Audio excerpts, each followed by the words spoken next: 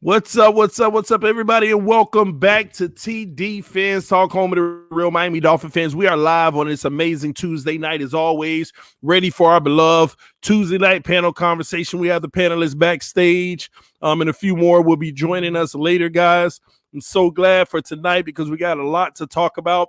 NFL Combine is here, ladies and gentlemen. It has started. We're here, man. There's no turning back. There is no turning back. We are at a point now where the offseason, if it hasn't been official, it definitely is official now. Time to take a look at the college players, many that the Miami Dolphins should be drafting, especially with the draft capital that we have. A lot was said today by Brian Flores and Chris Greer that we're going to break down. And TD has a concession, ladies and gentlemen. TD has a concession, and we'll get into more of that in a moment. And some of you all aren't going to like it. Some of you all are going to love it. And some of you are going to be like, told you so, TD. Now, it's not final, but it's still a concession by TD. So we'll get into that as time goes. We got Reason backstage. We got Finsanity 5, C's 007, and Esteban. You already know ball game is going to slide through and maybe about a half an hour, and EM as soon as Tua's done with his medical for the night, EM should be sliding through at some point right after that, if he gets the permission from Tua. Oh, there go EM in the comment section. He said it's about time you got some sense.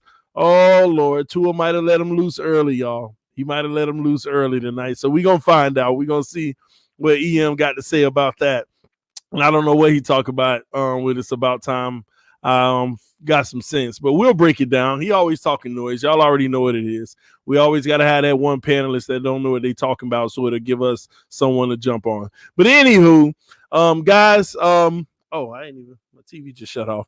But guys, I'm happy to just help TD Fans Talk out by hitting that like button. Hitting that like button helps this channel grow exponentially. We have 7,600 and almost 30 subscribers already. 76 more subscribers to go, and we hit that threshold, then we're on our way to 7,700. One piece at a time, and we will climb to the top, ladies and gentlemen. And thanks to you all, we're already on pace to doing that. All right. I know a lot of you guys have been sending me some stuff via email, Twitter, Instagram. I've been watching. I've been keeping up. I've been seeing those things.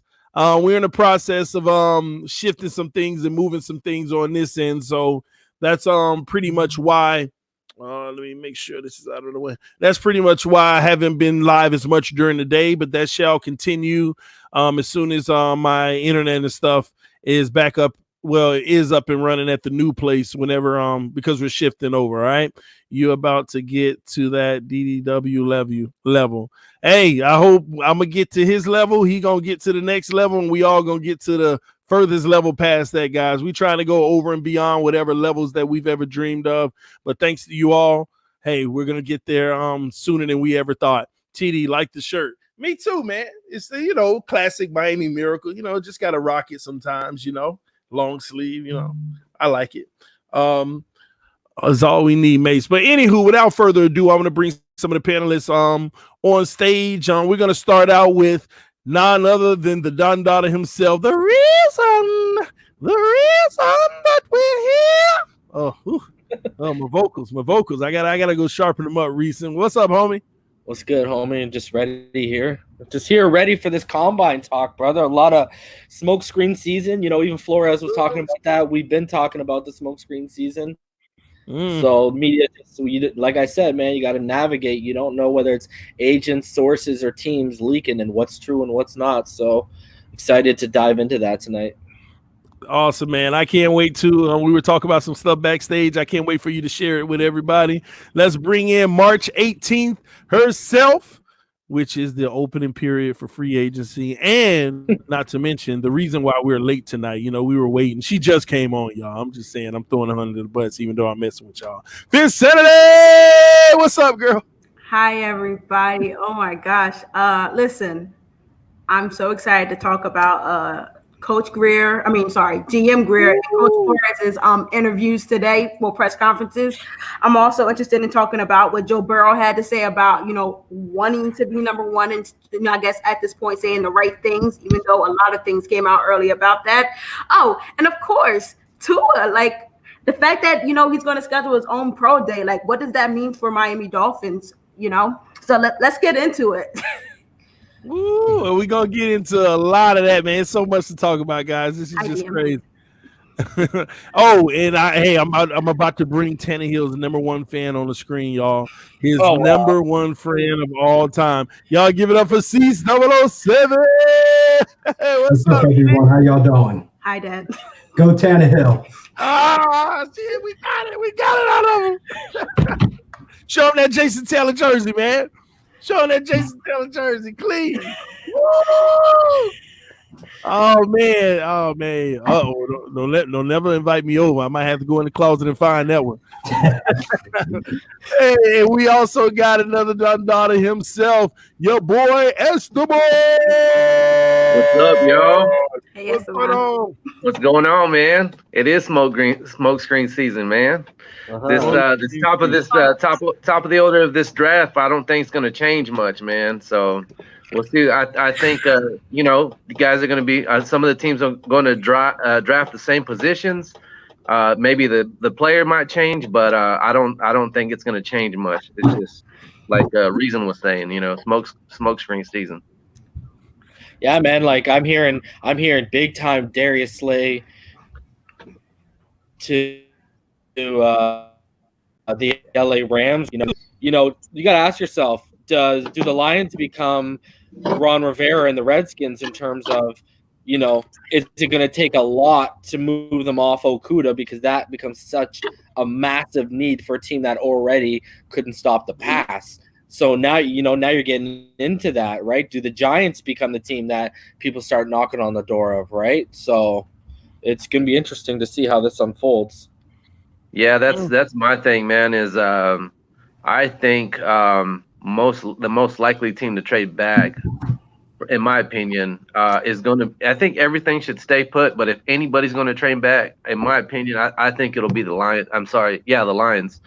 Just from, I think they need to get their money's worth in this draft, and the coach's job's on the line. So if he can come out with at least 2 high prospects, he'll be good. Maybe it might save his job in this draft. Well, yeah, Patricia was supposed to come in and turn on that defense, and they were one of the worst in run defense and pass defense. So, I mean, that's why I keep stressing, he wants to add to that defense, man, because not only does he want to save his job, he wants to save his reputation. You know what I mean? If you got a multiple years of being in the bottom half and you were brought over there as a defensive mind, I mean, that doesn't look good unless you go crawling back to Billy Boy. So. You talking about Matt Patricia? Yeah. I mean, a lot of that also comes from the talent that he was playing. The FC East has not been that competitive, and you had a system already in place. In New England, you just kind of had to follow the blueprint, and Belichick was going to draft the players to come in and fit the scheme. So it was just kind of like, just teach the guy where to be kind of like situation, because you had the McCourty twins who were going to be a lock.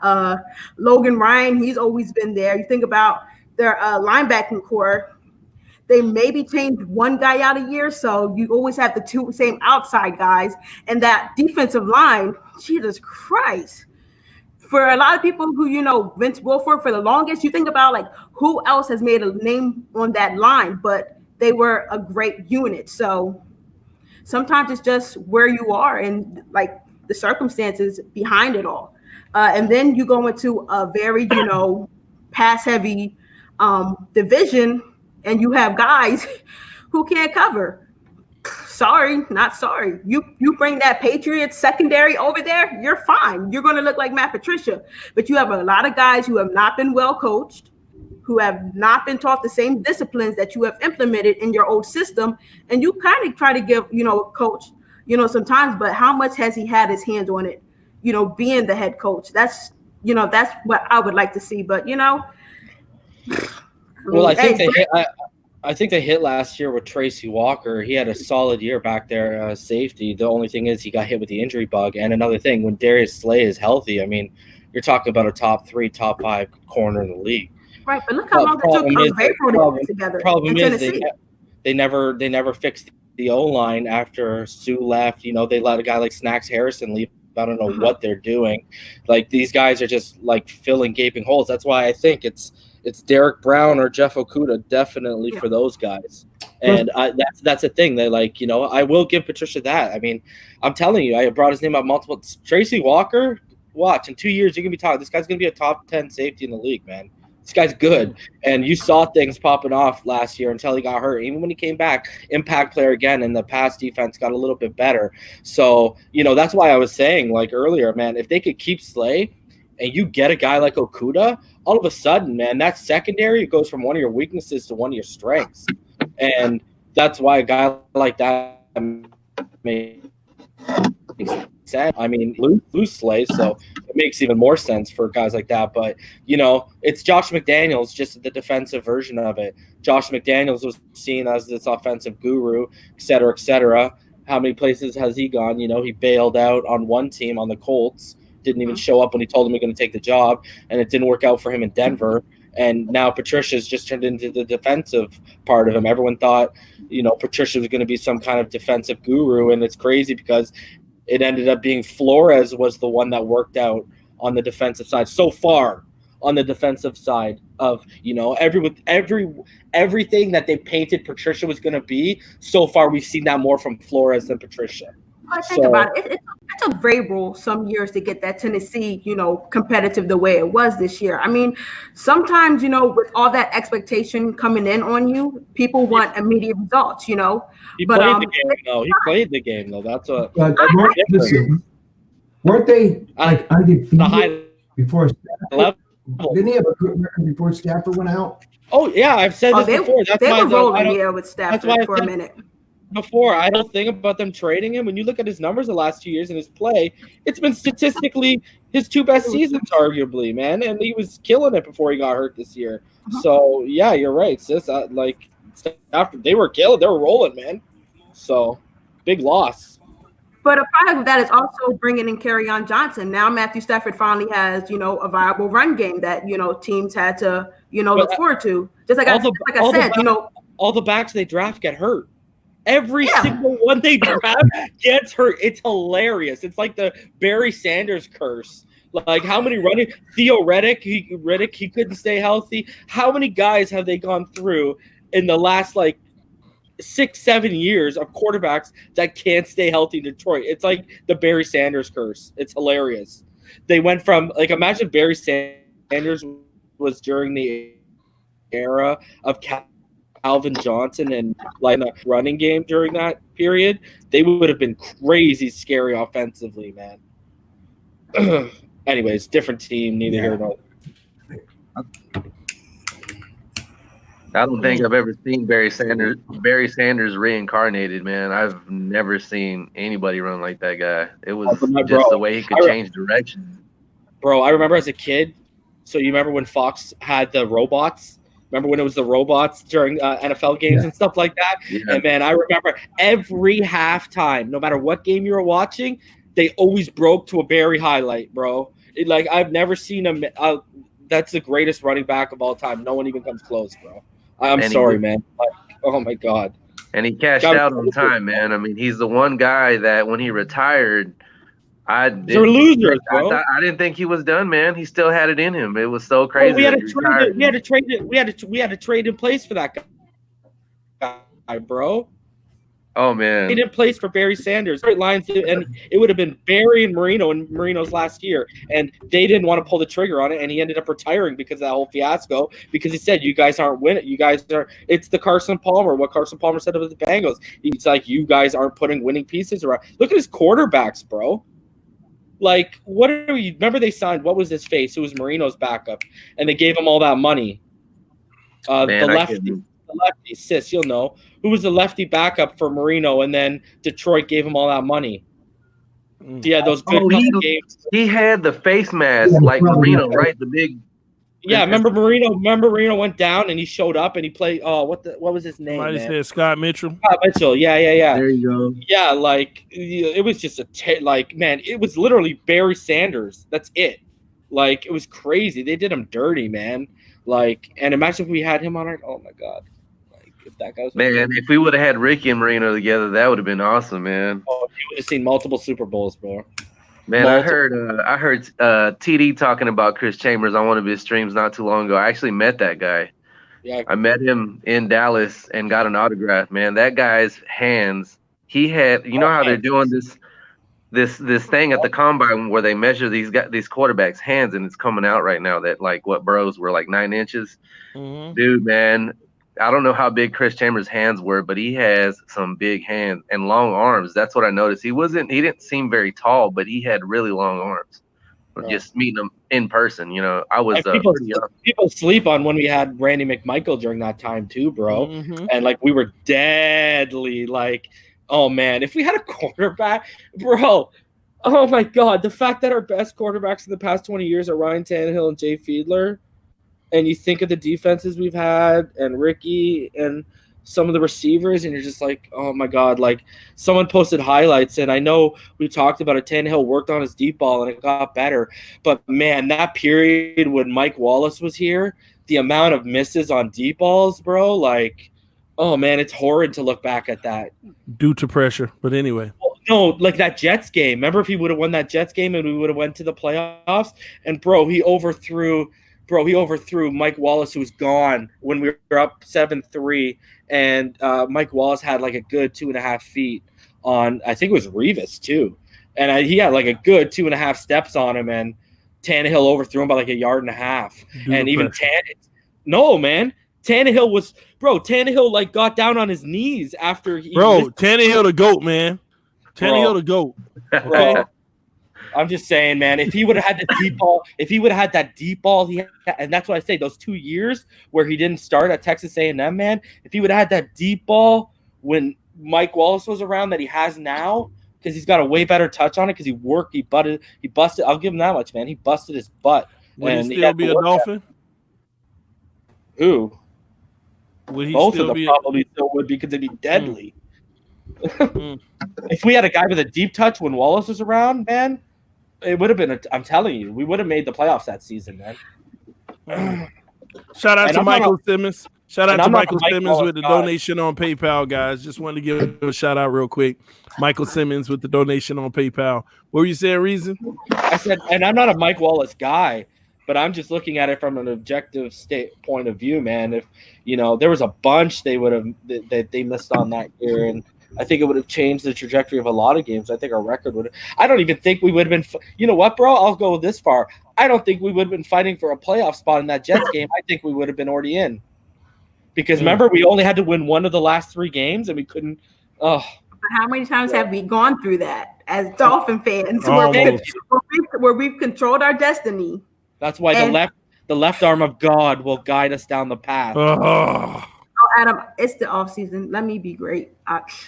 My Dolphin stuff is somewhere in the distant. Let's see. I'm about to start bringing out Heat stuff, Marlin stuff. Boo!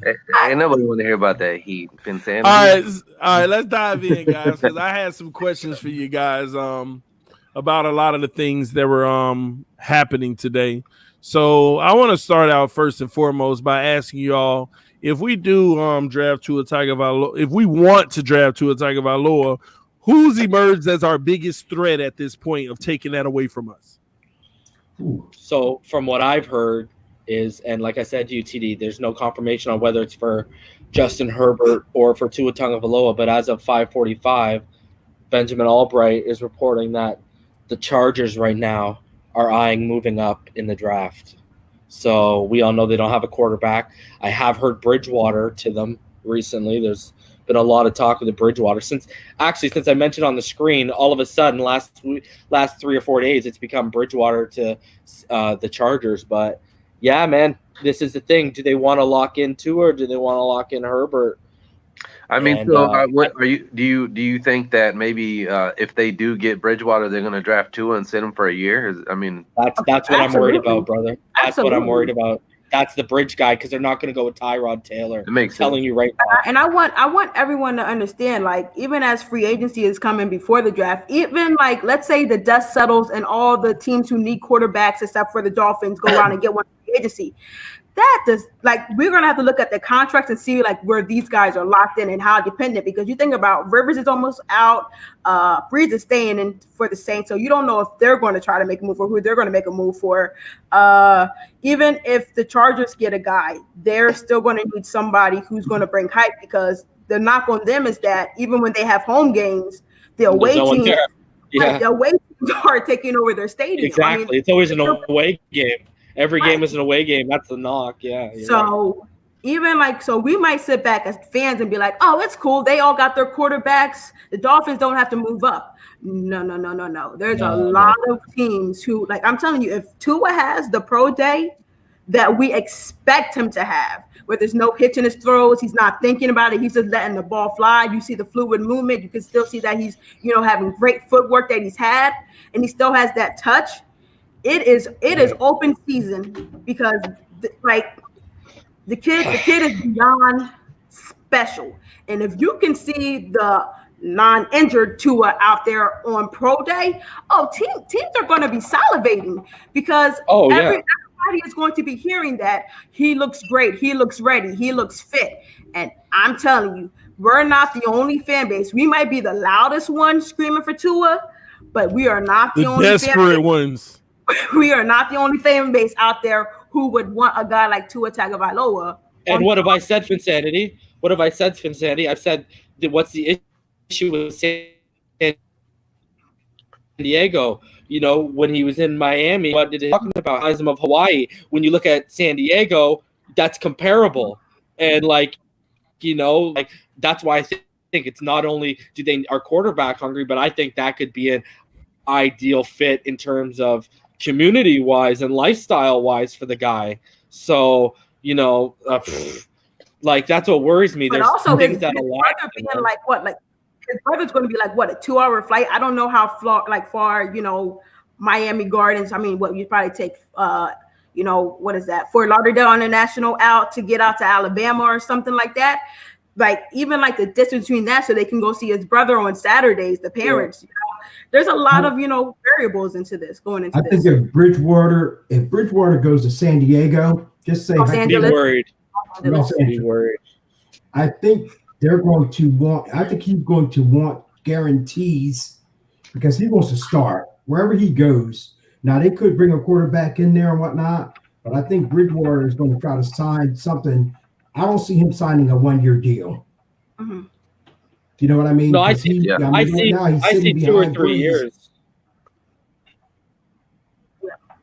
I could see him signing a 3-year with a front-loaded contract to where they work him out. That's what I was gonna say. That's 3-year front-loaded, and so after in year 2, and the guaranteed money puts them out about year 2.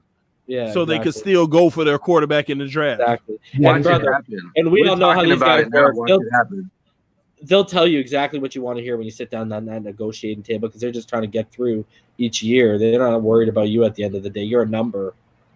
So I just don't want to give up draft. We worked this hard for all this draft capital. I don't want to give anything away. I want, if anything, if we trade back and get picks, that's fine.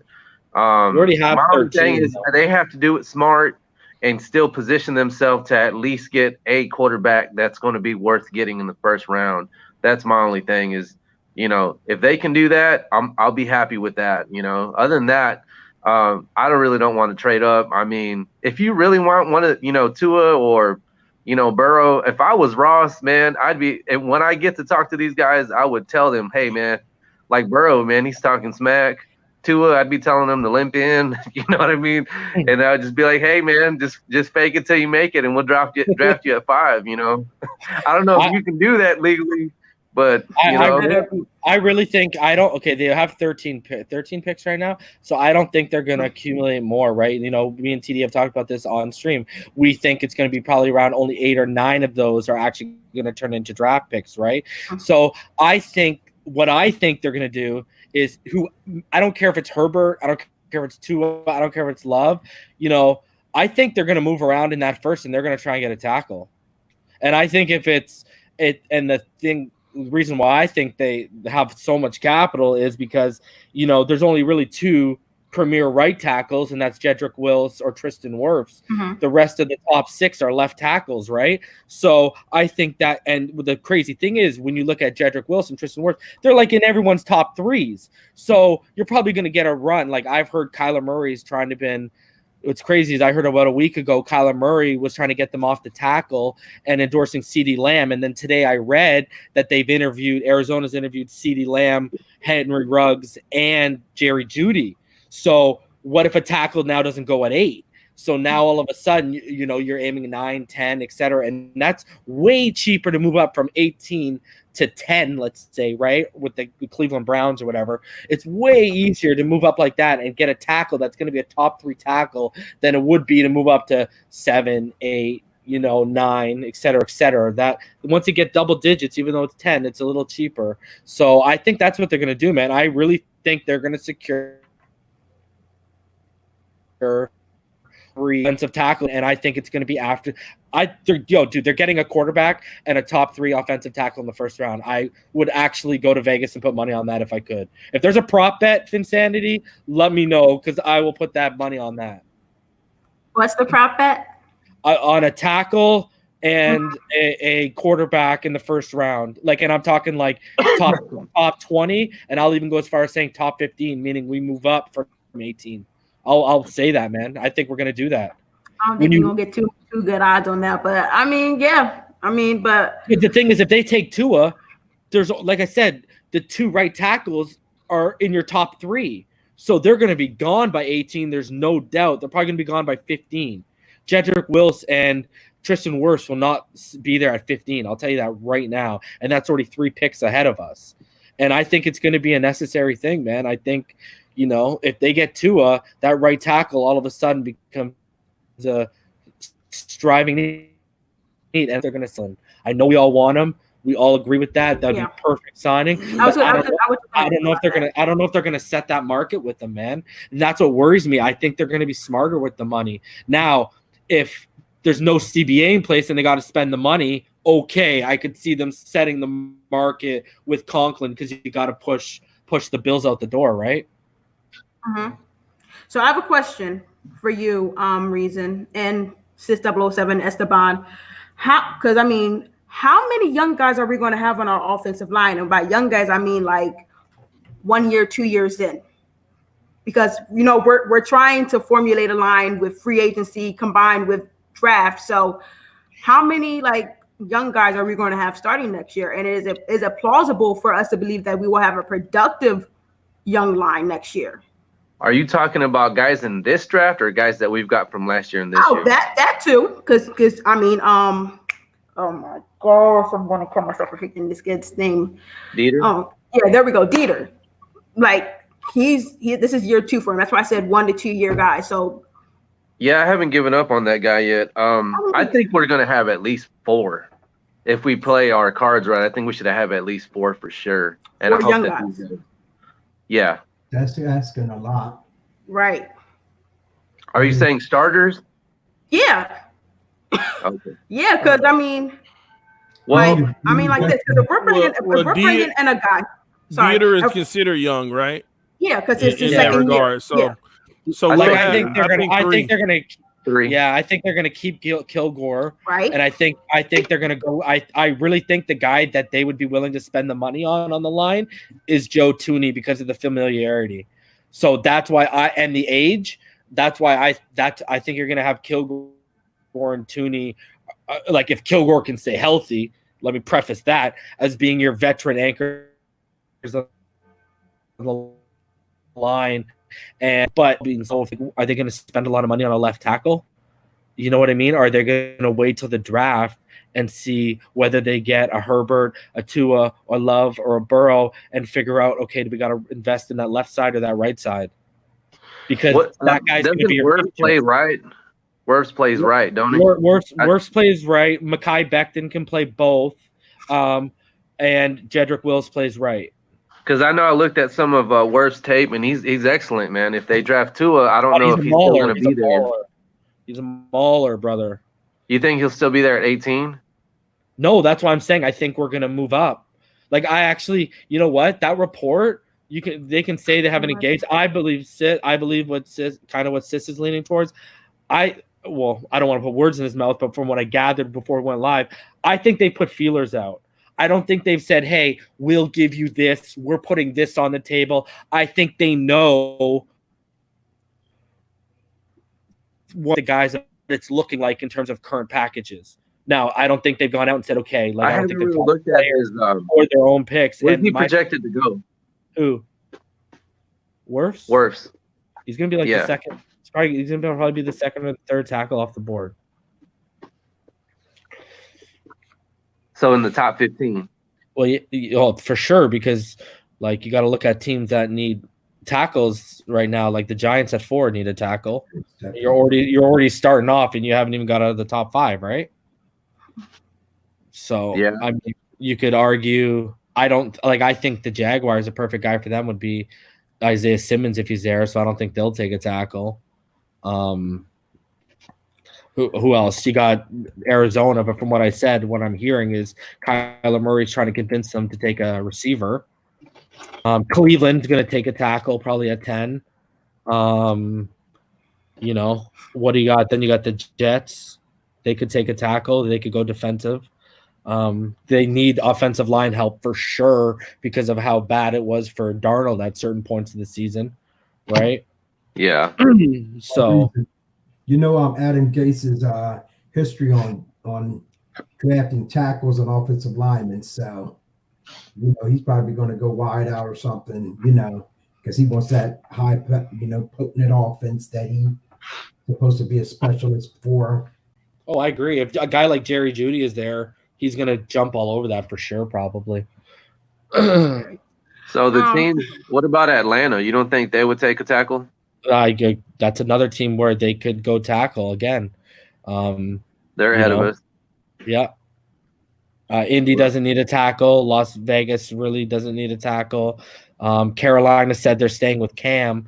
So what does that mean? Are they going to add to the offensive line for him and Christian McCaffrey and continue building out offensive line? I don't know, right? Like, what's their plan? Because from what I've heard, like what I see or not, they were really like interested in moving up for Joe Boy, right? So sounds like they got the word that ain't happening. So now they're just all of a sudden they're all in on Cam again. So yeah, and then you got other. What if you got a team in the 20s that sees someone sitting there, with Tampa Bay or Denver, and they want to make a move, right? I just don't.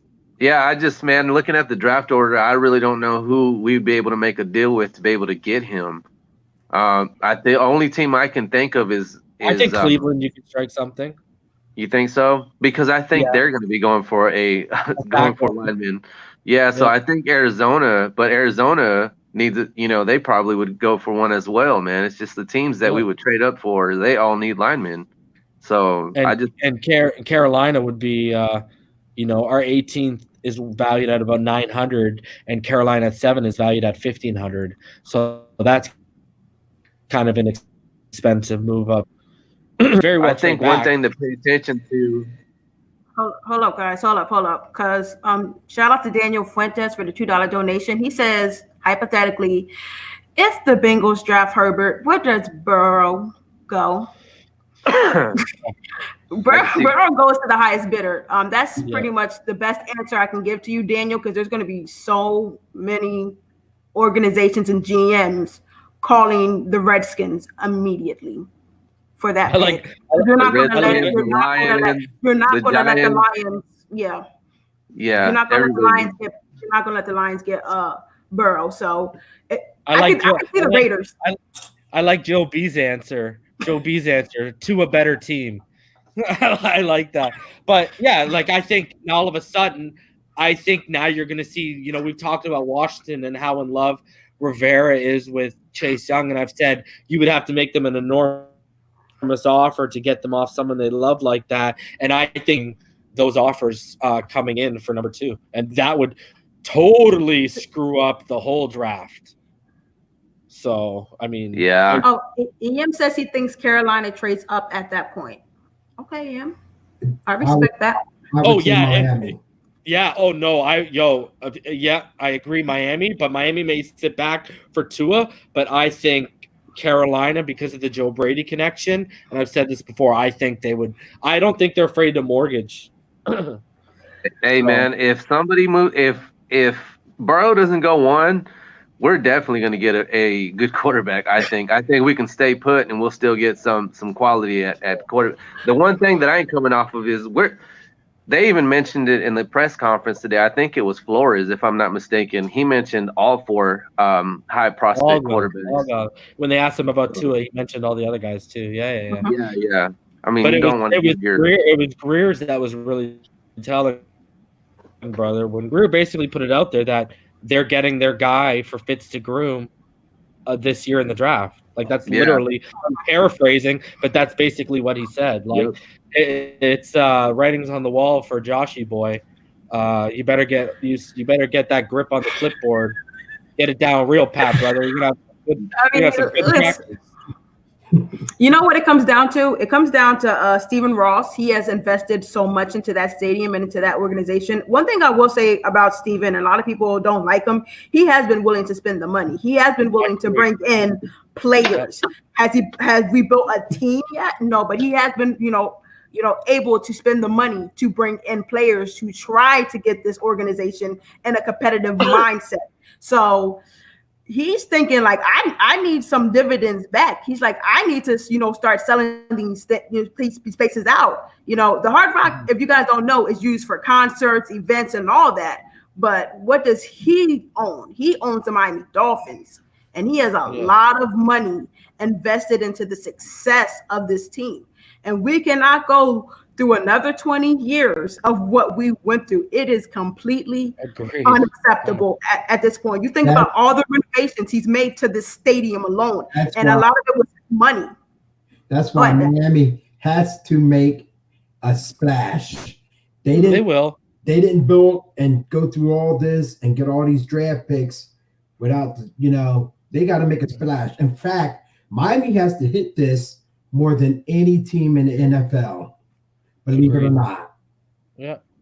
I agree. I think there's a lot of pressure. And when you're talking about Stephen Ross, did you guys? I don't know if you were paying attention to the combine today, but Herbert, Tua, and Burrow all had glowing things to say about the Dolphins, and it's because people realize from top to bottom we are more to winning, who are also picking in the top 5, and when especially that team that's picking at number 1, we are hands down way more committed to winning than they are from top to bottom. And I think even players out of college are starting to see that. And Flores, I'm telling you, he changed the culture, and players are seeing that, man.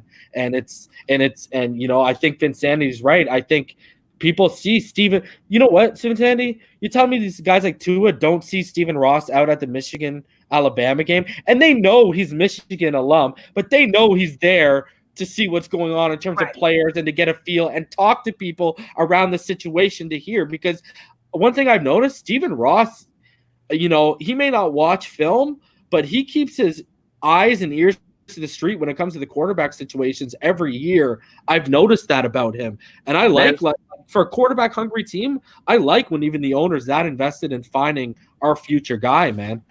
I think a plus to all that. No, I think a plus to all that is Greer echoed exactly what you're talking about wanting a winning culture today when he was interviewed, about that being his mission, man. So, I mean, the fact that it's kind of lining up that the coach and the GM are talking about this, all these guys are, just following suit. It's definitely something that, I guess should stand out. And we talked about it on the panel as well, about how I think TD's talked about how we won those last couple of games, and it probably helped us. It's going to help us in free agency. I hope it does. But anyways, go ahead, Vicente. Now, I was going to say he's a much quieter Jerry Jones. He wants to bring in the pieces, and he's not afraid to stretch his his checkbook.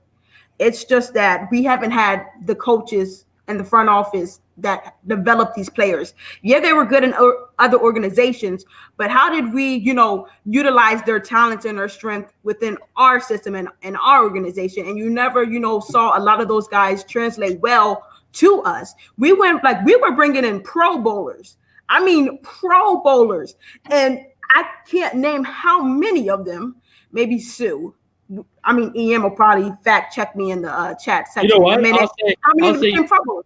Brandon Albert was a stud, but he couldn't stay healthy. So even when we made the right signing, they couldn't stay healthy when we brought in the right guy. It was like we couldn't win, man. Brandon Marshall literally lost his mind in Miami, and that was just that was just horrible. I mean, we made a few missteps letting Gase bring in his, QB guys. I mean, I still don't understand Brock Osweiler to this day, or Jay Cutler, especially at the time when you had a guy like Kaepernick available. But yeah, I mean, think about it. We've had a lot of it was just job security. It was just job security for him. Because we brought in what was it, Garrard at one point we brought in, and then he has like a freak accident, like at a pool or something with his kid. Like, people forget that we have tried. One good year at Jacksonville. I don't even know how he got brought in here. That's ridiculous. Anyway, go on. Pennington, Culpepper. Don't even bring up Ray. We even brought Arian Foster, and he was old, but Jesus. When we got Pennington, he did so much for the Jets against us that I thought we were going to springboard, and we never took off, man, with that guy. So I mean, he had some decent games. I mean, I think what was it? We went from Sperano to Philbin, I think, something like that. That was an odyssey in ourselves, because we were sold on, that's an offensive guru and all of our offensive problems were going to be solved, and then we wound up having even more offensive problems because this guy. Remember that offseason he wanted that we were trying to spend all that money on Matt Flynn. Like, right. What are you guys doing, man? Like, it's been such a carousel. It's crazy because look at what your dad's jersey is. Your dad's wearing a Jason Taylor jersey, so we've had that edge. Zach Thomas, we've had that linebacker. What do you want to say? Jeremiah Bell, Jeremiah Bell, Brock Marion, Rashad Jones. We've had those safeties. Sean Smith, Vontae Davis, Certain. Certain, exactly. You know what I mean? We've had those corners. Madison. Sam Madison. We've had those corners. We've had Ricky. We've had Chris Chambers. We've had Wallace. We've had everyone except the quarterback. Come on, man. It's ridiculous, man. And I look at this and some of these signings, we talk about, I mentioned Ray Lewis. Bro, you don't have to be an NFL level scout to see that wasn't going to work out, man.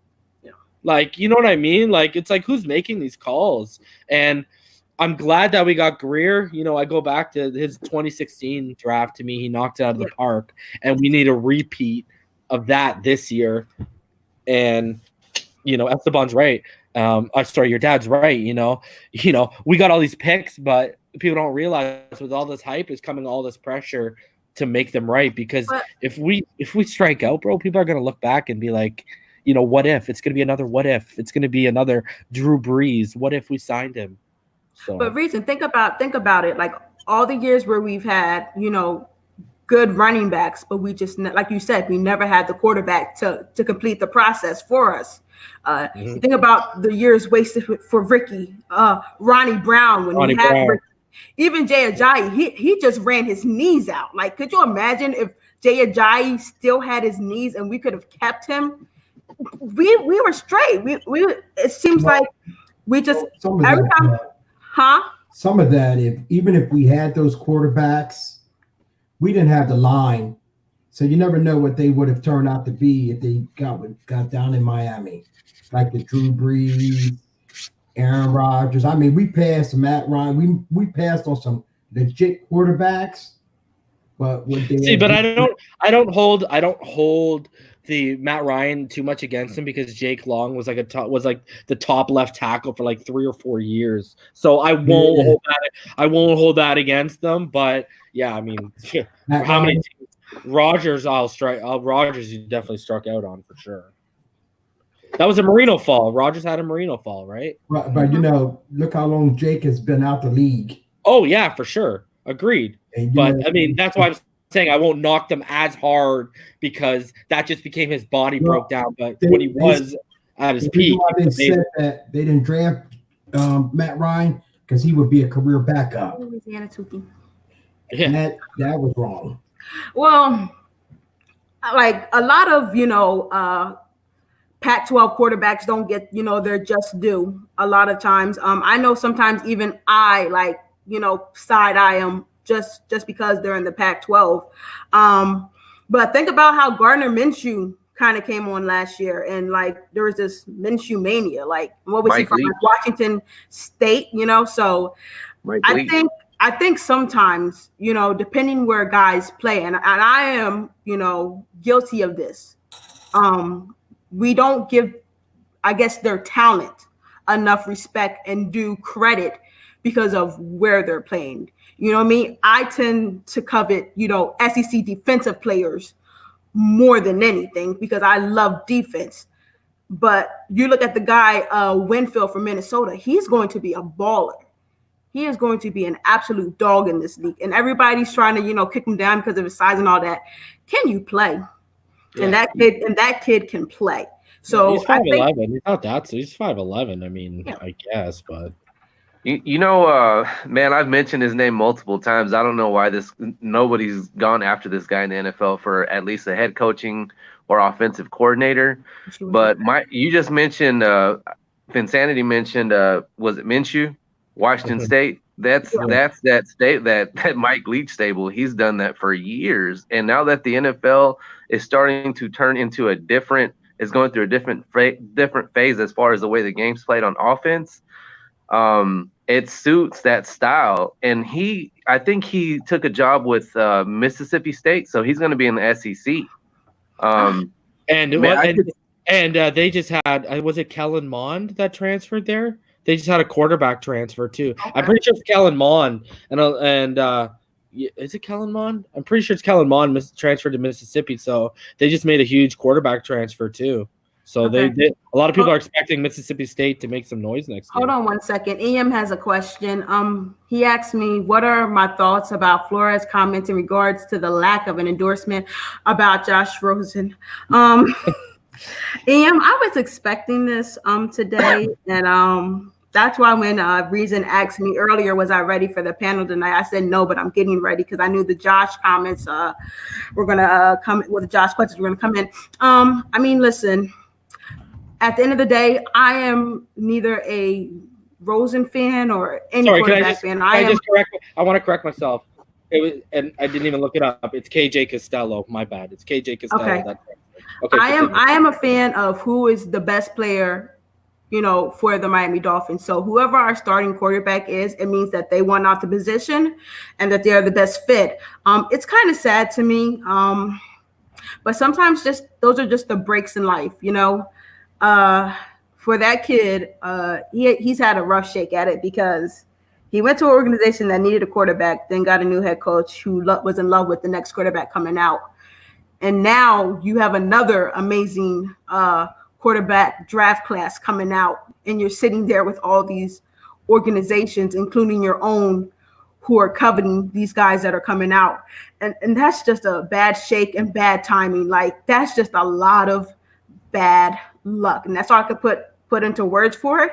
I hope Rosen, wherever he ends up, whether it's holding a clipboard for us, or in another organization, I just hope that the kid gets a fair shot. And if he wins, he wins. If he doesn't, he doesn't. But if we bring in a guy, it's not looking good for him. And listen, he's a millionaire. He ain't a millionaire until pops and moms kick the bucket. But I mean, listen, at the end of the day, he wanted to, write his own path. He didn't want to have to live off of mom and dad's money. He wanted to make his own name and his own stamp in this league. So yeah, you kind of have to feel sorry for the guy. Those are the breaks sometimes, but I really hope that with him having the time to have the playbook, early and with enough time before I guess our next guy comes in, and hopefully he's, taking it. I'm not saying he didn't take it serious last year, but I hope he goes into this with a dog mentality, and he says, if you want it, you're going to have to come fight me for it, because you can't take it from him. It's not his, but you're really going to have to go out there and fight for me. And that's going to make a great, amazing training camp for all of us Dolphin fans who will be down there in the sun this year to watch this. So I am really, really excited to see what training camp, produces for us. It's going to be very interesting, and I cannot wait to see who we're going to have joint practices with. So I'm going to try to make it to some of those too. I think what's crazy? Go ahead. Sorry. Rosen is limited. He has some good, but his athletic ability, he just has so many limitations that he's kind of like to me like a throwback. To me, he's like John Beck. If you remember John Beck for the Dolphins and whatnot. Out of BYU. Yep. Same kind of body makeup.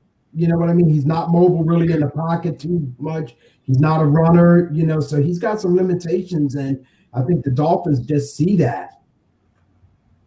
Everyone saw it. I mean, I think it just depends. It just depends on the situation. From what I've seen from Rosen, at times he has shown to be mobile and be able to make a play on the run. I can't agree with y'all completely, because he has shown that he can actually throw on the run and make a decent pass.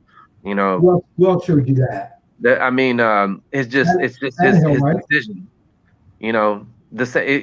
He's just it's the same thing we talk about, just anticipation. That's one of the things that Love's getting talked about, I guess, kind of bad. One of the things that I liked about Love, seeing him in the Senior Bowl, is just he just looked like Joe Cool in the pocket, man. He moves around real good. These guys didn't catch his balls.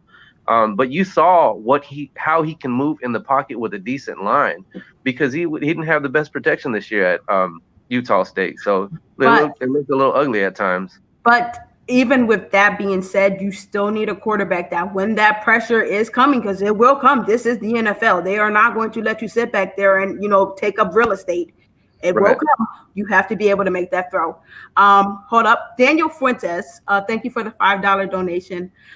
He said, this team keeps everything on the low, correct? Why would Greer admit we are drafting a QB? Couldn't this be the Dolphins selling the QB narrative?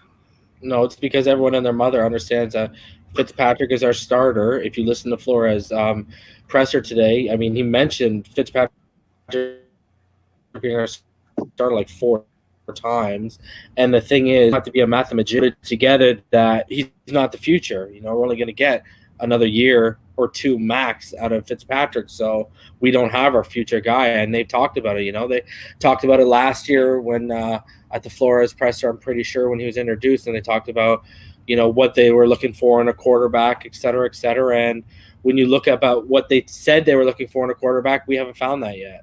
So that's the search still continues. They've talked about it. They've been open about it. This shouldn't be really news to anyone. So maybe it's news to Rosen. I don't know, but it shouldn't be news to anyone. So. Okay. So Rashad Brown asked, why would you take Tua to sit him a year when we can take a QB next year? See, this is the problem. And we've talked about this. You got to get, I'm going to tell, this is what's wrong with every fan base, not just our fan base. You guys got to get out of this mindset, man. This is the type of mindset that the fan base has created that you started to see leak into coaches. You remember back then when time was given? Now it's turned into a league where you don't have time. That's why we're already closing the door on Rosen, because we all understand that the one thing in the NFL you don't have is time. And throwing a guy out, I don't care how old you are, man.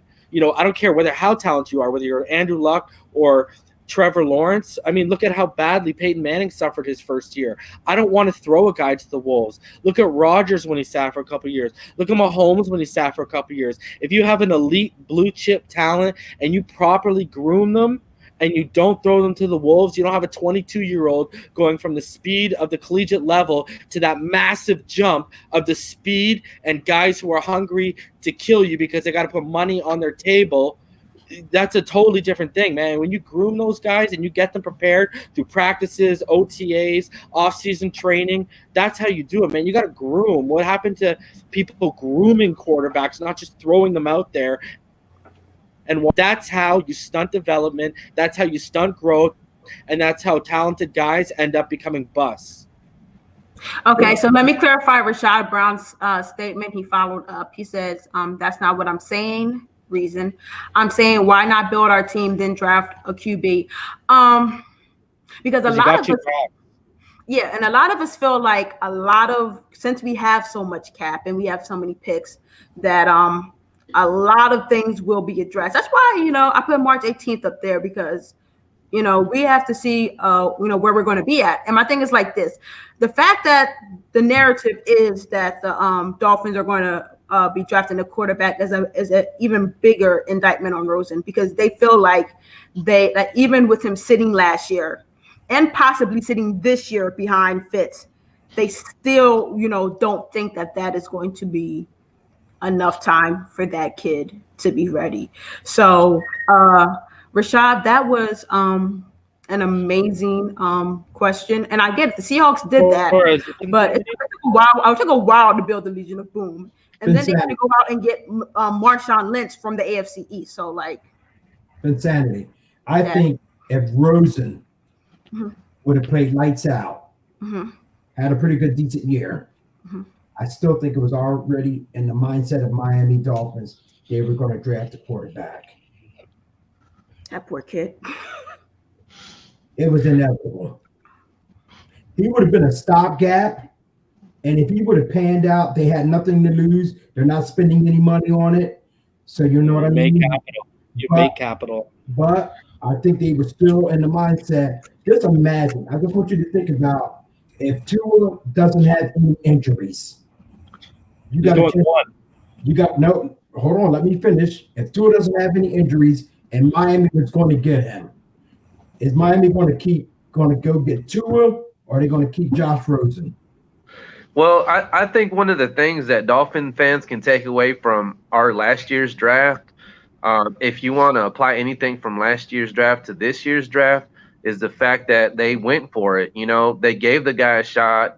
It showed that they're willing to go for it, to do whatever it takes to win. I mean, I think it's a good sign that they gave him an opportunity, because we could have drafted somebody else in the second round. Instead, he was the second round, right?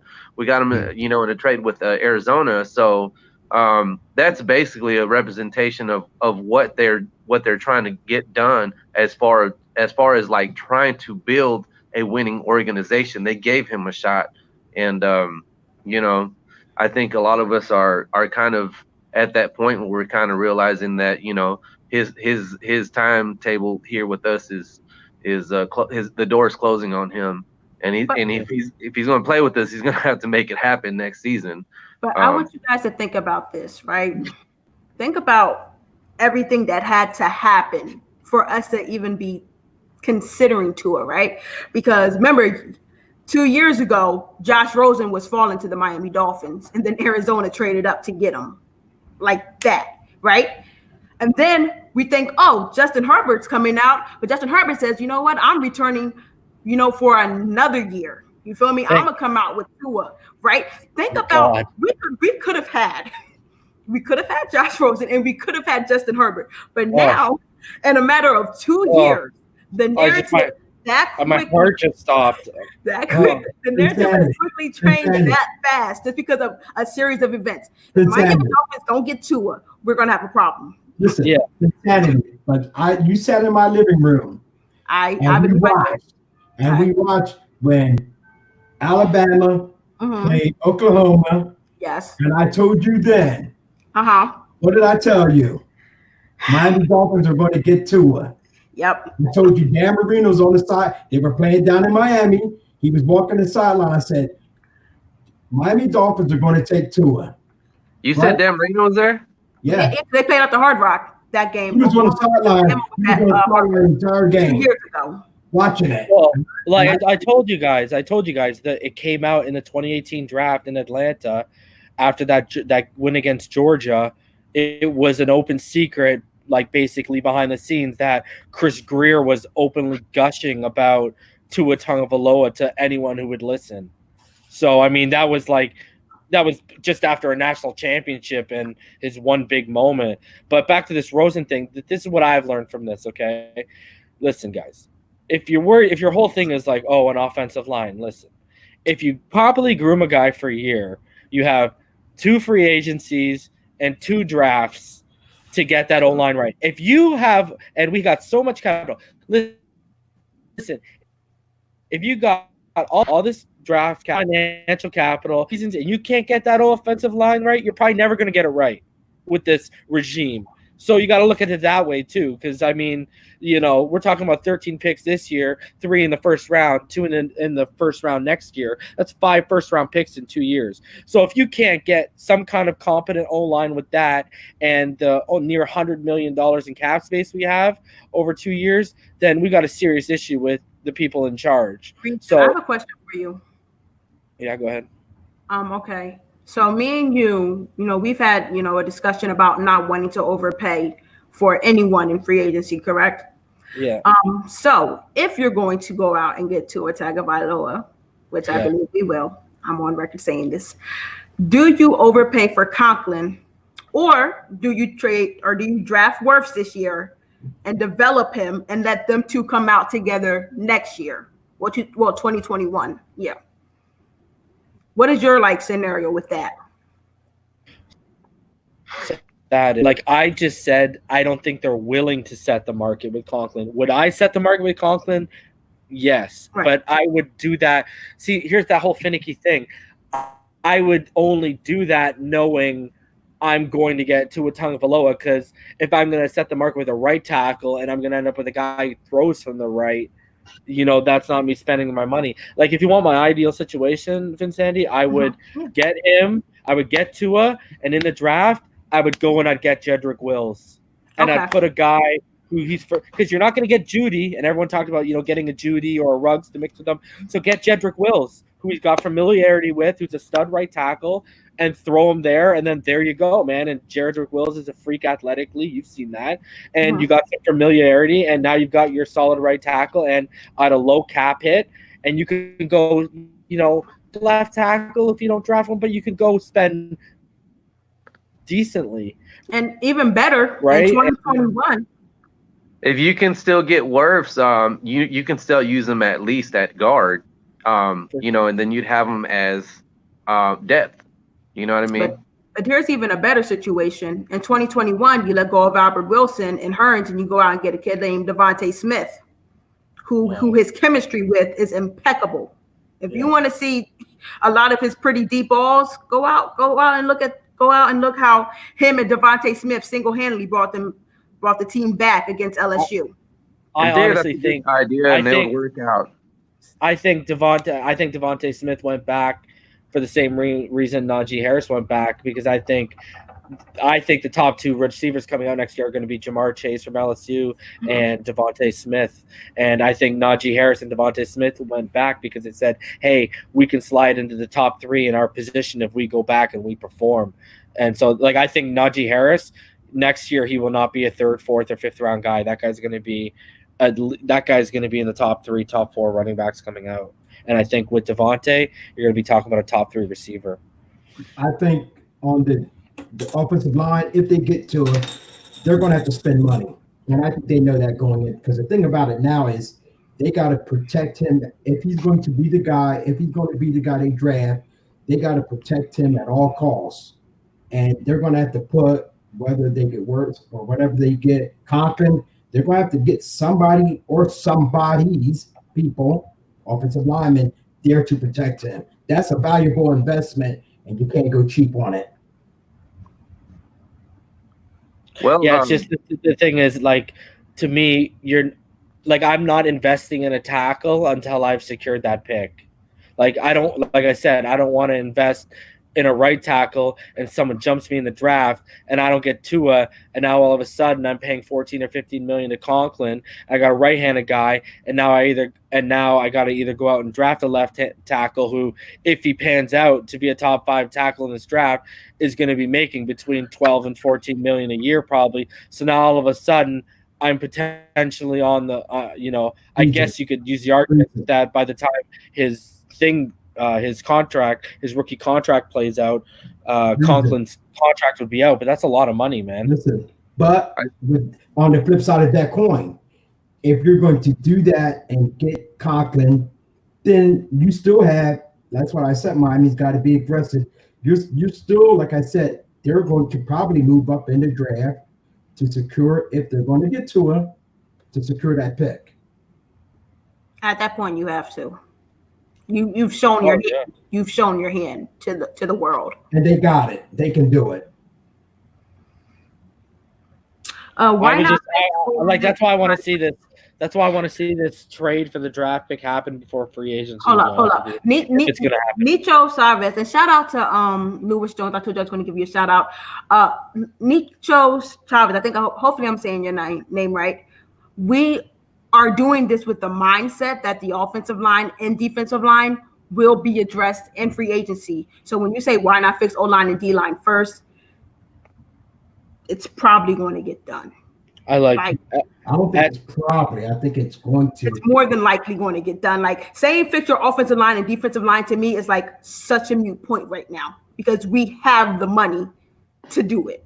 So if we don't do it, it's just because I can't even give you an excuse for why we would. But I like, reading you guys' comments. I'm over here with you guys still. Mike Pellegrino, no one wants Rosen. Hi, Mike. It's nice to see you that you're here today. No, someone said use Rosen to trade up, and I'm going to ask this person, what are you going to get, a bag of footballs? Can you imagine? Like, he would probably be the first player. Brother, you won't even get tackle machines for the guy. They'll say, "I'll give you a bag of footballs." A compensatory pick for that guy. Yeah, I'll give you a bag of footballs and a half-drinking bottle of Gatorade. We know on this panel that you can't give all your cards away, but I mean, when I was watching Flores talk about Rosen, I'm honest. I want depth at that position. I don't necessarily feel like we got to trade him away because it's cheap.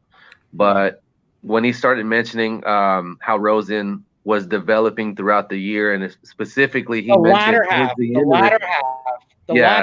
the year. It kind of when he said that, I was kind of like, man, you know what? That's a good statement to make if you're going to move on from a guy. So yeah.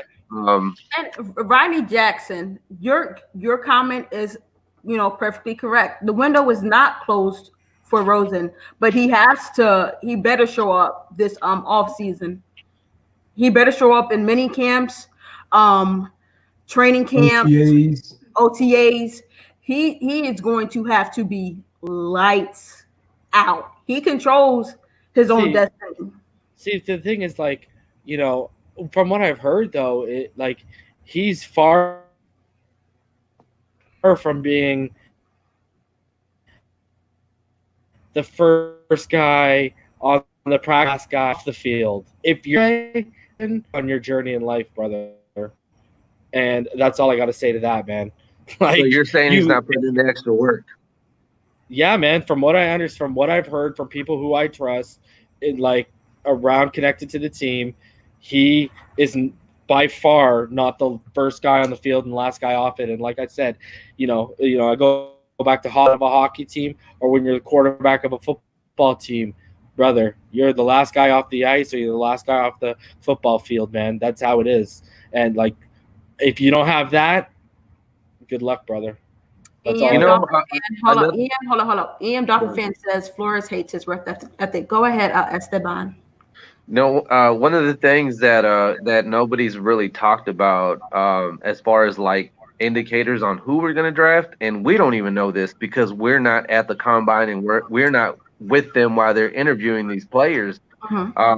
But I think a lot of it's going to have to go on those guys their behaviors, their mannerisms, if it lines up with more or less, Flores' mindset, whether he thinks he can coach the guy or not. And if you're looking at all these quarterback prospects, the only two that stand out to me where you can actually evaluate that somewhat is Tua and Burrow. And at that, I would say that Tua, his mentality seems more like to line up more with Flores. And I'm not a Tua guy. I'm just saying, I'm not picking sides, y'all. I'm just saying that's my honest opinion. Is if we were gonna move up for anybody, if you're going on that, I think that Tua, his mindset, it seems like it lines up more with what Flores, his mentality, his mannerisms. You know what it is? It's Tua. Tua has been well groomed for this moment, and you think about even in all his success, because even you think about it, how many guys normally drop because of an injury, right? And this guy is still staying within the top 5. Like this, like rarely happens. So even with all his success, he's remained humble, and he's always remained grounded. But like someone asked me earlier, is he a leader? He's more than a leader. He's actually a fighter. And what I say with that is that if you think about those injuries and you are a guy that's going to take your career to the next level next year in the NFL, Tua never had to take another snap for Alabama. Tua's legacy was already written in stone. He was already going to be graded as one of the top prospects to be coming out this year. He was already going to be looked at as one of the best quarterbacks coming out this year. But for that kid to literally go out there and want to be out there on the field fighting with his teammates and to risk his career, because it could have been worse. We could have been talking about Tua never being able to throw a football again, never, being able to get that motion back, never be able to get that touch back. But to want to go back out there and fight because you just lost to LSU and you're trying to make sure that your team gets into the playoffs and you have a chance to compete, that shows a lot of grit that we haven't had from the quarterback position in a very long time. When you can look your players in the eye, a lot of grown men, a lot of guys who are older than you, and as Reason says, people who have to feed their families and stuff like that. And they know that if that push comes to shove, if you can throw that ball and you can fight through that pain, you're going to be out there. That speaks a lot of volumes. You know what he's got, Finsanity, in terms of like the competitor or the fighter you're talking about? It's just he's had more, like the hip injury was far more significant than this player that I'm about to comp him with has, that trait. He has that Favre trait. It doesn't matter how hard you hit him. Literally, unless he can't walk, which is what you saw with the hip, he will get out on that field. Like, look at Wayne, because him and Nick Saban and Saban wanted to run their 2-minute offense, and he said, "Yeah, let's go do it." You know what I mean? And they were killing them, and he could have said no, but he knew that they were going to be coming up possibly to the playoffs because it was game 9, right? It was game 9, so they're only a couple weeks, like what, a month and a bit away from the playoffs potentially. So he knows that 2-minute offense that's going to, and better than anyone, Finsanity, he doesn't get a lot of fourth quarter work. So he doesn't get a lot of opportunity to run that. But that's just the competitive spirit in him. He wanted to be out there. And I've said this before, you can call it whether he's a man of God or whatever, but he is a humble dude. Like, he talked in the presser today. He's like, you guys are making me talk about myself and it's making me feel uncomfortable. But he, at the same token, he's the type of guy that all these guys who talk about him, they'll follow him into the fire. They just won't follow him into battle. They'll follow this guy into the fire. And we haven't had a guy like that in 20 years. Like, you've talked about it before. Remember Tannehill getting mad at the defense when they were playing good against them in practice? You know what I mean? Tua ain't the type of guy that'll do that. He'll put his head down, shut up, and he'll go beat that defense. Like, that's what he'll go to. The only thing concerns me, and I just thought about it, every time he gets hit, I mean, we're going to be sitting there, get up. Can you get up? Is he okay? And I don't know. I mean, I want the guy, believe me, but just to watch those games and you're sitting there and seeing, is he getting up slow? Is he okay? He's got a year to beef up, man. That's all I got to say. He's going to have a year to sit there and beef up, and that's probably something that he should concentrate on as a pro. I don't know if we're going to draft him, wherever he goes, that's what he needs to do. Is he needs to beef up. That Oh, way he yeah. can take those hits. Yeah. Well, he's normally at 225, 230, but I guess because of what he's got going on with the hip and the lack of training. But I'm just saying, you know, you're in that pocket. You can't get out of the pocket. You can't get out of the way. Somebody hits you on the blind side. Yeah. And I'm just saying, when he goes to the ground, that was my concern with Tannehill. Once Tannehill came back, when he got that knee injury, is he going to be able to get up? In training camp, yeah. I agree. All I can say is you can find the only thing I can say that, you know, and they're different positions, but you can find solace in the fact that this comparison is a more contact position is CJ Mosley had the same injury at Alabama, and he went on to have a Hall of Fame career so far, and it's a higher contact position. But again, I won't be ignorant, and I'll also say everyone heals differently. But at the same token, he's 22, so he's at a good age. If he was at 28, 29, I think we're up the creek with no paddle on that one, right? So, I mean, there's positives and negatives. You know what I mean? It's, you know, I've said this before, 007. He is arguably the biggest risk versus highest reward ever. Yeah. So, okay, guys, we have a question from M. Subriat. I'm going to think that's how I say it. A question. Yeah. How do we feel about Curtis Weaver? Okay. Yeah, that's it. I'm a Boise fan, so I watched every one of his games. Big ups to you. I honestly feel like he could be a good pick at 26. Yep. He has insane potential and physical traits. I agree. Yeah, man. I like the fact that they put him everywhere along that line in Boise State. Yeah. And I don't want to make this comp. So don't take this as a comp. But I see Jason Taylor things in him. Like he's not elite at anything, but he's like really good or solid at everything else. You know what I mean? Like that's what I see in him. And man, I like him, man. I think how do we feel about him at 26? How do we feel about him at that position? I think he's going to be around in the second or possibly the third. I don't think you have to reach at 26 for him. But you know what I say to all the guys, you know, that are entering the draft and are being overlooked because of where they come from and where they played at. This is your moment. Knock out this combine and knock out your pro day, and you know, flash and let the organizations see why you are a guy that should move up. Because, I mean, people are going to be moving up and down for the next month, you know, next 2 months, actually. So I love what he is able to do on the field. I believe anyone can come from anywhere.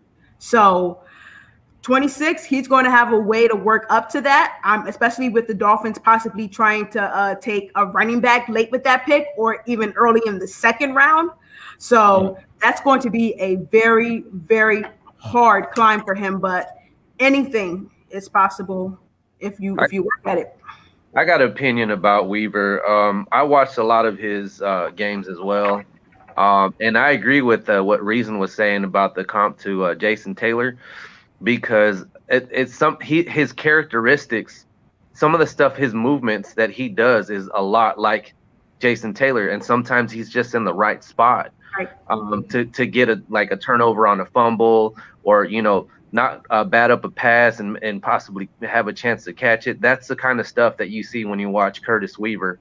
The only knock that I have on that guy would be that, as far as if I'm going to draft like somebody like him or Gross Matos, if I'm not mistaken, I think Gross Matos is a little bit taller than him. So he's got a little bit more. He has his frame's not there quite yet, but Gross Matos has a chance to get bigger. The thing about Weaver, he seems to have the girth, so he has some size as far as width whenever you watch him. But one of the things that stood out to me when I watched him was one of the things that EM has brought up about Chase Young, his run tackling, his help in run pursuit. That's my knock on him, is that sometimes he's there, but he's not quite there. You know what I mean? Mm-hmm. That's why I like Gross Matos better than Weaver, but he's not a bad player. You're just going to have to groom him to tackle better and be more involved in the run game. And and I think that's something that Chase Young is going to need work at in the next Big level, time. and this guy's going at too. You know what I mean? But at least at least you've seen Weaver in coverage. You've never seen Chase Young in coverage, right? Like that's what I'm saying. That's why when you made the comment to Jason, I knew exactly where you were going with that. That's exactly why. And you know what? Here's the thing. Even like if Chase Young goes to Washington, they project him to go number 2 to Washington. Yeah. You're gonna be able to see a lot of the questions are going to be answered early because you have Saquon Barkley and Ezekiel Elliott in your division. So very quickly you're going to find out if he has the run tackling ability that we knock him on, or was he just the guy that could only pursue the quarterback. So I'm pretty sure the Redskins are going to do their homework on that, because it would be negligent of them to go out and get a defensive end who cannot do that, especially with 2 of the best running backs in the NFC in your own division. See, I think because Ron Rivera runs base 4-3, and I think they're going to build that.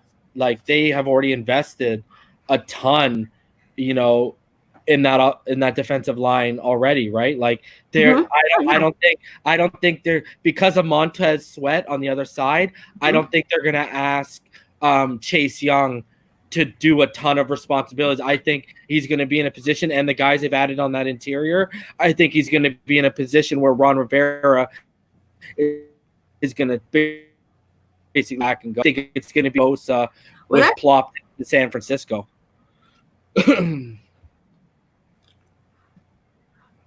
Yeah.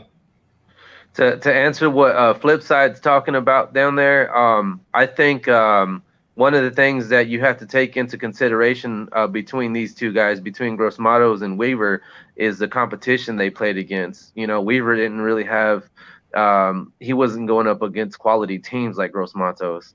So, sometimes Gross Matos had double teams and stuff he had to work with, so that's my, could be, you could say it's an opinion, but that's just from what I've seen. That's one of the things that I like about Gross Matos is I think he's more proven. I have something to say in response to what Reason was saying. Okay, so Sweat is who Sweat is. But my thing is like this. If you're telling that guy to pin his ear back, now you have a hole. And a guy like Saquon and Ezekiel Elliott against a linebacker is like a mismatch every day, all day, even in their ability to execute in the pass game. So I don't feel like now you have to overcompensate. So I really feel like the answer is going to, we're going to get an answer on that, because the NFC East is not a pass heavy. It's not a pass heavy division. When you think about it, because you have AP, you have Saquon, and you have what's the name? Daniel Jones is not carrying the Giants. No, you did not put AP on this list. It's Geis. It's going to be Darius Geis moving forward. Geis. Okay. Well, I mean, they just signed AP, but aren't you drafting him to pin his ears back? Huh?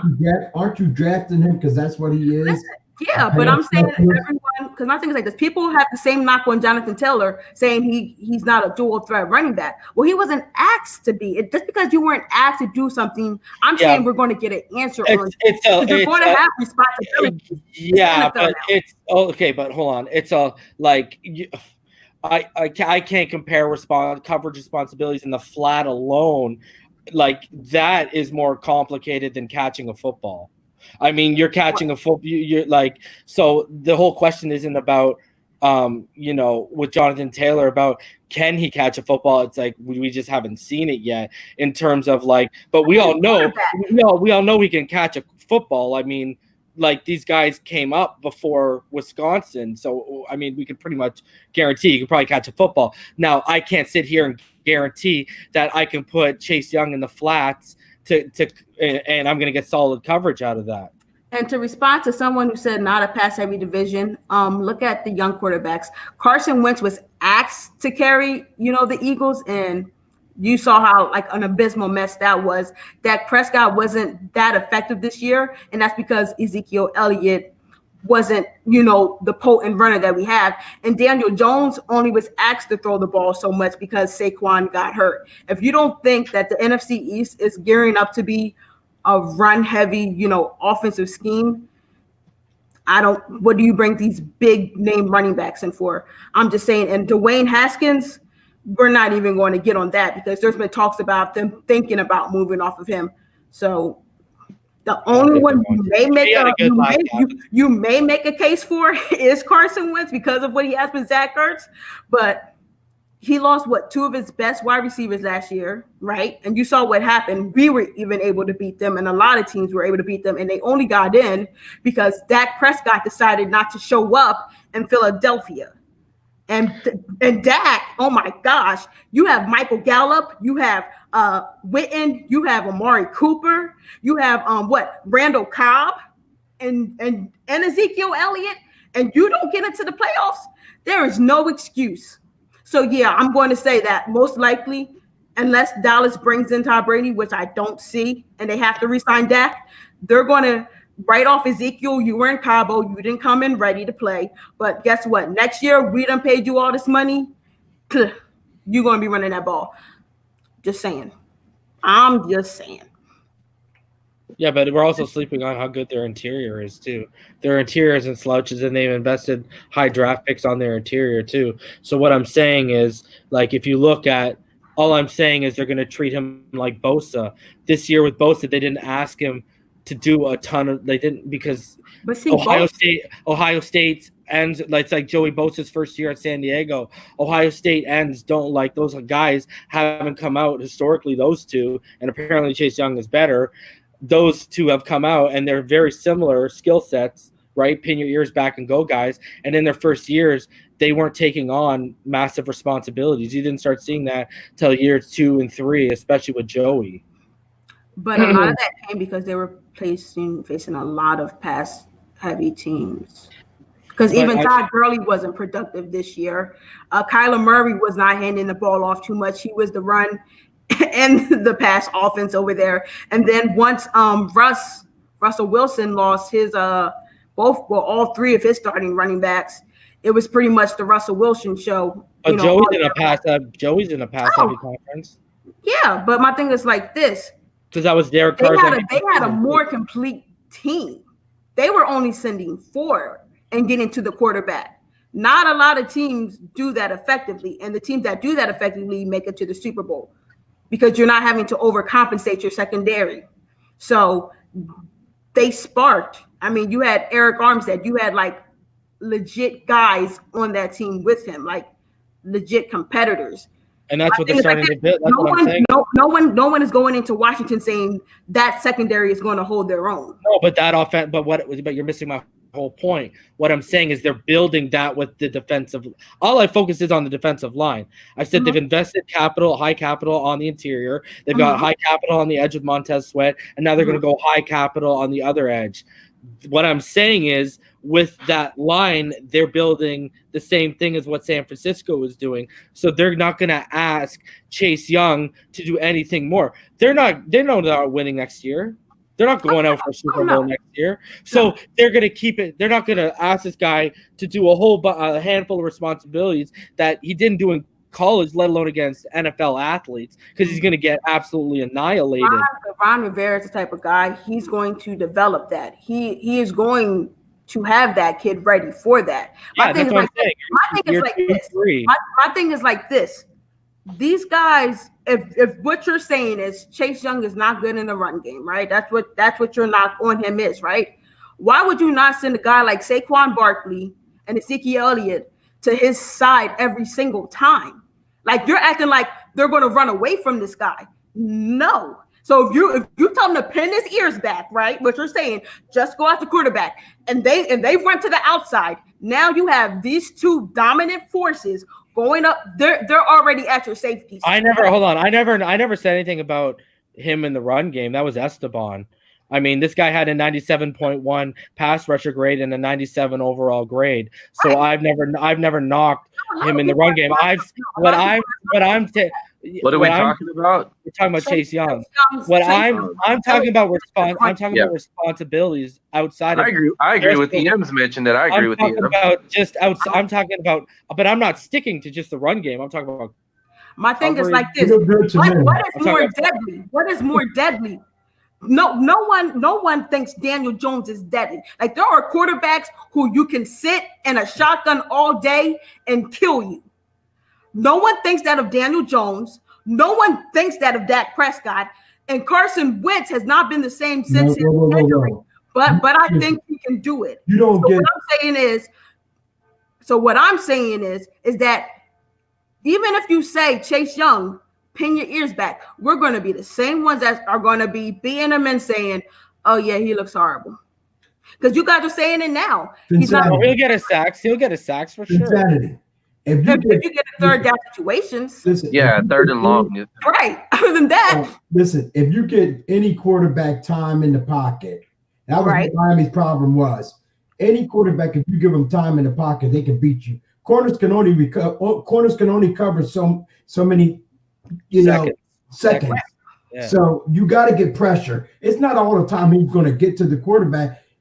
At Ohio State, he looked good to me, whether he was in run defense, whether he was passing the quarterback, whether he was getting pressure. They sent double teams to him and stuff like that. It's a purpose that he is being looked at to be number 2 or number 1 or number 3 in the draft. All I'm saying is he's going to constantly draw doubles. That's the thing. That's his other value, right? He's always going to, like that center, like you saw against Wisconsin, right? They were not only setting the tackle, but they had Tyler Biadasz constantly pulling on Chase Young. Like almost every play they were doubling him with arguably the best center in this draft, depending on who you ask. So like, that's what I think he's going to get that in the NFL. All I'm saying is that within the division that he is in, with 2 of the top runners in the league, period. All I'm saying is that we are going to see if that's an issue. I'm not saying they're not going to tell him to pin his ears back. I'm just saying that will be answered. That's all I'm saying. I'm not saying the kid can or cannot do that. I'm not saying anything about the scheme or what they're going to ask him to do. I'm just saying is that when you have 2, arguably the top 2 rushers in this league, if that is a hole in his game, which some people knock him on, because people were saying I was wrong for being high on him because he has that flaw. I'm saying we will get an answer to that. It has nothing about what the Redskins are going to ask him to do. It's going to be about what he can do effectively, because guess what? Ain't nothing gonna stop them from handing the ball off to Saquon 20 plus times a game. Ain't nothing gonna stop them from handing the ball off to Ezekiel Elliott 35, well, let's go 25 to 30 times a game. And guess what? Sometimes, because I mean, Ezekiel looks better running to the right than to the left. And we don't know which side Chase is going to be playing on. But guess what? We will. All I'm saying is we're going to get an answer to that. I don't know what this kid's going to be. I hope he's great. I hope every kid coming out is great. All he has to do is set the edge. What's the name? They're going to what's it? And I'm saying if you say that they're going to ask him to pin his ears back and go after the quarterback, I do not want to hear people coming back and saying that's a hole in his game, because we don't know if that's what Ohio State asked him to do, but that's what we saw him doing, correct?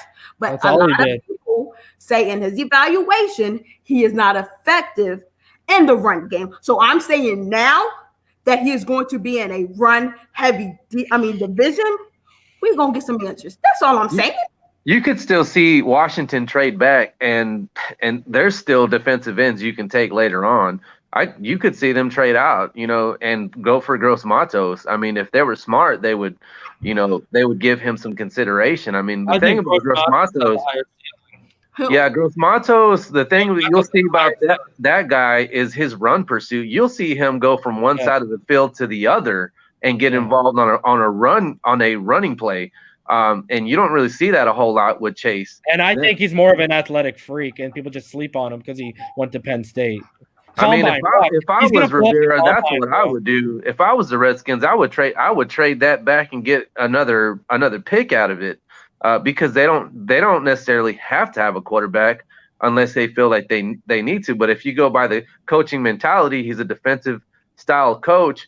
I mean, if you're sold on getting a defensive end and you're the Redskins, why are you gonna, why not consider trading back and getting somebody else and gaining draft capital? I mean, it doesn't seem too far fetched in my opinion. That's all that I'm saying. Because I think Rivera sees this as his next Julius Peppers. Why? See, this is my thing. When people so someone just said that Chase Young has a ceiling. How do we know that? Like, I feel like we write players off before they even take an NFL stat.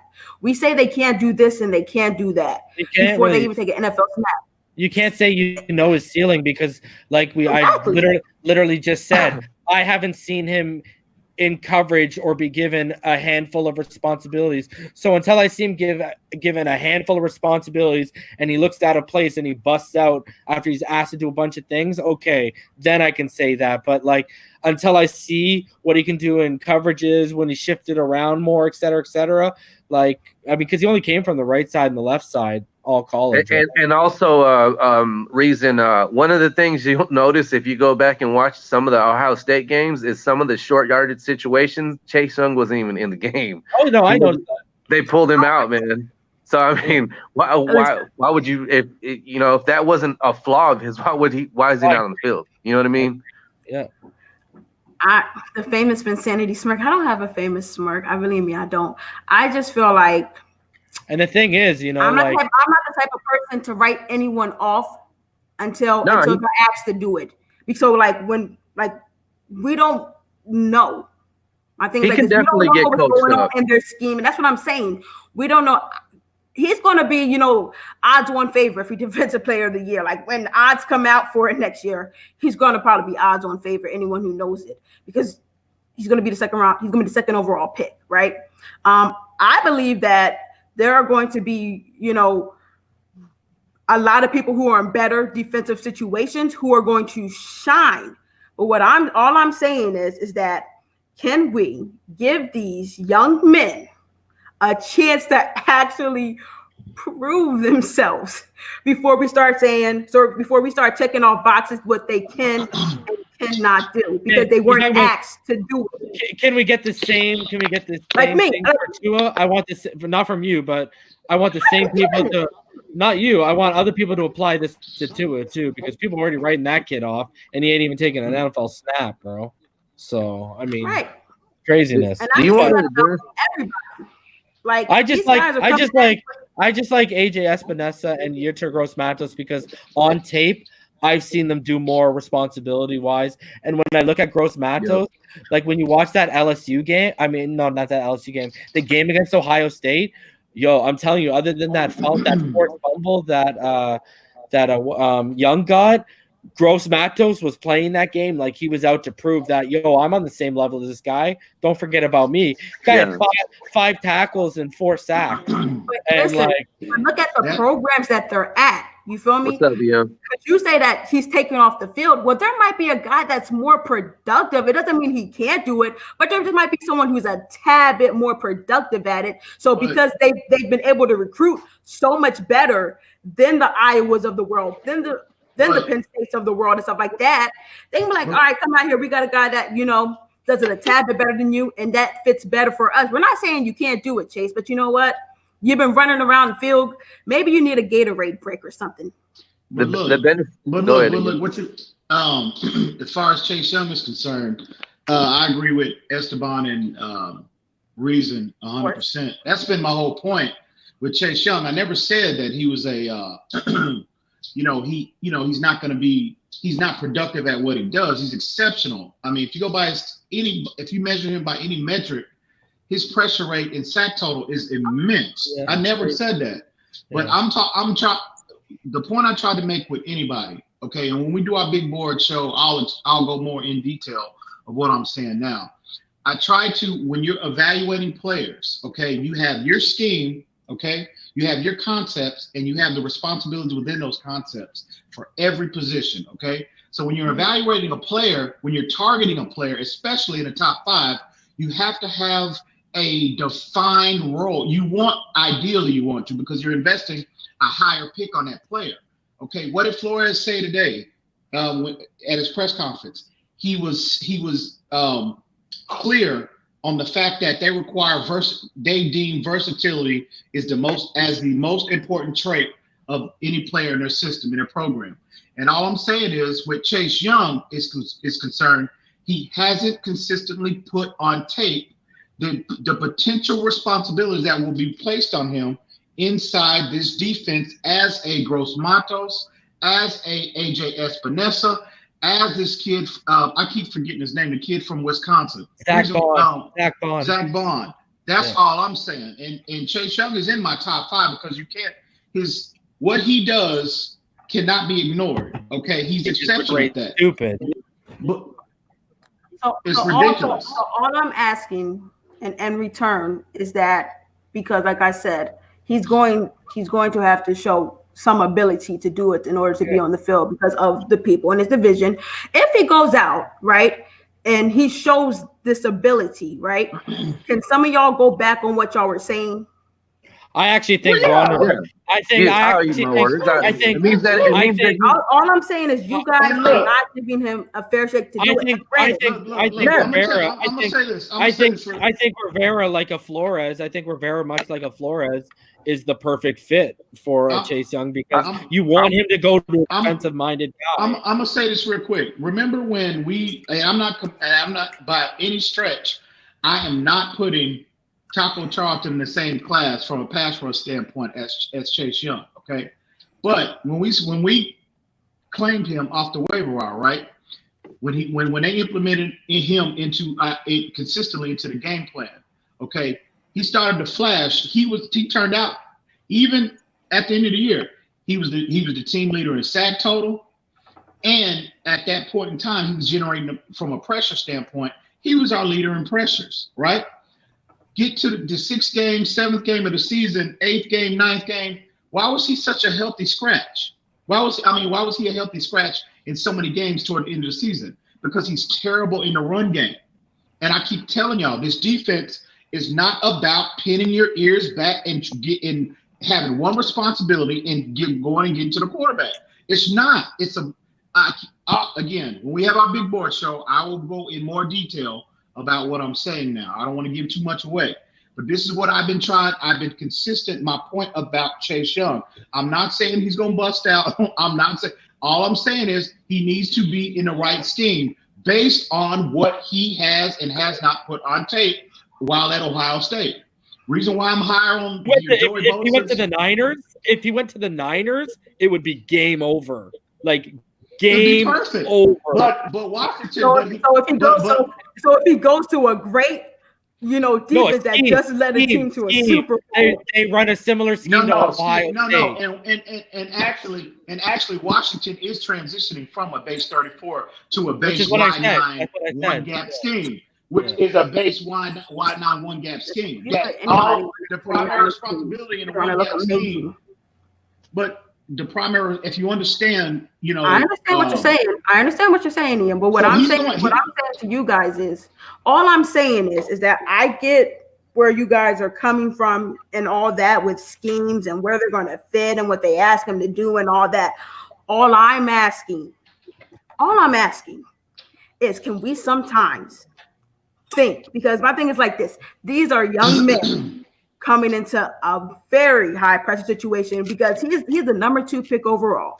He is going to be expected he's the number 2 pick overall, and he is going to be expected to produce. But what I'm saying to y'all, for all of y'all who said he couldn't do it, for all of y'all, not who said he couldn't do it, I'm thinking about they couldn't do it, but they haven't shown that he can do it.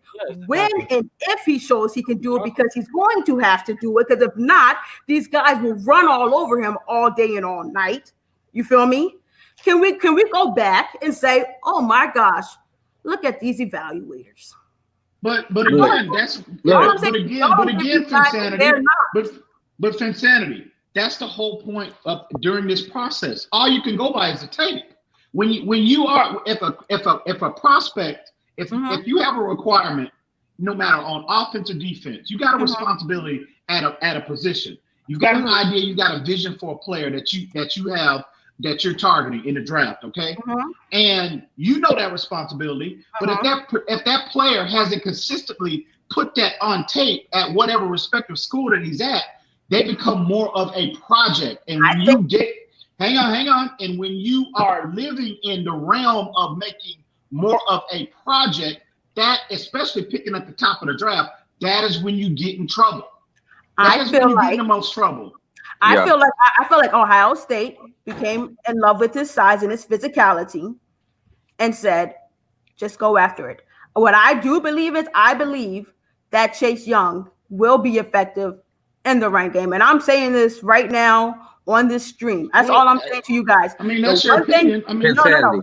The one thing you guys knock him on, I guess. I don't even want to say it's a knock because I don't think it is, because I don't think you guys are saying he can't do it. But what he hasn't shown, I believe what I'm saying is that in 2020, this season, he is going to show it because he is going to have to show it. Look, I'm not going to make that assumption that he's going to. This is the only thing that I'll say is I'm just going to piggyback on what EM was talking about. Look, when you gamble like that, when a guy hasn't put it on film, what that boils down to is the coach, whatever team drafts these guys, when you add another layer to their game to improve them, and at that position, defensive end, if he develops that into his game, that's a testament to the coach and the coaching staff for having developed. Because you guys you're saying he's developing it. For all you know, Washington could call them and say, well, how is Chase Young in the run game? Like, can I depend on him? And they can say he's a raw talent.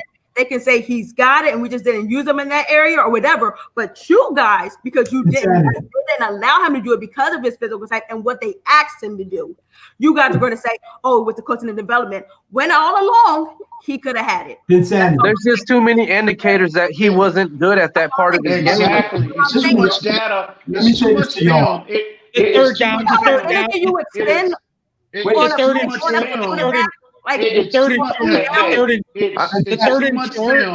The third and short is a red flag. Did I not say that he may not have been the best to do it, but with Ohio State's ability to recruit top players, wait a minute, listen, top offensive players, that they knew that they had a guy who was just a tad bit better, that because of their scheme, they could have said, you know what, you go in and do it. Their backup was better at tackling in the run game. I don't know. Not better at tackling, but what's the name? More productive. He may not be required to do that. Whatever team is drafting him, they know what he specializes. They might take him out on the run play. And this is why. And this is what I said. What did I say? Washington is transitioning from a base 34 to a one gap 4-3 scheme. Yeah, that is the perfect scheme for him, for his skill set. He's going to the right place.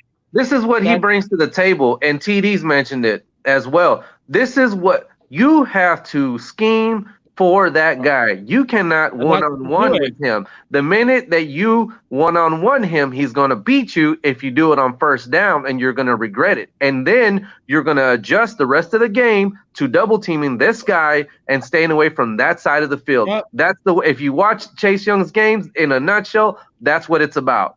That's all it's about. And third down, if it's a third and long, he's gonna pin his ear back and he's gonna come for you. And he's accurate on the blitz. That's his game. Yeah. And but again, I'm saying again, I never knocked Chase Young. I'm just saying, in my opinion, based on my findings, and I have somewhat of a knowledge base of the principles that are required within this defense, he's not the most ideal fit based on what he has not consistently put on tape compared to the other players that will be available. That's all I'm saying. He might do it. He might do that. He might. But if he was there, would you take him at 5? Yeah. I mean, that'd be tough. That'd be because again, he's exceptional at what he does. I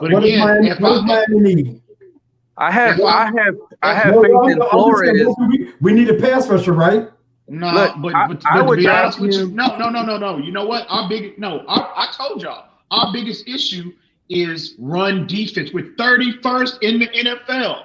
If we address that, that'll all alone improve our. Do you see how we were getting passed on? We couldn't get pressure. I agree. Hey, but we turned out to be 26th. We turned out to be 24th against the pass, and we're 31st in the run defense. So which aspect of our game were we worse in? Bro, we 24th in the pass because our corners were playing well. We need a pass rush. Whatever the point. Nobody said we don't need one, TD. And that's a priority. You making it seem like it ain't a priority, like it's run defense is a priority. See, there you go. You put. No, I had to come in on that buffoonery that you started.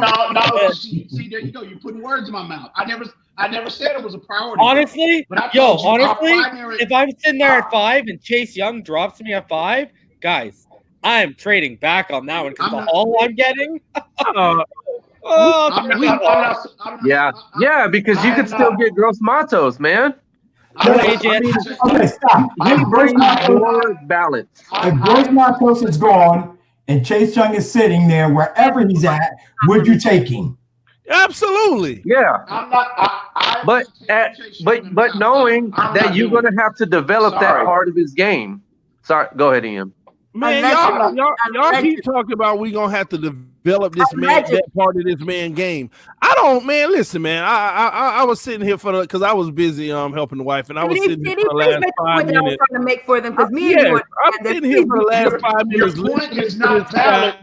I'm sitting here for the last 5. Hold on, Ian. Hold on. Let me do you like you do. Hold on now. Hold on. Let me finish now. Let me finish. So I'm sitting here listening for the last 5 minutes. Y'all are actually almost conceding as if this man has a deficiency in the run game. Stop with that crap about this man got a deficiency in the run game. This man in the run game on first and second down when they run the ball is double teamed by his man and a pulling guard. Yes. And that's what you want to command. That's what you want. I brought it to this game. I literally said the Wisconsin game. Like I said, I just said that.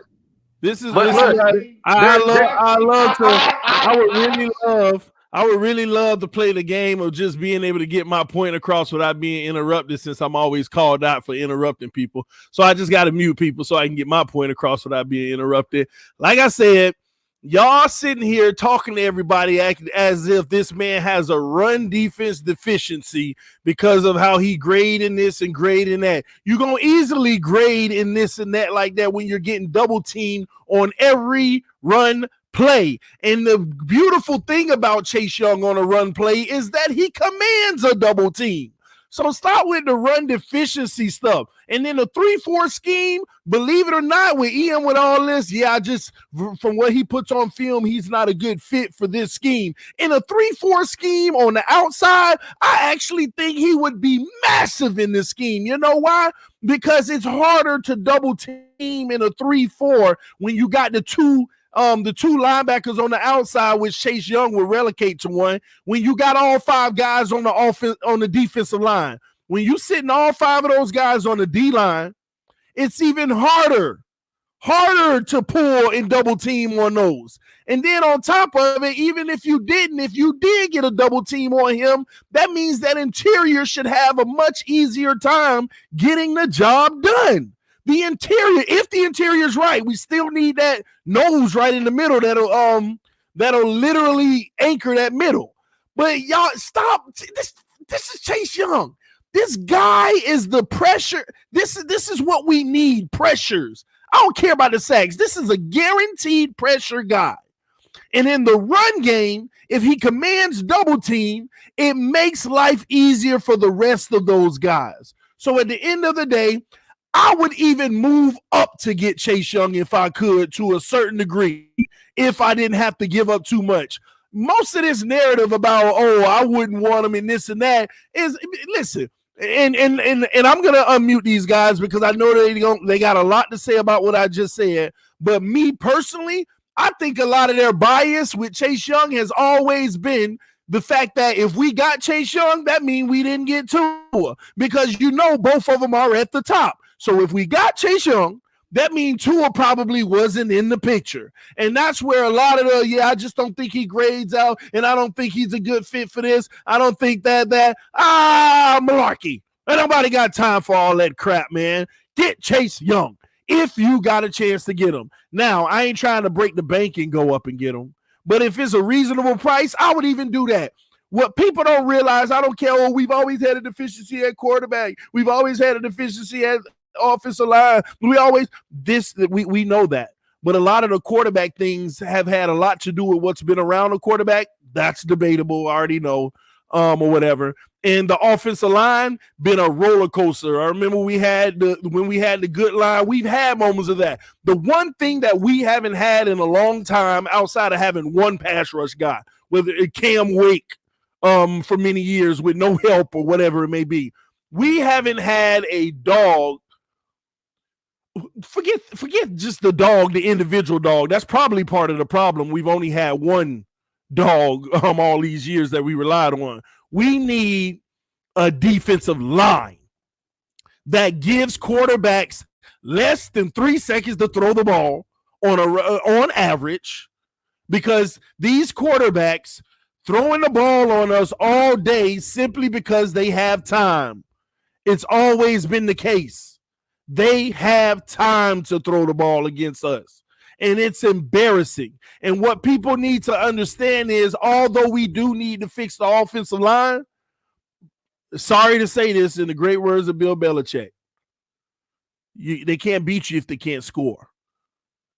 We need a pass rush.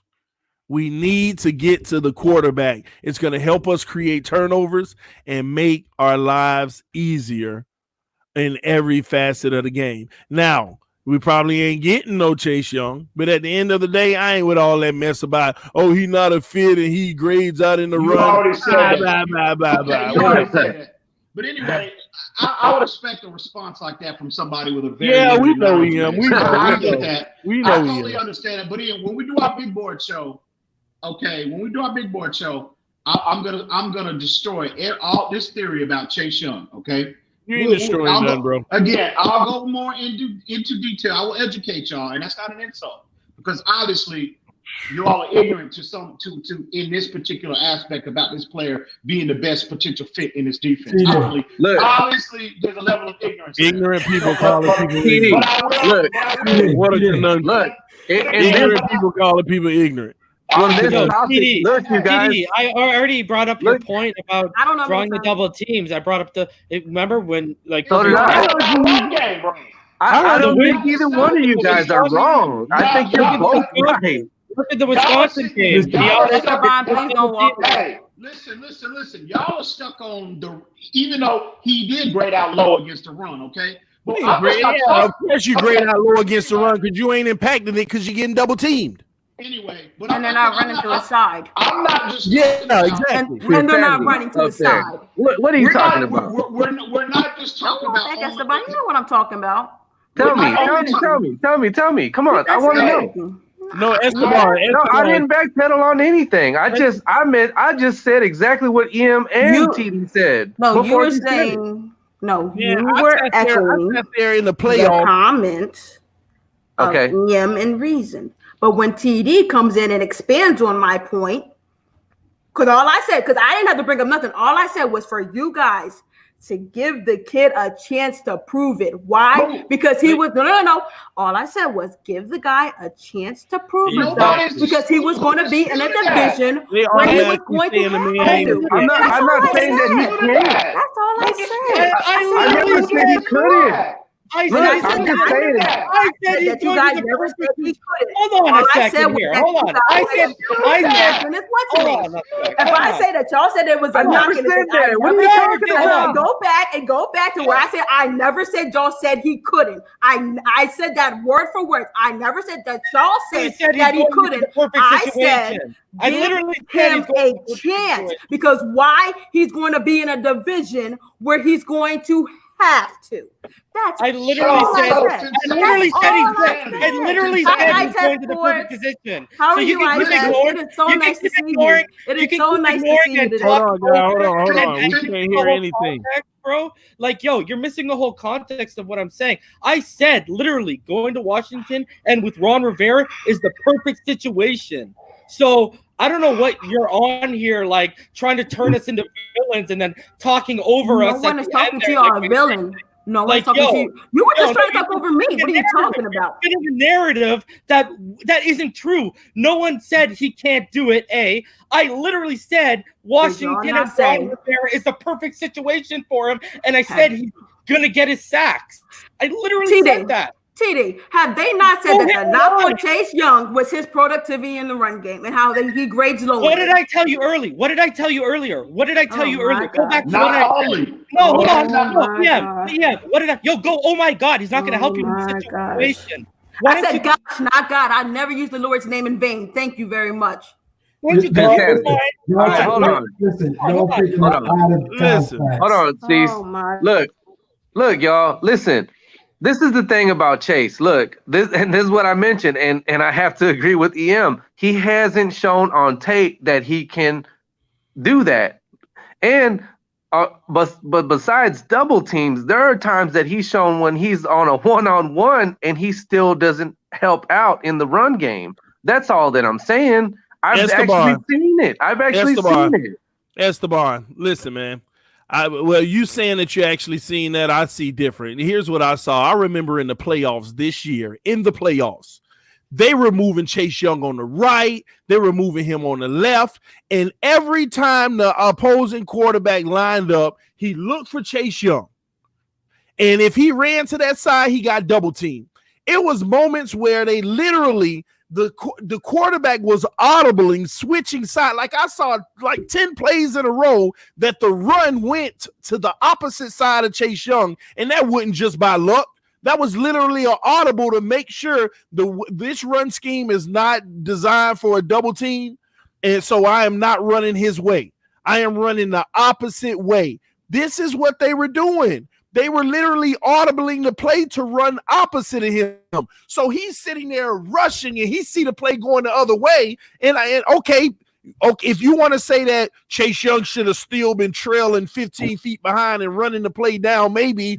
Okay, but these guys that pin their ears back, they see, this is a run to the outside, to the opposite side. I'm not finna be sprinting all the way over there. That's pretty typical.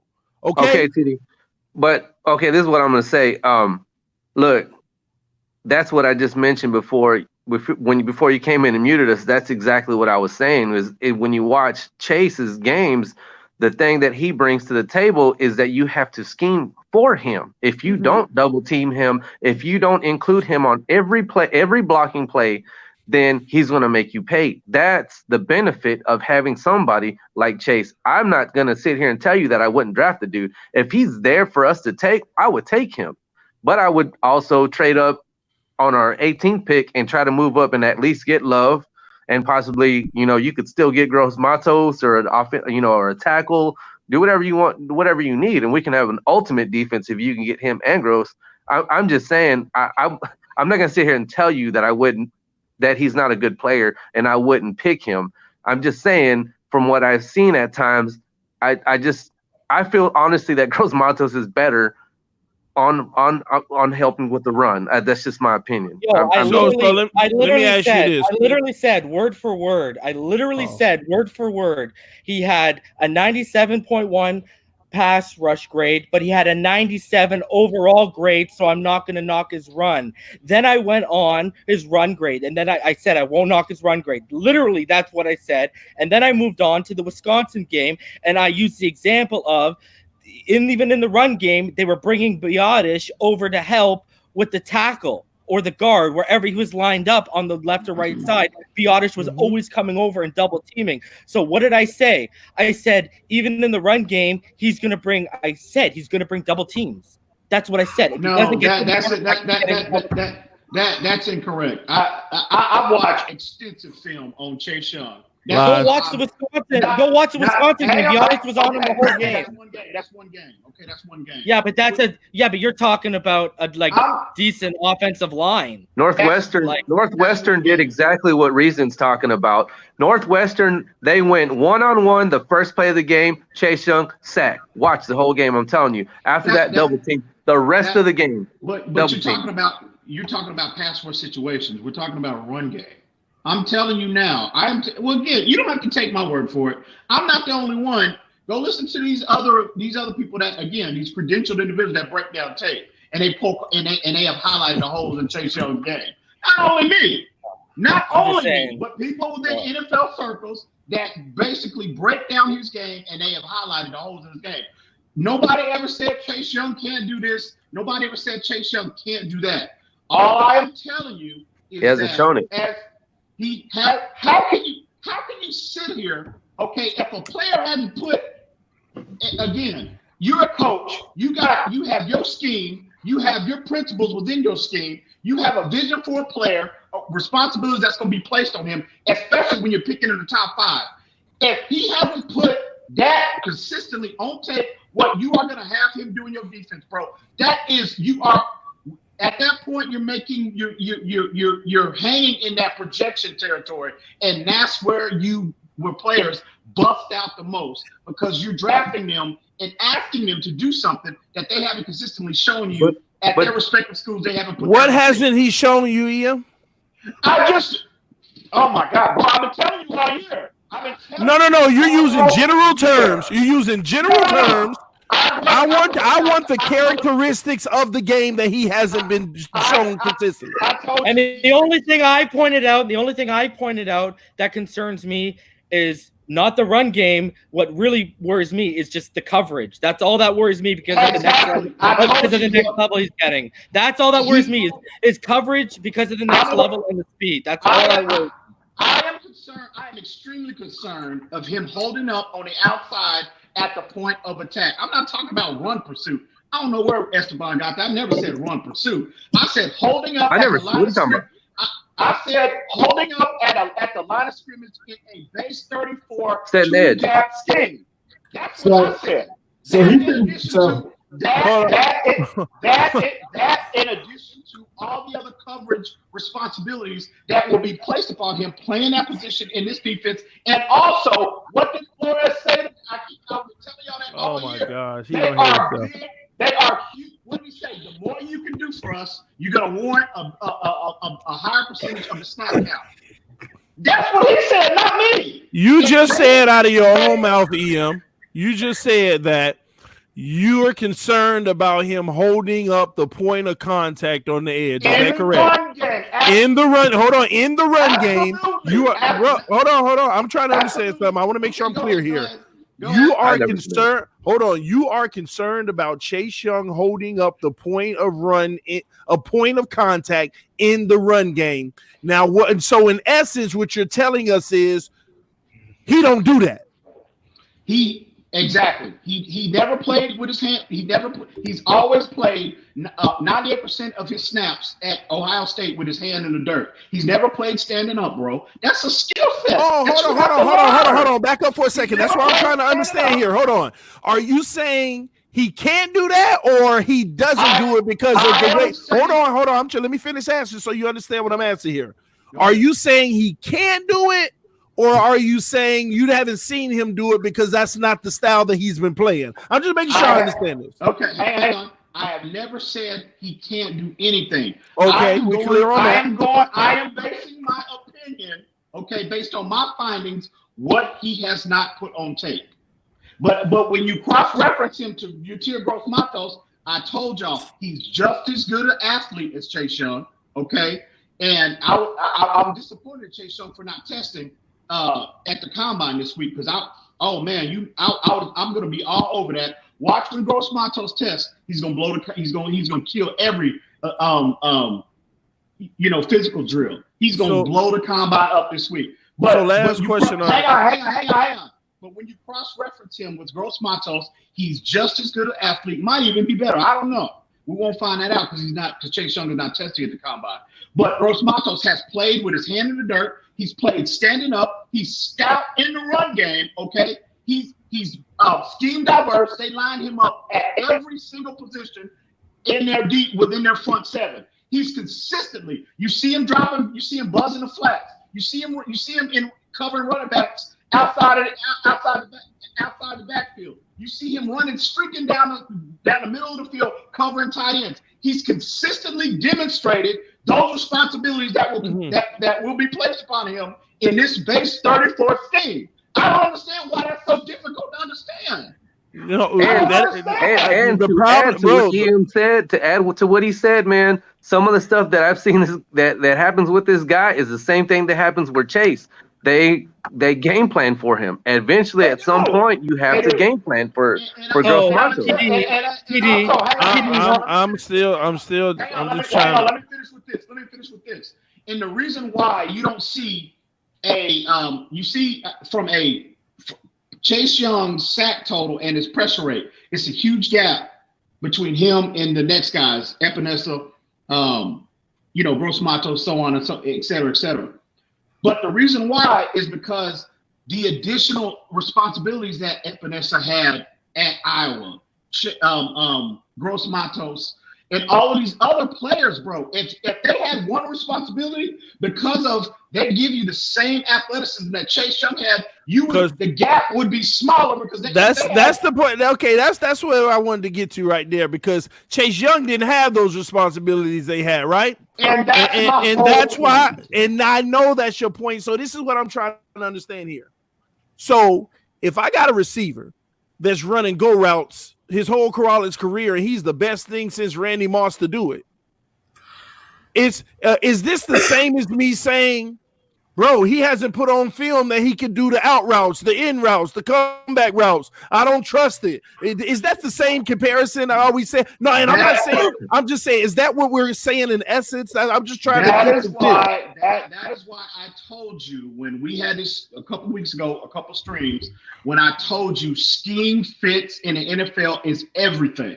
You said that's not true. That's why I'm asking you, it's not true. But I'm asking you for a yes or a no. You still ain't answered my question, bro. Hang on. That's why I told you you were a buffoon for making that statement.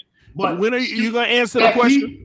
Again, you have to have a vision for each player that you're bringing into your program, bro. Bro, the question is a yes or a no, and you cannot answer it straight. I'm just asking. What was your question again? My point exactly. You're listening to respond and not listening to understand because you don't answer questions, bro. And that's the real buffoonery. But anyway. So the question again. Day one. The question again. Hold on, Esteban, because I need this answer right here.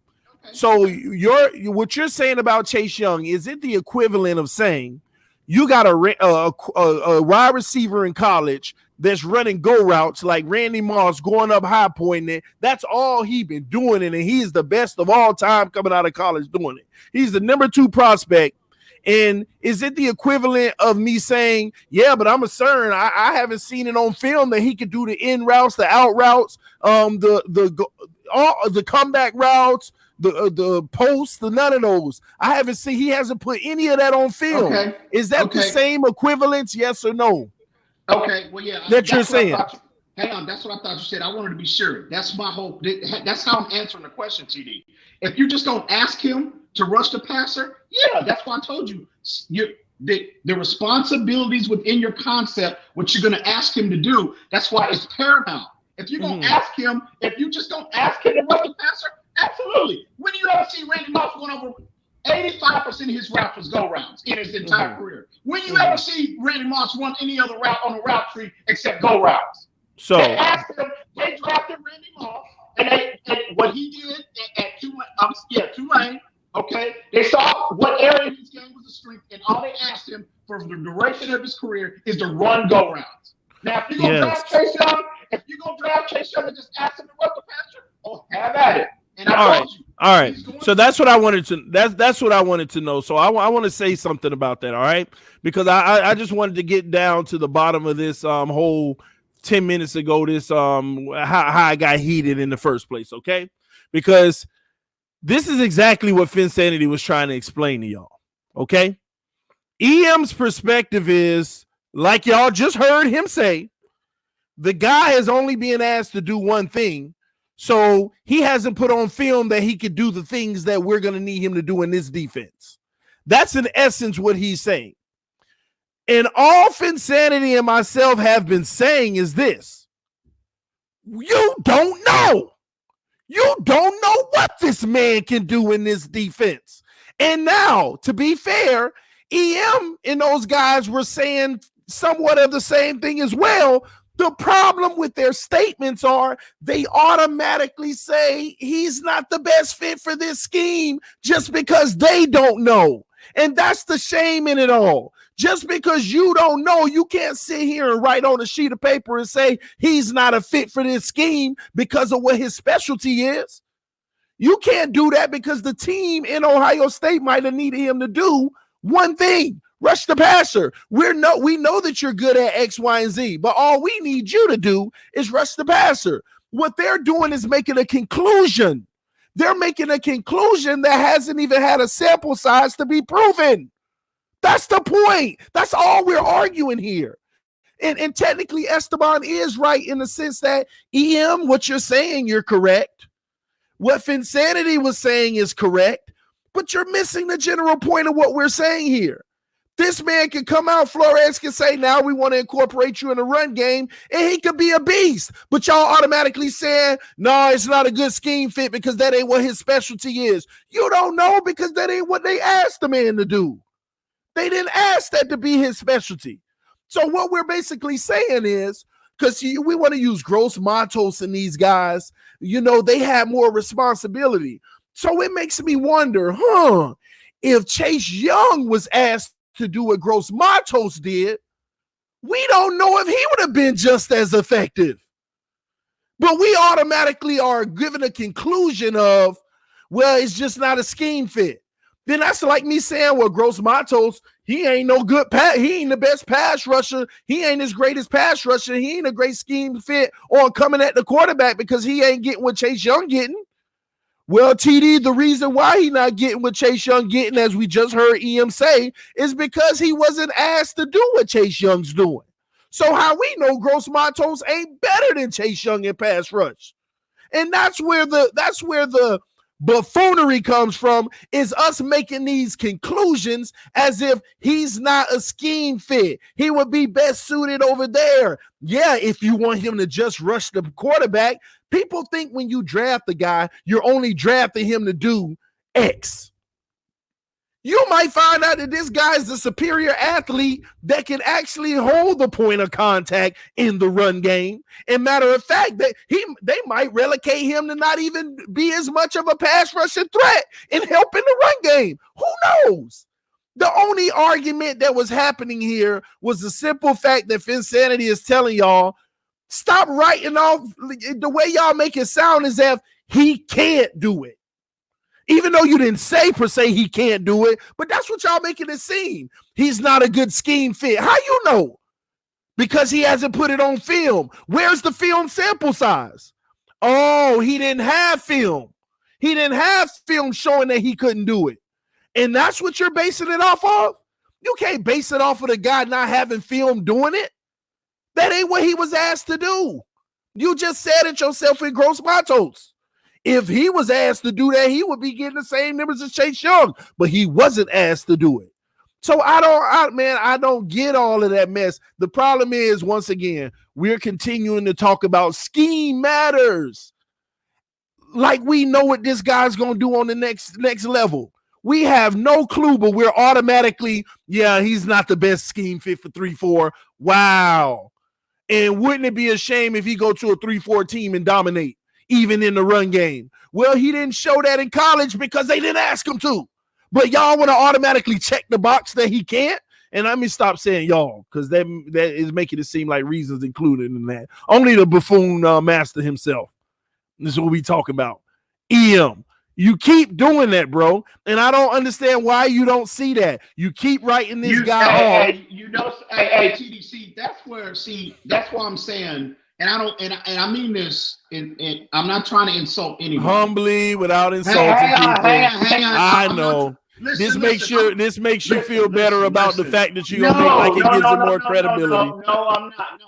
I'm being. Get in the film room. Actually, I'm trying to help you, TD, because I'm telling you, there's a level of ignorance that is present at this time about the draft process. TD, hang on. About the draft process from a coaching perspective. That's the whole point of the draft.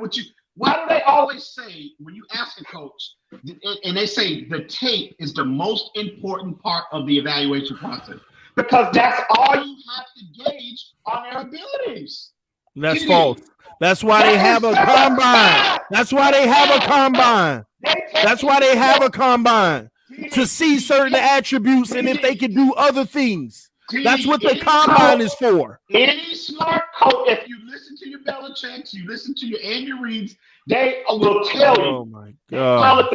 They call it the underwear Olympics. They are there. Okay, obviously they want to know. They want to know, what kind of athlete they're dealing with. But Lawrence Taylor. Hang on, but the most important aspect of the evaluation process is the tape, TD. Because I'm telling you, when you're drafting a player, you have a vision for him. And you have responsibility that will be placed on that player in your scheme. How do you know he's going to be able to do that unless you don't have tape? Combine. That's why and I'm glad you said that, EM. I'm glad you said that. Let me elaborate on that. Let me elaborate on that. Let's have a back and forth here. You're right. Tape is very important because that gives you the basis of your player. But that's why you add in the combine to see the attributes. That's why you add in their physical attributes and what they grade in certain areas, so you know how you can utilize a guy, how you can extend what you see on tape. I'm not saying the combine is not important. They have the combine in place for a reason. But what I'm talking about, there's no contact in how do you gauge a person's ability to stand and play? How do you gauge a person's ability to gauge between a one gap and a two gap technique? You don't do that at the combine. You go to the film and you go to the film, but that don't tell you much when you playing scrubs all year. That don't tell you everything you need to know. So how do you know? So if you can't tell by the tape, okay. I'm not saying you can't tell just by the tape, but it's a combination of things to make that conclusion. And that's why they're at the combine. And no one is disputing that. But I'm telling you, if you have a player, you got Chase Young sitting on the board, and I'm just using Gross Matos as a comparison because they are extremely similar in their athletic profile. From an athletic profile standpoint, height, weight, speed. Well, I don't know about speed, but height, weight, arm length, and all of that are they're mirror images of each other. But you have Chase, and I'm solely basing this off from a Miami Dolphins perspective, okay? If you're Brian Flores, you're sitting there, okay? Chase Young, why he's getting all of this praise is because of his athleticism, right? People deem him the best athlete at that position to come out since whoever, okay? But you have a player like a Yetur Gross-Matos that's on his level from an athletic standpoint, but he had double-digit sacks. He didn't have 16, but he had 10 and a half sacks this year, okay? His pressure rate is not as high, but he graded out higher in the run game, and he has put on tape consistently, demonstrated he has the ability that he will be able to perform at a high level with the responsibilities that will be placed on him in your scheme. Why on earth would you select a player that's one-dimensional, that's only excelling at one aspect of the process? One-dimensional, wow, bro. Hang on. One-dimensional. Are you gonna let me finish? And especially when you're picking in the top 5, why would you select a player that hasn't consistently put on tape the responsibility that you're gonna place upon him within your scheme? But that makes no sense, TD. One-dimensional, bro. When you have equally a player that's athletic, a player, and he might even be a better athlete than what Chase Young is. We don't know that because Chase Young's not now we don't know that. Now we don't know that. No, I'm saying what did I tell y'all last week? When y'all was sitting up here rolling your eyes and basically trying to debunk my point. I told you we're not going to have, from a speed, agility standpoint, we're not going to know that until they test the combine. But I'm telling you, based on film, what I've seen, he is equally as athletic as Chase Young. And he's demonstrated that he can, I'm telling you, okay, bro. Hang on. When you watch Gross Matos' tape, the versatility that he just jumps off the screen from a versatility standpoint. And I'm telling you, why would you pick a player that's only performing how he's only demonstrated that he's good at one aspect of the responsibilities that you're going to be placed upon him within your scheme? That makes no sense, can I bro. answer the question? Can I answer the question? Because you keep repeating yourself. Bro, first of all, he's not one-dimensional. Second off, how you know? Hold on. Okay. I'm on my first and second. I'm on second. You keep on telling me, hold on. Can we use the same for each other? You hold on when I go. All right. So has he demonstrated he can drop in coverage? Have you seen so that once again, can I fit? Oh gosh, this man. I gotta mute him just to answer his own question. Lord. First of all, he's not one-dimensional. In the run game, he commands a double team. That's a dimension in itself. So understand that, all right? Second off, EM, bro, the man has an overall better grade. Does that mean his pass rush grade is that much farther off the charts than Gross Matos to still have an overall grade if Gross Matos has a really good run grade? That's the problem for Gross Matos then. If Gross Matos grades so well on the run, but Chase Young has an overall grade and Gross Matos can do both, then that's a Gross Matos issue. That ain't a Chase Young issue because that don't make no sense in logic what you're talking about. He shouldn't even be graded so far apart then, if that's the case. A one-dimensional player. You know why? Because he's not one-dimensional. When you grade these guys and you give them their rankings and everything, they take all that into consideration that this man commands double teams, that he knows how to get to the quarterback. That and as far as the pass game, we know that they rarely have asked this man. This man probably have had to cover 3% his whole career. So in that 3%, do you realize 3% could be 15 plays in his entire career? And then you don't do it often. But if they put you in that situation in the NFL more often, you don't know what this man could do. All I'm saying to you is he got the higher grade. He got the much higher grade. So please help me understand where this one-dimensional stuff comes. How can a one-dimensional player have that much higher? Hold on, let me ask you before you answer. I'm gonna let you answer right away. Go ahead. How can a one-dimensional player have that much more high of a grade than a guy who has both in his game at quote unquote a high level? Okay, if you're talking from an overall grade perspective, Chase Young is at what? Chase Young is at a 96. Gross Matos is at a 90, 91 percentile range. So there's not if you're going off an overall grade, I'm not basing that off an overall grade, bro. Reason is not me. I am talking about because I've been consistent about this since day one. Chase Young, his pressure rate, that's why he's graded so high, so favorably, is because he graded out so high at one aspect of his game, and that's rushing the passer. That's why he graded out. So he can, even if he graded out so high, even if he's subpar in another aspect of his game, because of the obscene high grade that they gave him, he still is going to grade out higher than everybody else, because if you're going by statistics now, if you're going by his pressure rate and his sack total, because it's so much higher than everybody else. So even if he is, he doesn't grade out as higher in other areas, because he's graded so high in that aspect of his game, he'll still grade out higher than everybody else. But again, if you're going off of overall grade, he's at a 96. Gross Matos is like a 90.5. Okay, is that big of a gap? But again, I don't go by statistics. Reason brought that up. I am telling you based off film, again, what he has clearly demonstrated on tape. And I am telling you from a coaching perspective, that is the most important process in this evaluation process, evaluating these college players, making the jump to the next level. And there ain't no tape. There ain't no tape, bro. That's the problem. Have you seen him drop in college on tape? No. Have you seen? No. Okay. That's the point. There is no tape. Hang on. Have you seen him playing standing up at Ohio State? No, there is no tape. Okay, there is no tape, right? So stop saying You stop making it seem like he's actually played and then didn't do well on tape. That's the gist that you kind of letting off. No, the point is, how do you know he can do it unless you see it? And how do you know he can't? That's all we arguing here. All right, man. We ain't got to keep arguing this. We ain't got to keep arguing this.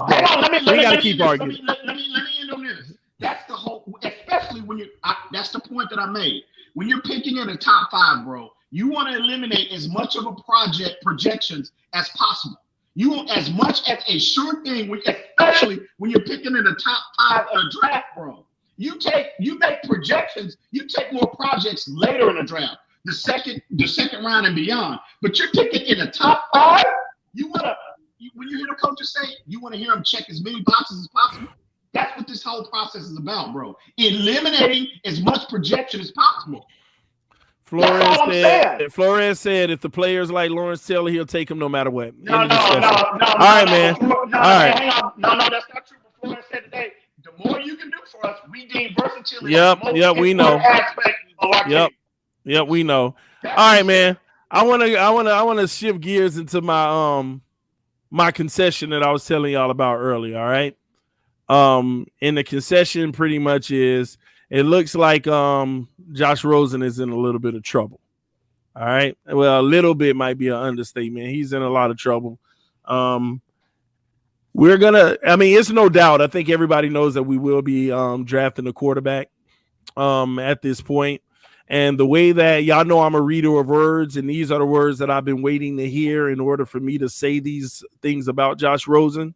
Until I heard these words, you would have never heard me say this, but I have heard them. Greer and Flores and those guys said they love Fitzpatrick and they look forward to him helping develop. They look forward. Let me say that again. They look forward to helping him develop whatever quarterback they select. And those aren't good words for Josh Rosen whatsoever. He's pretty much in trouble at this point. I can't. Again, I don't think they come up off of his contract because of the money that it is. It's pretty simple. And will he relocate to a backup or will he get in camp and surprise the world? Because at this rate, he would have to surprise the world to literally get back in the conversation of being the guy in Miami. Because after hearing that today, that is a concession for me. I'm at that point. That was all that I needed to hear. What do you guys thought on it? It's about damn time you done got some I already mentioned that earlier to you.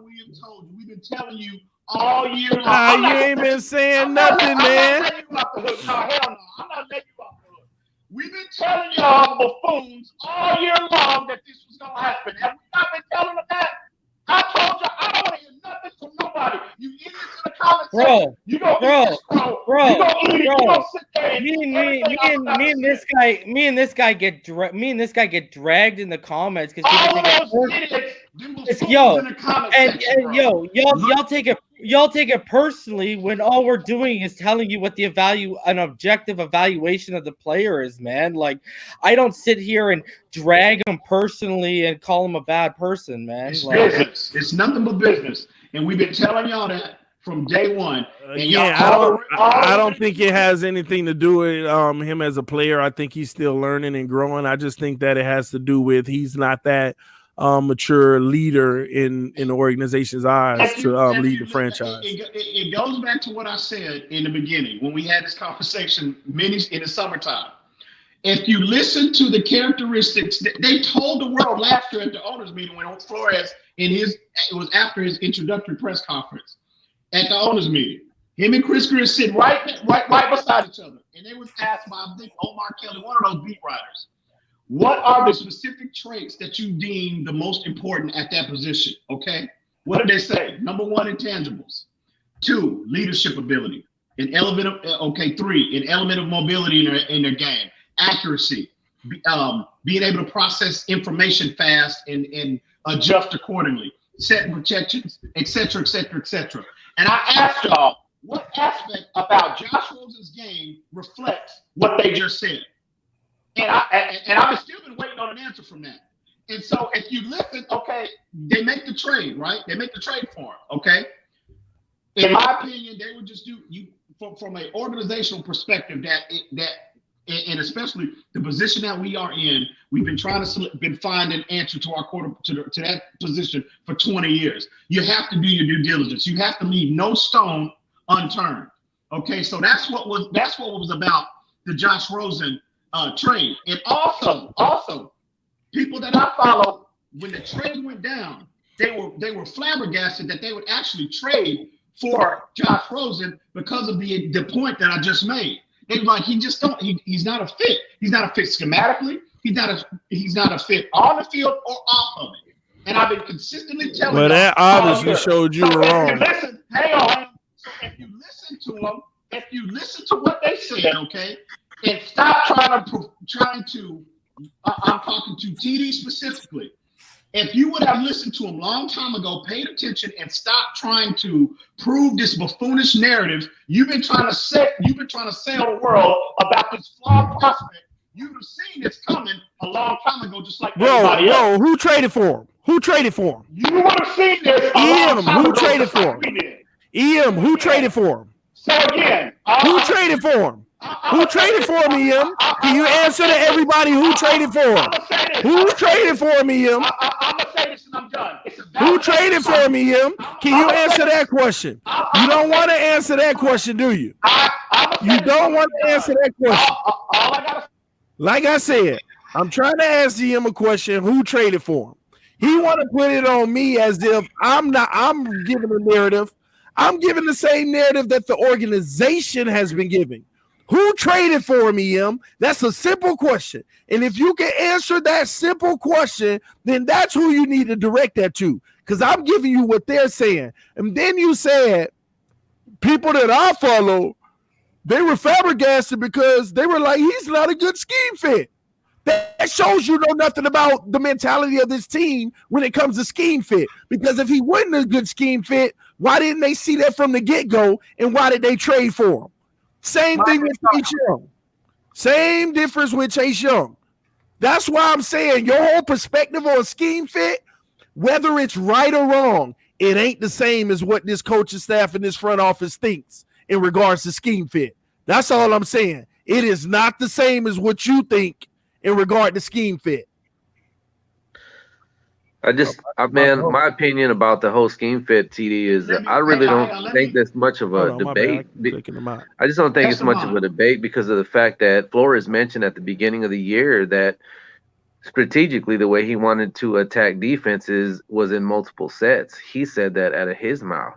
So I mean, in my opinion, I formulated the opinion that he's going to run multiple fronts, whatever it takes. I just don't think there's one scheme that Flores is going to stick to.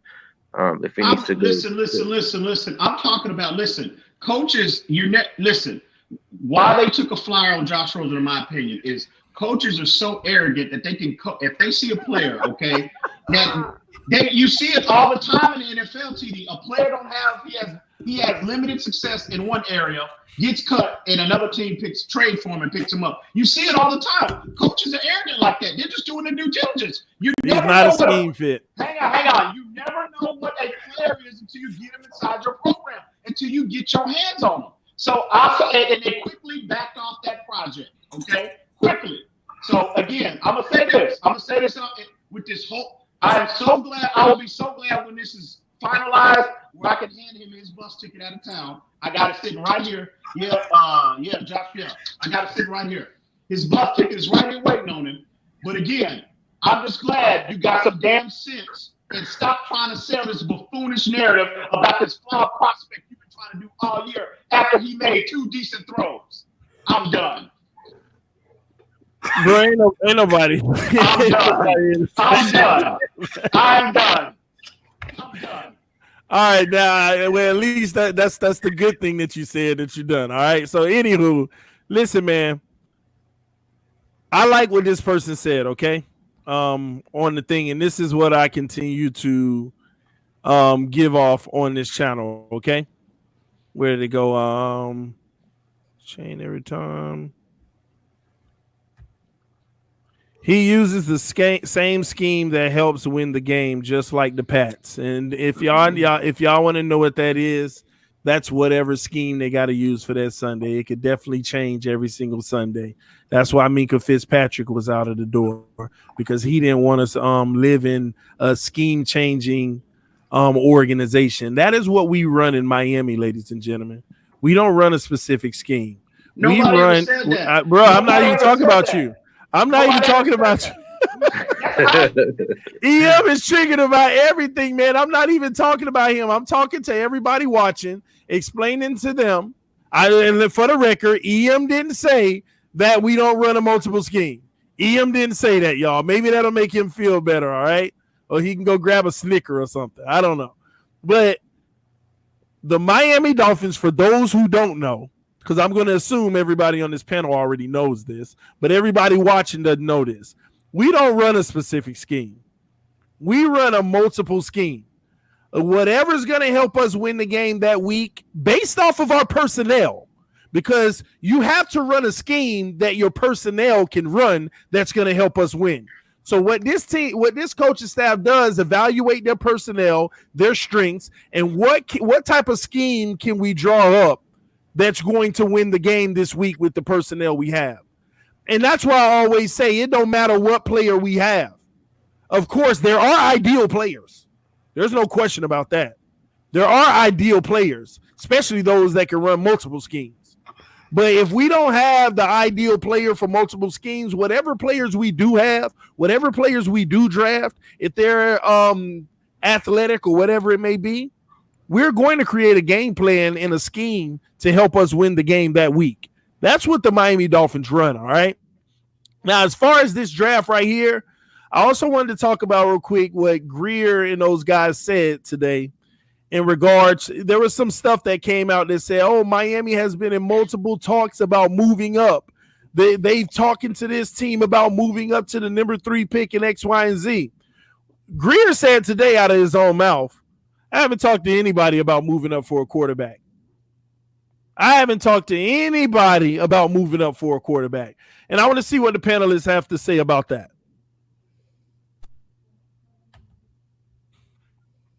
I don't believe that. Smoke.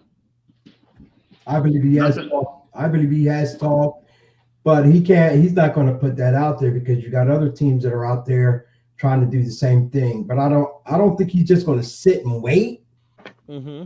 I mean, why wait? If you're going to do that, you need to start working on it now. You got to put your feelers out there, see who's going to take a bite, a nibble, who might be thinking of trading back. If they're really serious about moving up, and like I said, Miami has to make the biggest splash in this draft than any team out there because they got the capital. Everybody thought that they were tanking to do it. They've not named, but there's been players that have been linked to the organization. If they really want that player or those players and whatnot, are you just going to sit back and just say, I hope that he falls or they fall to us? Or are you going to say, you know what? If this is the player I want, let me go get him. So y'all just automatically feel like he's lying? Yeah. Absolutely. And what if he's not? What if he's not? Well, he's not. It would make no sense for him not to talk to somebody to move up. Who's going to say? Well, he actually gave reasoning and why he hasn't talked to anybody yet. He said, I mean, I haven't talked to anybody about moving up for a quarterback yet. We still got to get to know these players and see who we actually want before we can even talk to anybody about moving up. Why do you make your plans known, especially at this stage in this process? That makes no. And that's not unusual for Chris Grier. Every team is doing this. This is business as usual at this point during this process for every team.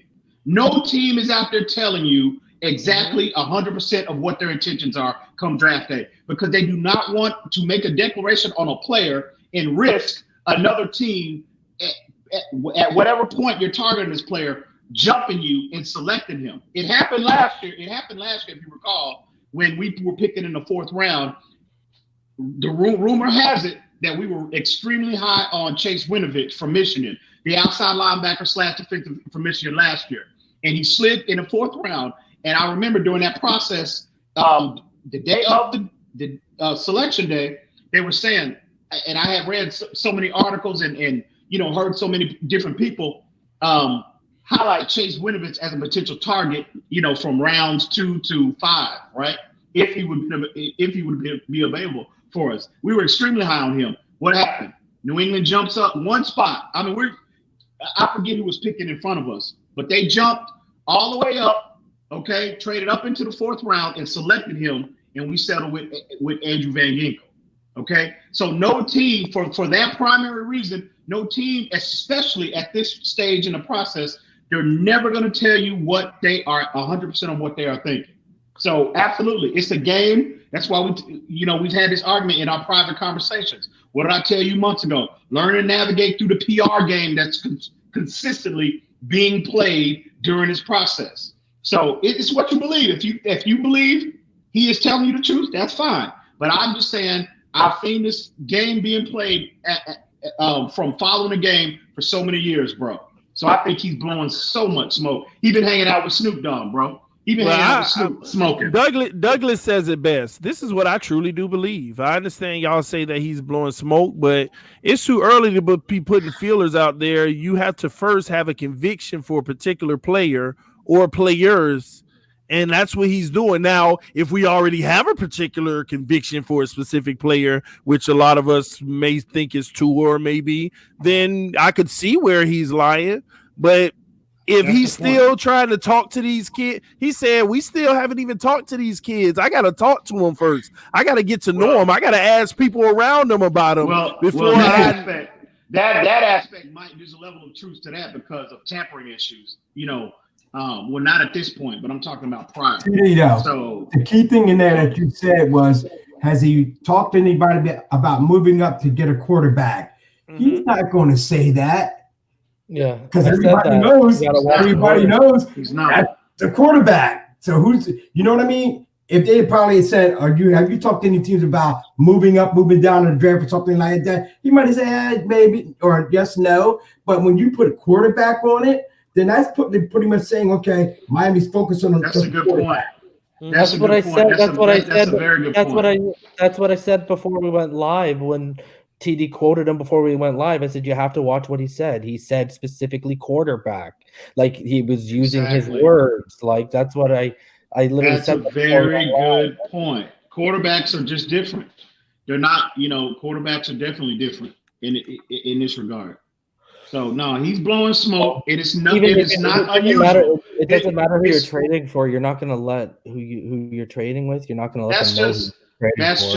That's just smart business, especially at this stage. So he has had general conversations. I guarantee you. He has somewhat of a grasp of the prices. Like I'm not saying he knows them indefinitely, but they have somewhat of an idea for sure. Absolutely. And I don't think they're the only ones at all. I think there's tons of teams out there that have somewhat of an idea of how much it costs to move up. Yeah. This is not unusual. It's business as usual during this process. Would it be smart for him to wait? It would, honestly, because it doesn't make a difference. Yes, it does. It really doesn't, because the team that, even if he wanted to trade, the team ain't gonna make a move until that day comes, because they're gonna wait on everybody. Sometimes this is how I. Matter of fact, I say it'll hurt you by going early because you seem like the more desperate one. This is how you have to look at it. Right now, if you move up to the third, it's so early that you're giving a team time to fall in second. So right now, if you're asking me, I think this is a closer to the draft day or a draft day trade and move up, because if you want to get that third and you don't want to go up to that second, you want to put other teams in a position where you hit them by the side with it. You don't want to get the third right now and all of a sudden someone leaps you to the second. You want them to act on desperation rather than you act on desperation at this point. Exactly. Somebody have the draft capital. And I'm with what TD said. The point that you brought up, TD, about them, what they brought up about Rosen. well, for me, was a dead giveaway. Not that I wasn't trying to answer your question, but you pretty much was. That's pretty much where I was going. Just everything, even when Flores mentioned, that the last quarter of the year that Rosen had improved. It was almost like they're building him up to trade him away when he mentioned that. And that's just me being honest. When he said that, like it really, that also stood out to me. Plus everything else that you additionally had mentioned. Not to mention the media is still driving that narrative of us and Tua. I mean, a lot of the questions that were directed at Greer and Flores were questions about Tua. And with that being the case, even if we're going to draft him, they still weren't trying to give their they weren't trying to show their cards because as soon as they mentioned Tua, Flores went on and mentioned Herbert and Love. Yeah, he made and Burrow, those subtle, and everything else. That is what when we had this conversation on private chat, that's the PR game that's consistently being played. TD, okay. So are we saying that? Are we saying that he Flores can't actually have an eye on those other guys? He could. It would be in Miami's best interest to evaluate every possible prospect because you don't know what's going to happen. Some team might trade all the way up to 1. You might not be willing to do that and then select 2 or there. Yeah. So why would you put all your eggs on one player? So now they might be as high. They might, and I believe they're higher on Tua. But it would be in the best interest to evaluate and to thoroughly evaluate all possibilities. Like you said today, Chris Greer has a plan A, B, C, D, E, and F for any possible situation. That's what he said. I don't see people going. I really don't. Unless if somebody makes a trade up, if things stay the way they are, I don't see any team jumping up to get Tua. Well, I'm sorry. Let me rephrase that. I don't see any team that's currently inside the top 4 drafting Tua. It doesn't make any sense for the Bengals to draft this guy because they're getting rid of Dalton.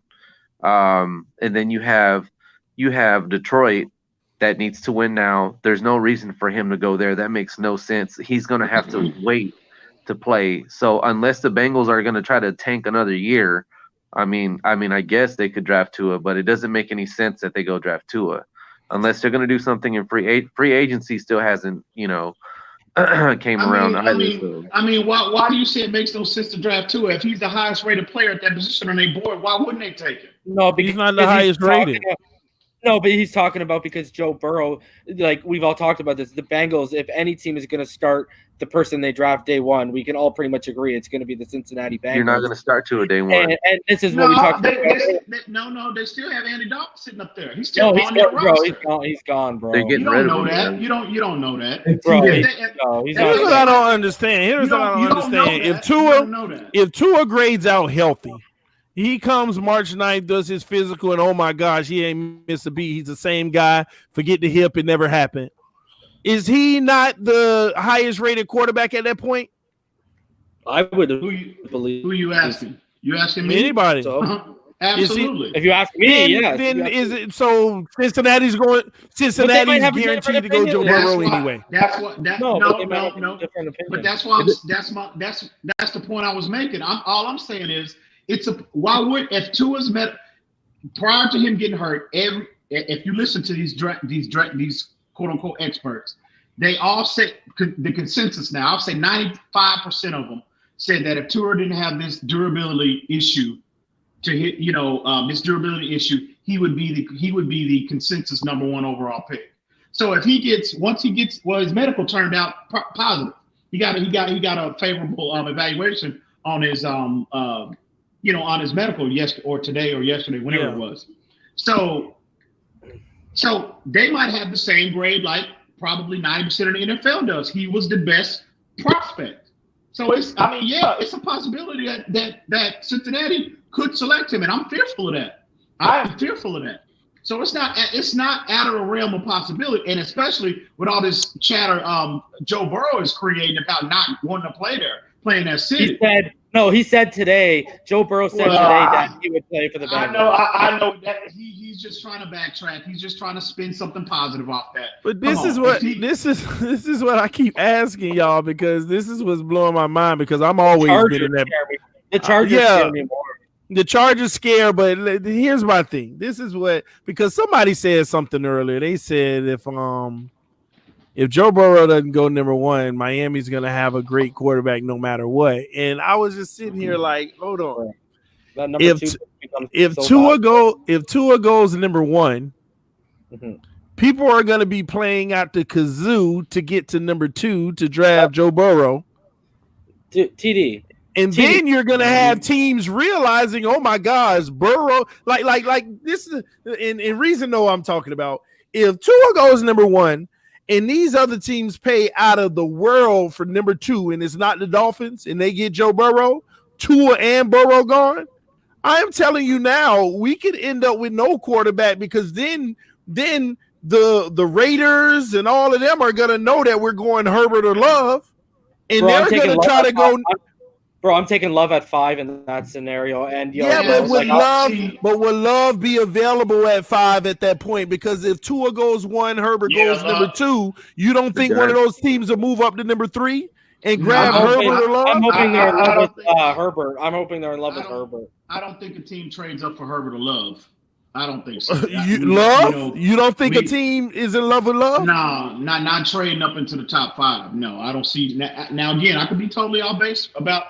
About that, but I don't see a team trading up for Herbert or Love. But again, we're not gonna know. That's the beauty of the draft. That's the beauty of the draft. There's so many different scenarios and possibilities that are always that are live. So do you know which team? Do you know which team has been rumored to want Love no matter what? The Colts. So you don't think the Colts will move up in the top 4 to get him? No, I think they would move up to the back end of the top 10. Bro, if they know that those other 2 are gone and the Dolphins are looking at Love, because I'm telling you now, Dolphins wouldn't mind having Love. You know what, TD? I don't think Indianapolis is. I don't think they have Love as the highest graded player at that position on their board. Not the highest graded, but if Tua and Burrow's gone, I just think he will be. But a team, you don't trade up, in my opinion. You don't trade up to a player that you don't have deemed number 1 on your board at whatever position it is. You wait and you play the risk game, and hopefully, I would say this: you don't go from where they are and pay that price tag to go up into the top 5 for a player that you got rated 3rd or 4th on your board. I'm not making that. You only make a move. You only make an investment like that for a player that you absolutely must have. Exactly. And if they say we must have him at 13 or wherever they draft, and they see that might be gone, then they may feel like they must have him at 4 or 3. I don't see Indianapolis doing that. I just, not for Jordan Love. I just don't see, or any other prospect other than Burrow or Tua. I just don't see that. Now again, I'm starting to feel like the biggest smokescreen that nobody's talking about out of all of this is Burrow to Cincinnati. That could be literally the biggest smokescreen in NFL history, especially if Tua's medical checkout. You know why I wouldn't like that, TD? Because that would turn into, I would honestly be pretty certain we're not coming away with a quarterback, because I would be. I wouldn't want them to mortgage to get Washington off that number 2 pick for Burrow. And where we're sitting at, I just feel moving back, someone's going to jump us for Love. Or if we don't take him at 5, we're going to be SOL on the quarterback position. And like the person told you that you have that connection with, like they want to trade back for him because they don't value him at a 5 pick, but they're also afraid that by moving back, they're going to lose him anyways. And I feel like that's what's going to happen. And I mean, hey, if that's what it happens, I've already started my 2021 big board for QBs coming out, because I'm actually worried about how it's going. And you know what, bro? Man, I don't even want to entertain that, bro. I don't even want to. We wouldn't even be talking about Tua. Yeah, man. we wouldn't even be talking about Tua as a possibility at 3 if it wasn't for that durability injury. And it's honestly crazy that he had such a devastating injury, and look at, he still hasn't fallen out of the top 3. That shows you how good he is. Mark my word. That tells you how. If Cincinnati was gonna, it just doesn't make any sense to me. I mean, no matter how many times I think about it, I just don't see it making any sense for them to draft Tua, for the fact that, look, if you're gonna bring Dalton back, that just kind of showed you tanked the whole season for a day 1 starter. You had every intention to get a day 1 starter at that number 1 pick. If you bring Dalton back, dude. Tua said he plans on playing. He can play in 2020. Yeah. That's what he said. Tua, to paraphrase, basically said, "I will be." This is what I like, because he's throwing it out there, and I think he's talking about fits, but he's saying, "I am prepared to start day 1 because I'm a competitor, but if a team wants me to sit behind a veteran quarterback for a year and learn," he's like, "I'm willing to do that too." Yeah, that medical checkout, it is what it is. I'm just saying. Cincinnati's going to ruin that guy's career if they draft him. I just think they will. My whole point is, if he was healthy, they would have been drafting him anyway. Oh yeah, for sure. Tua would be number 1. They are so. I don't see why people are killing Cincinnati when they say that, when they've been spinning this narrative about they're going to kill his career. They've been a hell of a lot more successful than Miami has in the last 20 years. Marvin Lewis ain't there, though, bro. Okay, whatever. But different culture, bro. But they're saying, going off, the narrative is, Zach Taylor's only been coaching for 1 year. Hey, come on. So, answer me right now. Was horrible, man. Answer me. Hold on. All that aside, answer me right now. Who are you taking, Flores or Zach Taylor, and by how much? Listen. That's obvious, bro. What I'm talking about is, they're talking about from a management standpoint. That management is still in place. The same management that was over Marvin Lewis, they're still in place. So what I'm saying is, I don't see that accurate. I don't see why people. But okay, when he left, they got better when he left. So stop with the what I'm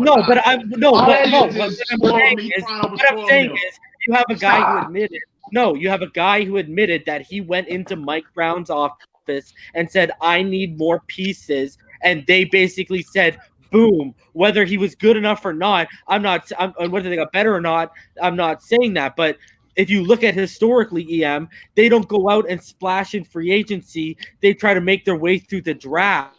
That's what they do. Okay, but they have a proven, under Marvin Lewis's 13-year tenure as head coach. He had a lot of players in the draft. He had a lot of players in the draft, EM, and he's not around anymore. Okay, how many times Miami made it during that same time period? How many times Miami's made the playoffs? So stop. I don't see why people keep trying to spin this narrative about Cincinnati's going to ruin his career. Yeah, but they have a much established recent history than probably half. It's all about trajectory. All about. We can't sit here and look in the rear view and live in the past. The thing is, you have to live in the here and now, because they got Zach Taylor now. We got Brian Flores now. So I'm just saying. But I'm just saying, EM. I'm just saying, EM. From an organization standpoint, like, I'm just saying. I don't know if you watched some combine interviews, but I said it earlier to these guys. Herbert, who else? Tua and Burrow. Dude, they were all raving about us as an organization today, but you weren't. I agree. But you weren't hearing that about Cincinnati, brother. You weren't hearing anything close to that about Cincinnati, bro. Like, Joe Burrow gave them the lightest, hardest of endorsements today. Like, I gotta say it. I gotta say it because my camp is telling me to say it, because I've been mum on it. Like, you can tell that's what it was. I'm not saying, if you're talking about trajectory, obviously I'm going to take what that's what I'm just saying. That's all I'm saying. But you got to give Zach Taylor a chance. He's only been a coach for a year. You got to give him a chance. So what if Flores off this year? What if he has 3 consecutive losing seasons? You don't know Flores is going to be successful. You hope. We hope, but we don't know what he can turn out. He can turn out to be worse than Adam Gase. Brother, what did I say? I said I'm living in the here and now. I'm not living in the past. I'm saying I'm living in the here and now. Our trajectory is higher. That's all. So let's put this in context. Okay, you're talking about living in the here and now. And again, for the record, I love Brian Flores. But let's contextualize this conversation. Me too. Me too. We had 5 wins. 5 wins now. Okay? Adam Gase made the playoffs his first year at 10-6. So come on, Pop. Look, I love Flores. Way better roster, bro. Come on. Okay, whatever. Hey, listen, whatever. Yo, EM, can you, even without, just answer me this quick. Just answer me this quick. Even without AJ, let's just say the ball argument that kind of had a better team, like in terms of on paper than us, and you would have thought they would have been the 5-win team, and we would have ended up with the number 1 pick. Listen. I'm not saying, bro. I'm not, for the record, before these idiots in the comments start. I am only saying. Hey, bro. This is what I'm saying. Feelings. I am only saying. I do too. Believe it or not. So anyway, so all I'm saying is this, bro. Is this? I love Flores. I love the perceived trajectory that this franchise is on. I love it. But all I'm saying is, let's put it in 5 wins now. 5, okay? So let's just pump the brakes a little bit. Let the man earn what the accolades and the praise and all this praise we've been heaping on him. Let him earn it. That's all I'm saying. Sound like how I feel about Tua. EM, I just want to say this, though. Even you yourself admitted we were only a couple plays away from at least being 8-8. And again, but you know what? That's all I'm going by. All I am going by. That's woulda, coulda, shoulda. I'm going to buy. Okay, I agree. But you thought. But I'm just saying they were close. The 11 losses. The 11 losses in a contextual sense. There were a lot closer games in those 11 losses than what we're giving credit for. I understand. Cincinnati's gonna ruin Tua's career, man. And again, for the record, bro. And again, for the record, that line sucks. I love Brian Flores. All I'm saying is let him earn the praise. That's it. That's all I'm saying. He's earned the praise. He's earned the praise for me. Can I just ask you this, EM? You have the potential. You have the potential to be the top. If you are the person who has the potential to be the top quarterback in the draft, I'm just gonna ask you, where you? If you have the choice, bro. I'm just saying, bro. It's obvious, but all I'm saying is this: listen, let Jack Taylor. Let that situation play out, okay? I think he's a dead man walking, personally, but that's he might be. All I'm saying is we're not going to know until it materializes. That's all. Brian Flores, y'all saying he's the best coach in national football. The way y'all even praise on him, he's the best coach. He won a Super Bowl or something. So I want to get back. I want to get back to what we were where we were before all of this, because Brian Flores is the GOAT, just like Tannehill. Anyway, but Adam Gase too. No, I didn't. Stop that. You know what? Can I say his 5-win season was more impressive than that 10-6 season? I'm just gonna say it. Because of the talent level. Because of, when you look at the UD with the undrafted free agents that played EM, I've never. Listen. At the end of the day, Stephen Ross don't give a damn about the percentage of our roster that's undrafted or not. All he is focused on is wins and losses.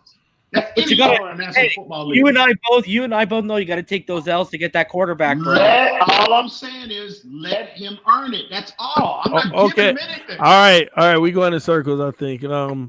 Because EM's gonna say just let the man earn it. So I get it. No, he's right. Let him earn it. I mean, that's with anybody. That's with anybody. I mean, we do. We can't. I mean, let him that's earn with it, anybody. We got to let him earn it. Just like Tua ain't great until he earn it. All of that stuff. I mean, it's a lot of players. But so here's my thing though. Mark my words, y'all. I can guarantee you, between now and the draft, it's gonna be breaking news and it's gonna be headlines that read, the organization is split on whether they want to draft Tua Tagovailoa or Joe Burrow, and that's going to be coming out of Cincinnati. Mark my words that is going to come out. And if y'all don't see that, it's almost a guarantee. If the medical comes back great and that March 9th mini combine that he has is great, it's going to send ripples. TD, is that something official, or is that just 100% of your opinion? No, it's my opinion, but I'm telling y'all, mark my words, it's gonna happen. Okay. I mean, that's almost a guarantee. Think about it. It's almost a guarantee to happen. You know what's guaranteed? Brian Flores. No, Birdie. I'm just saying this is what always happens in situations like this. You know how they always see if Tua's medical check out and he was supposed to be the number one anyway, you're gonna get some level of the organization is split. They're debating on whether they want to draft Tua or Burrow. It's going to happen. And again, why would you want to go play this? Like the Browns. Remember that with Baker Mayfield? What did Flores say today too, TD, right? He said, I want a guy with it, right? So the only guy has to be saying, I mean, guys that have it win games. So, How would y'all feel if we had that deliberation where you heard the Dolphins were split on what pick we were going to make? For that, I mean, I think that's a possibility what you're saying, TD, that might happen. And if it does happen, there's no way that's smoke because they're the number one pick. Why would they be saying that? Sure. But it just, in my opinion, that just shows how bad that organization is. I wouldn't want to go there as a quarterback because they don't have an offensive line. You know what I mean? If what they did to Dalton this year, what they did to Dalton by sitting him and then playing him at the end of the season was wrong. Why is Dalton going to want to even play a snap for them? I know his agent has to be clamoring to get him out of there. You know, I don't. I just don't. It doesn't make any bro. Cincinnati has legit talent on both sides of that football. Sure enough, they are deficient at the offensive line, but we are as well. We had the worst in 100-year history in the NFL. But we have assets, and we can go get an offensive line. Okay. Yeah, but the Bengals are different. I'm just telling y'all. I don't know why. I don't know why people are killing Cincinnati, bro. They got talent on that team. I'm telling you. I personally feel like Tua. But you got to put it together in the office, man. I feel like Tua. Go ahead, Fitzgerald. You guys understand, like, when you're in a war room, there's like so many people who have a guy and they're trying to sell their guy. So it's never, ever, ever, ever. You're like, everybody, like, it's very rare that everybody wants that same guy because people see different needs and different importances of those needs. So saying that the Dolphins are going to be, on the fence of what pick they want to go, if they want to trade it, if they want to take this guy, like it's going to come out. It has to come out. Why? Because everyone, just look at us. We all have different guys. We all feel like different things are important. Very early on, I was high on Chase Young, and people were telling me, no, Chase Young at number one. No, if Dolphins have the number one pick, they should go after a quarterback. And that was early when Chase was looked at as the top prospect coming out, and he was highly regarded as the number one pick. People forget that he was at that point. So it's always going to be like that because there's just a difference of opinions, what people think you're going to need, and all that. So why does it that same what you just basically said? Okay, that's basically my whole point about Chase Young. So I don't understand why are you trying to make that a point when you're talking about a quarterback, but when somebody else makes a similar point about Chase Young, you try to debunk it. I'm just asking a question. I'm just asking a question.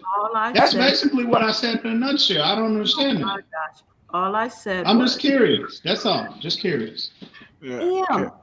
At the end of the day, and I'm going to say this in the most graceful way that God can allow me to say this right now. Everyone will always have a difference of opinions. I listen to everyone's opinions. I don't ever try to debunk somebody's opinions. I try to get you to look at it from a different point of view. And that's why when TD came in and explained what I was basically trying to say to you guys, for some odd reason, listened. But we're not going to get to why or the hows or the whens of all that. All I'm saying to you is this. I hear what Reason says. I hear what Esteban says. I hear what you say, and I take it. And I believe me, I take value so much in these conversations. And I will go back later and I will reflect on them. Why? Because knowledge is power. And the more knowledge that you can obtain, the better viewpoints you can get. There's this very crazy movie called Vantage Point. And throughout the movie, they're just trying to get everybody's viewpoints just to find one guy, to find out who's the guy who was the assassination. Who's the bomber? Yeah. And it goes down to that. Sometimes the way you see things is going to be different. And you know what? It's not even sometimes, all the time. The way you see things is going to be different. Me and TD have many times on this stream said the exact same thing, but we've said it from different angles. So please believe me when I say this. I am never trying to debunk anyone. What I'm trying to do, because me and you have had this, where I have gone back and I've asked you questions to clarify what you are saying. You feel me? So it's always opinions. To me, it's always opinions. And all I was saying was, if we didn't know something for a fact, that's TD put it out there like that. If you didn't know something for a fact, because I'm a very black and white person. You feel me? People will tell you that. There's very little gray area to me. So if something is not factual and you cannot prove it, then to me, there is still an option. There is still another door where what you're saying could not 100% be true. And what I'm saying could not be 100% true. I don't take everything I say, as a gospel, because guess what? Things change. Things change. Variables change all the time. Believe me, Tua was the number one pick. If we weren't getting him, he gets injured, but he's still in the top 5.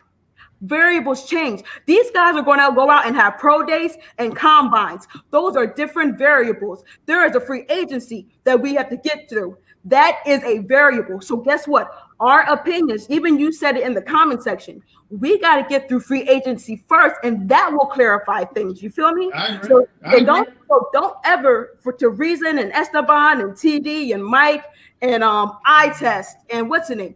I am the type of person, I will ask you a million questions to really get to what you're trying to tell me, because I need it to be as factual as possible.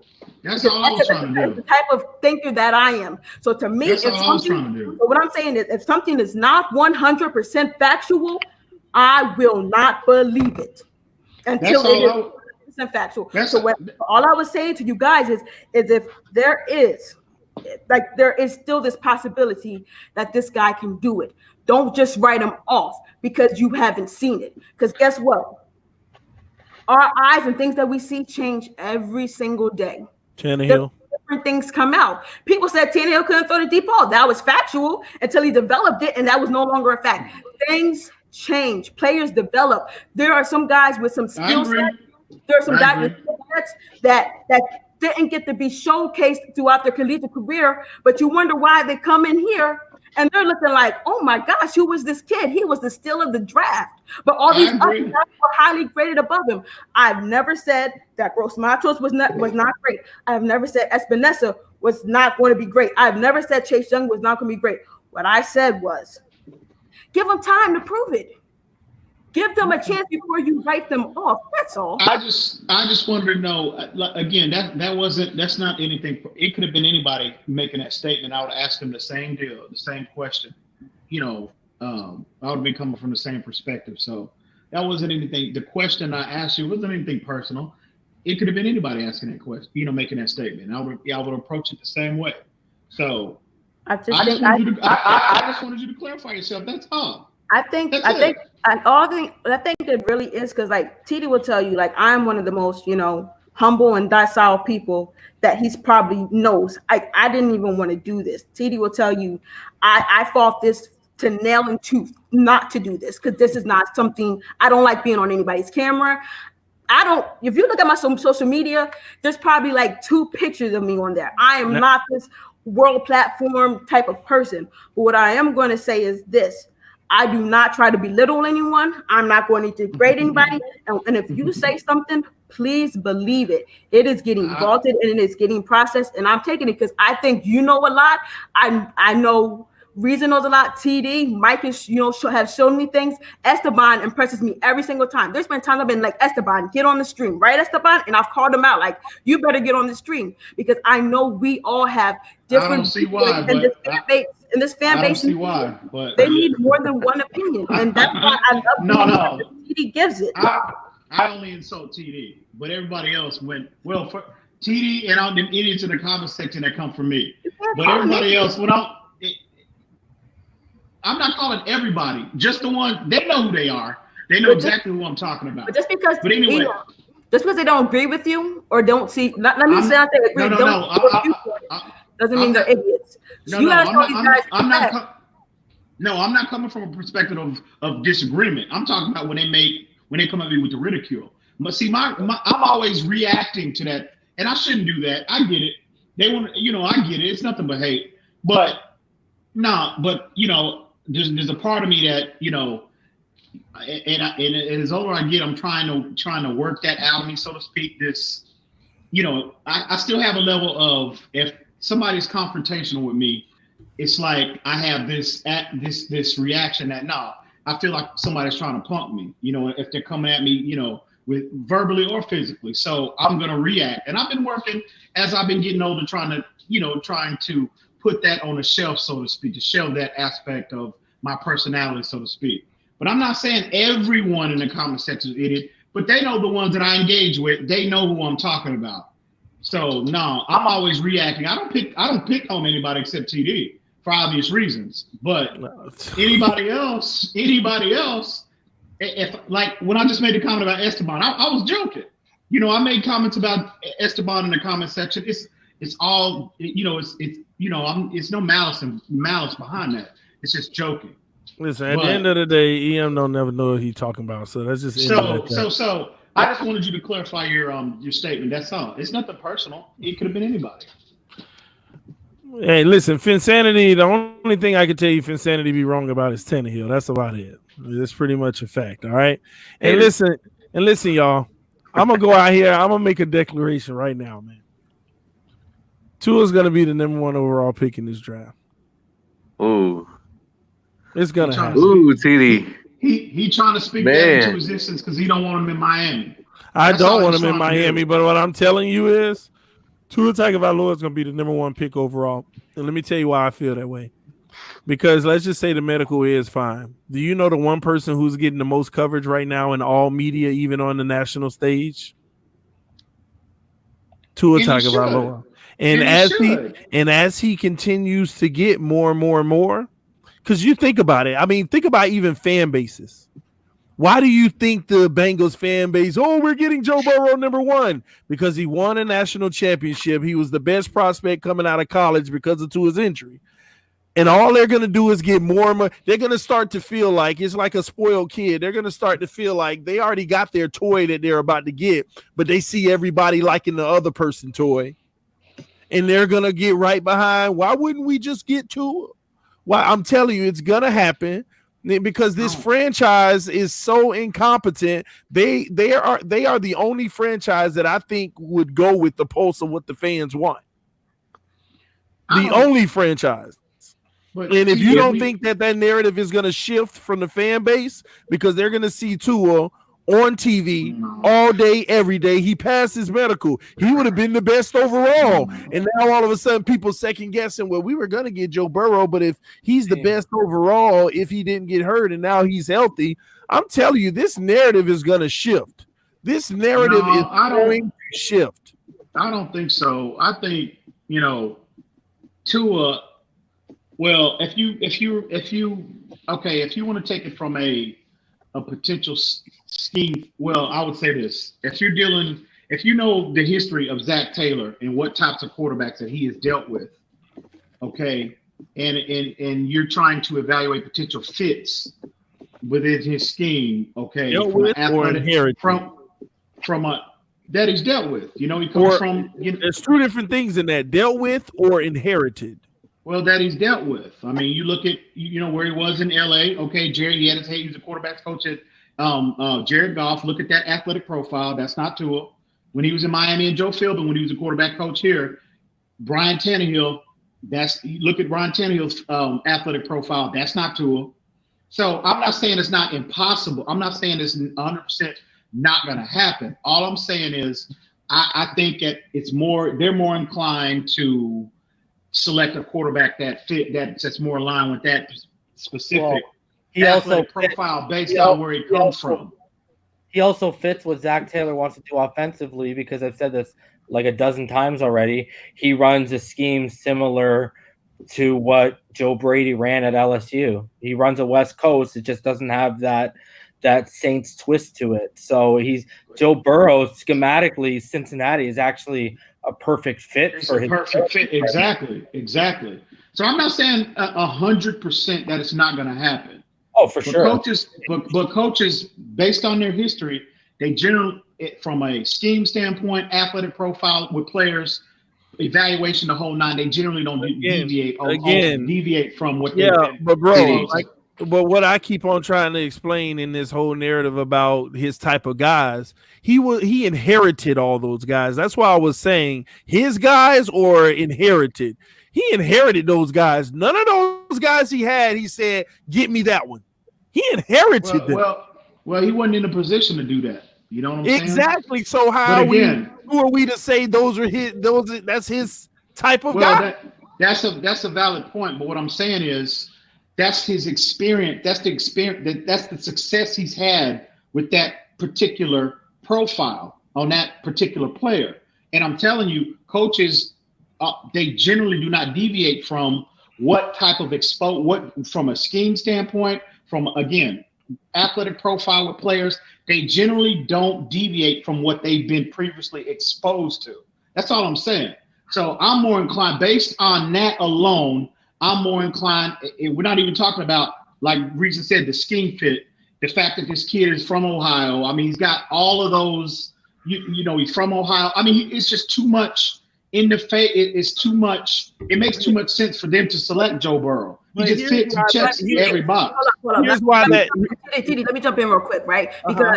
Because he's a QB coach, right? So he knows what to look for, right?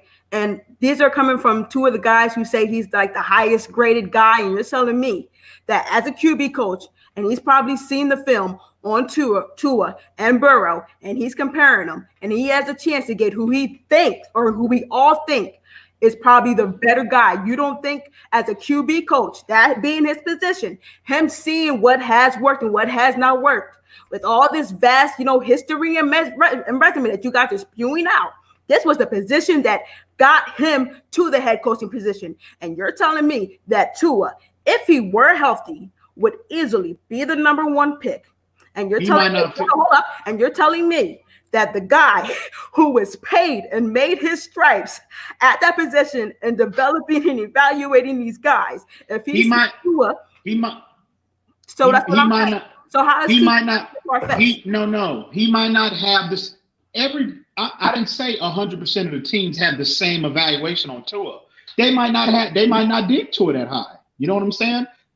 When coaches they don't know football, then, right? When coaches evaluate players, look at how high they were on Herbert after the Senior Bowl. And when you match up his profile, other than the cannon of the arm, who does it fit more? It fits Joe Burrow. Exactly. But listen, coaches they place more value on certain traits. Durability. Not even just durability, but again, like I said, why he's not going to go number y'all's one. reasoning makes sense, but how many times has the draft come around and teams still pick the wrong guy for their scheme? And you always hear about it on Sundays where they will bring up the draft and how they drafted the wrong guy. You know what I mean? That happens all the time. So what TD's saying, it could happen, and if it does happen, what do y'all think? What do y'all think? What do you think we're gonna do? I mean, if it happens, we're drafting Chase Young. I'm telling you that now. But let me say this. I don't see that. Let me say this. At the 5. Hold on. Let me say this, guys. All I'm saying here is, because this is what's confusing me now. If Tua Tagovailoa never hurt his hip, he went to the playoffs, even if he lost, whatever. But he never had this injury. He never had a hip issue. Never had a hip issue. Yeah. Who's saying he's not the clear-cut number one pick overall? What do you mean? No one's not saying that. I'm saying the reason why he's not the clear-cut pick overall, and another reason to factor, not the main reason, but another reason to factor in on the Burrow decision is because they're going to have no qualms with his medicals. So if I'm sitting back there, we've already talked about this, we can all pretty much agree that they're going to want a day one starter. Tua can sit here and say, yeah, I'll be ready to go day one, but that's probably not in the best interest. And I think just when you look at the situation, because if Joe Burrow did not have such a historic season, then yeah, okay, I get where we're going here. But when you add in the historic season and the durability issue, and then you add in he not only did he have a historic season, he had it in a West Coast offense, which is what he would just slide right into in the NFL. We don't run a West Coast out here right now. So I could see us moving up. Yeah, and honestly, if Herbert or Tua goes number one, we already talked about this, that it's going to be a freaking fire sale for that number 2 pick, and someone's going to have to mortgage big time. What do y'all think, Insanity Mike? I'm just curious what y'all's opinion were about that. If Tua goes one, I feel that we would move up to get Burrow. We're not going to number 2 because you got to go 2 to get Burrow. Now you you'd get okay. Well, I mean, the Redskins most likely they're going to go Chase, but do y'all possibly think we'd move up to 3? They're not going Chase because if Burrow is on the board at number 2, they're trading it out to get a boatload of assets. And exactly, TD, a boatload is the proper word. They're going to get 5 draft picks, and 2 or 3 of them might be a first round. I would put money on it. If Burrow slipped to 2, you're going to have 3 to 4 teams at least bidding on that pick, and it's going to get too rich. It's going to get too rich for our blood, bro. And they're going to say no. I'm gonna sit tight. Either trade back and select Jordan Love at some point. Have to mortgage multiple. If that happens, you're going to have to mortgage probably a first round, 2 drafts. You're going to have to mortgage first rounders of 2 drafts. And I could see them moving up. I don't want them to. I mean, I've stated that I want them to stay put at 5. I don't want to give up. I fear that they're going to move up. That's all I'm saying. I can see them doing it. Esteban, Tua, bro. I wouldn't even mortgage multiple drafts for Tua. You don't do that for a player. For nobody. Esteban, since you asked me for an answer before I got a chance to answer it, I would say you kind of have to see how things play out and who's available at 5. And if it's not something you want right now, you can trade out and acquire more picks and then trade back up, I guess, to go get a quarterback if you want. But it's a lot of variables. Like you said, I wouldn't trade up. I would not mortgage a lot of things that we got. And to what people were saying about Coach Flores, earlier, imagine your starting left tackle gets traded. You trade your running back. You trade your all-pro safety. You lost your previous season starting quarterback. You have to implement a new offense, a new defense, a new special teams, and you go out and get 5 wins. But people, look at you as if that's a normal day at work. But, I don't know how many times it's happened in the history, and guys and teams have gone out and been as productive as he was with the players and the personnel that he has. Stop. Okay. Go ahead. But I'm just saying, he has shown the stride, and he's shown how he's changed the mentality of our players. It is very hard to change players' mindset who have lost so much from that losing mindset to that giving up in the fourth quarter mindset, because you just expect everything to fall apart, to go out and still have that fight, and to now have a winning attitude, and where your whole fan base is very hopeful for the things to come into the future. That's all I'm saying. But let me ask you this. No, I agree with you, Fanchani. I think next season Flores is going to have a tough decision because he's actually going to have to turn away players. He's going to have so much talent that he's going to have to get rid of them, and that's going to suck. Listen. Can we please listen? Okay. Can we just let the man earn it, please? That's all. Can we just please let the man earn his praise? After 5 wins, y'all ready to anoint him Don Shula? No one anointed him Don Shula. Can we just let the man earn it? That's all. Deal with him, evaluate him on a year-to-year basis. Bro, can you have the same energy about Tua Tagovailoa? No, TD. Let me Look, Ian, this is my thing. Go ahead. No one said he was Don Shula. No one said he was a second coming of Bill Belichick. I just said that what he did in this first year with the hand that he was dealt was better than better. I agree with that. I agree 100%. As a team like that was just roadkill.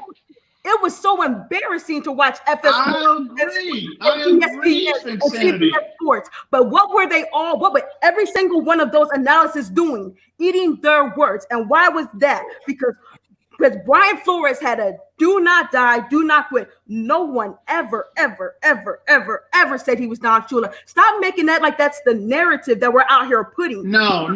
But Ian, look, man. Y'all sit here and make. He showed a turnaround in this franchise. He showed a turnaround, and no one has put a crown on that man's head. But I will tell you this: if you were polled the fan base, a lot of them are now more behind Flores than what they were when we first got him, and that's all. Listen. I agree with that. All I'm saying is All I'm saying is I was being sarcastic when I made the Don Shula comparison. Okay, I was being sarcastic. But what I'm saying is from the perspective of stop saying, oh, well, he's going to do this. He's going to do that. All I'm saying is let him earn it. That's all. Before you stop, because guess what? You were doing the same thing when Adam Gates went 10-6. I said it was the running 99. Stop. I never blamed on Adam Gates. 99.9% of y'all, after Adam Gates' first year, will anoint that man as the next Don Shula. So all I'm saying is let him earn it. Let him earn it. That's all. Let him earn it. There is nothing wrong. Flores is a stickler on that. A judge evaluate me accordingly. What does he say? I'm evaluating you on every player every year on a day-to-day basis. Those are his standards. So all I'm saying is apply that same standard to him. That's all. Okay, so Adam Gase. So hold up, wait, because you want to talk about Adam Gase. Adam Gase in his second year traded away his golden goose because his golden goose was severely injured, and TD was telling y'all this way before the fact about Jay Ajayi's knees. Right? About Ajayi, I told y'all he wasn't gonna last in this league. Talking about his golden goose, and then on top of that, his starting quarterback, who he had made strides with, also got injured, and before the preseason even started, I believe. So now he has the cards against him. Then I will say this: he does a horrible move in bringing in Jay Cutler. I said the first year. No, because we're looking at the totality of Adam Gase and the fall and decline of him because something ain't right in that man's head, right? Because you trade away your golden goose, right? But I guess you get something for him, and then you go out and you trade away your best receiver. Saying ain't right in that. But guess what? Hang on. Let me say something real quick. Guess what's going to happen if they don't get them picks right? You know what's going to happen? You're going to be sitting here next year if we have another 4-12 season, 5-11 season. Guess what? And they don't get the draft in this situation correct. Guess what? You're going to be sitting here next year saying, you had a left tackle. You had a Pro Bowl left tackle. Why the hell did you trade him away? You're going to be sitting here. You're going to be sitting here. Everybody. Our record next year and how I don't expect it to be like where people think it's going to be because of the talent that we're going to be playing. I think I've been on record about this. So don't say me saying us going 4-12 is going to be like some big grand thing. If you were oh my God, if you were the way I listen to you, you would understand that 4-12 statement should have never been said because I think I'm the only one on here that has gone on and said that the schedule that we have next year is hard. I said they're going to be 6. Hold on. I said they're going to be 6-10, and I caught flack in the comments. Whatever. Okay. Year after, if he's unsuccessful, okay, in the next 3 years, give him 3, just like Adam Gase got 3 years. Give Brian Flores 3 years, and if he's unsuccessful, just like Adam Gase was, you're gonna be sitting here saying, "Well, damn, why did we try?" And they don't get them picks right, and they don't replenish this roster accordingly. You're gonna be sitting here if they don't get a left tackle. Damn, we had an awful left tackle. Larry Tunsil made the Pro Bowl 3 years in a row. We gave him away. You're gonna be sitting here saying the same thing. All I'm saying is hold him accountable. Hold him accountable to the same standard that he has put out for this organization. So what I'm gonna do is marvel over the fact that he did more with less last year, and I'm gonna continue to anoint. TD will put a crown on his head right now until he deserves for it to be taken off. That's fine. All I'm doing is giving my stand. All I'm doing, bro, is giving my stand. So I don't want you to attack other people for my stance. So what I'm saying to you is I'll take everything that you're saying. I'll take the notion of wait before you anoint this guy, make him Shula, because TD it wants to make him Shula now, because TD just lives his life of speaking it into existence. And if TD's wrong on that, then I'll backtrack. But it feels so much better to ride with it and see it come into fruition. So I'm not saying that he is. He could bomb it all up and end up being just like Adam Gates, anointing him too soon. Just like I anointed Adam Gates too soon. I did. It's not a big deal for me to have done it because I believed in him and I had faith in him and I was wrong. And if the same thing with Brian Flores, I believe in him. I have faith in him. And if I'm wrong, I'm wrong. But so far, I'm feeling so right. I am too. I'm feeling good. Flo, if you listen, homie, I'm riding with you. We know that for the record. I'm just saying, hold the man accountable. Hold him to the standard that he has put in place. What did he say? I hold everybody in the organization to that standard. So hold him. That same standard should apply to him. He's not above the law. It does apply to him. I'm impressed what he did his first year. So I'm riding on that trajectory. So again, when he fired our offensive line coach because he wasn't developing the players that he needed to do. I mean, instead of letting one of his buddies, ride the pine basically for the season. My thing is like this: at the end of the day, Gates did a lot with nothing. So yeah, I'm willing. I am so ready to see what he can do with something. I will just say this: I'm on his bandwagon. I hope he succeeds. I'm not going to sit here and say, "Oh my God, I am too." He's the GOAT. At the end of the day, I'm wishing the best for him and for this organization. So we're clear before the idiots start with that. When you make this, when you make statements like that, because it's painting me in the perspective of that I'm hoping him to fail. I'm not saying that at all. I've been consistent about my evaluation and about the support I have for this man. All I'm saying is let him earn it. Hold him to the same standard that he holds everybody else to. Flores, if you're watching right now, EM wants you to fail. No, and that's what I know. I'm messing with you, man. Brian Flores even said that. I hold myself to account. I hold myself to the same standard that I place upon everybody else in this organization. He said that, not me. Listen, I just want to say to Brian Flores, just keep doing the things that you're doing, and just keep improving these guys and making us an organization that can be competitive. That's all I can ask from you, and we'll see how 2020 plays out. Tua's going number 1. Josh Burrow is going number 2. I mean, Joe Burrow's going number 2. Herbert's going number 3. And literally, our offensive lineman is going number 4, and the Miami Dolphins will select Chase Young at number 5. Y'all heard it here first. You heard it here first. I hear you. That's funny, but I hear you. I don't see why it's funny. It's not like it ain't real. It ain't unrealistic. And since he can go Tua, and since he goes Tua, the number 2 pick will be Joe Burrow. A team will trade up for him. And number 3, somebody's gonna take Herbert. Number 4, the Giants still going for their tackle. And number 5, Chase Young landing in Miami. Or Okuda. Could Miami? Let me ask y'all that. Could Miami pick Okuda over Chase Young? It depends how we doing free agency. Say they don't get a trade partner at number 5 to move back, and they got to draft that number 5, and that situation happened. Okuda and Simmons and Chase Young is there. Who do you go with, guys? Nobody can say nothing. I'm trading back. I'm trading back. Again, nobody wants to trade back. Nobody want to trade back. You on the clock. Somebody wants to trade back. Then give me, this is a hypothetical. Who would you go? Out of those three guys at number 5, if you had to, who you going with? Okuda, Chase Young, and who else? Simmons. So Okuda all day because the gap is well, if Simmons can play, y'all just want to do a Chase Young at all costs. No. Listen. If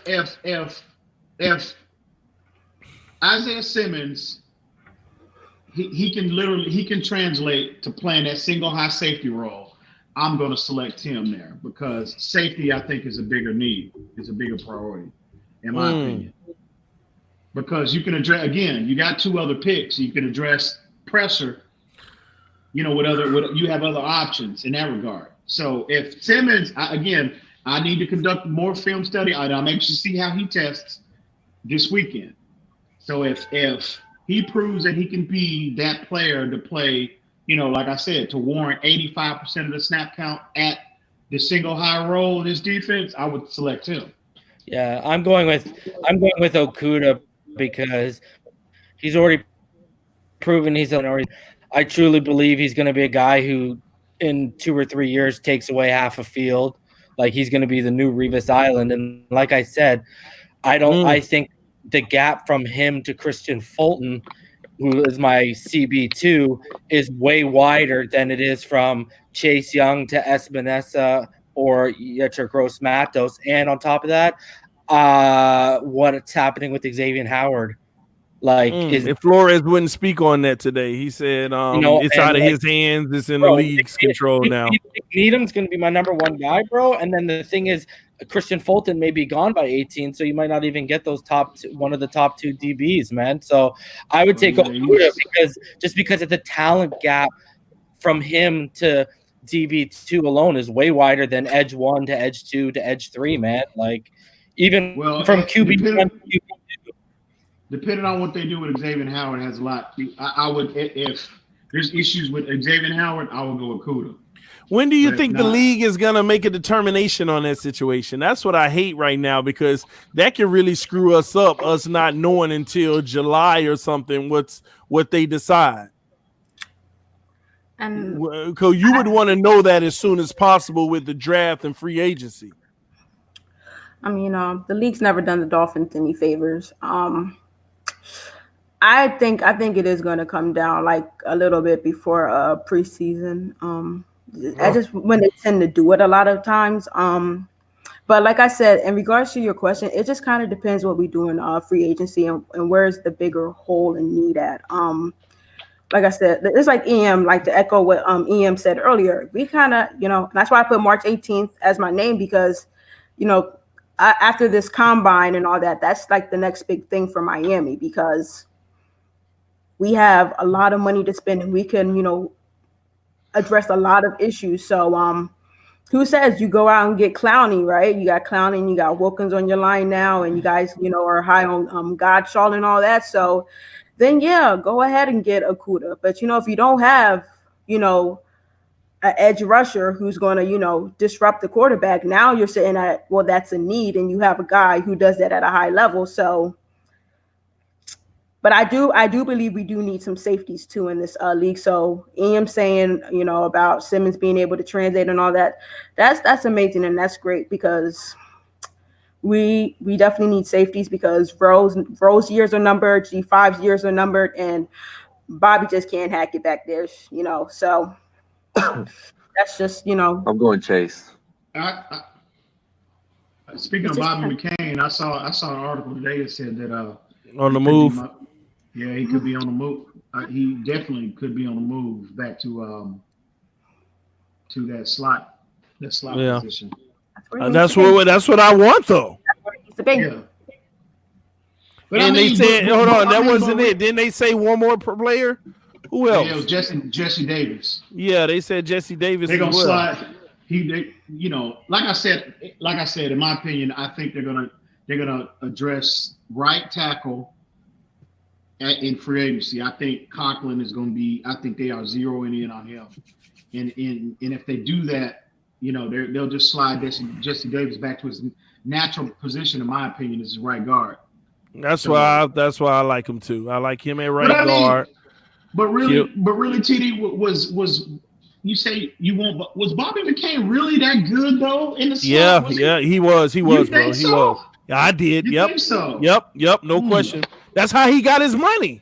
Yeah. That's why when we gave him his money, I was like, yes. I mean, I didn't think Mike Tannenbaum was giving contracts. That's true. But Bobby held it down in the slot.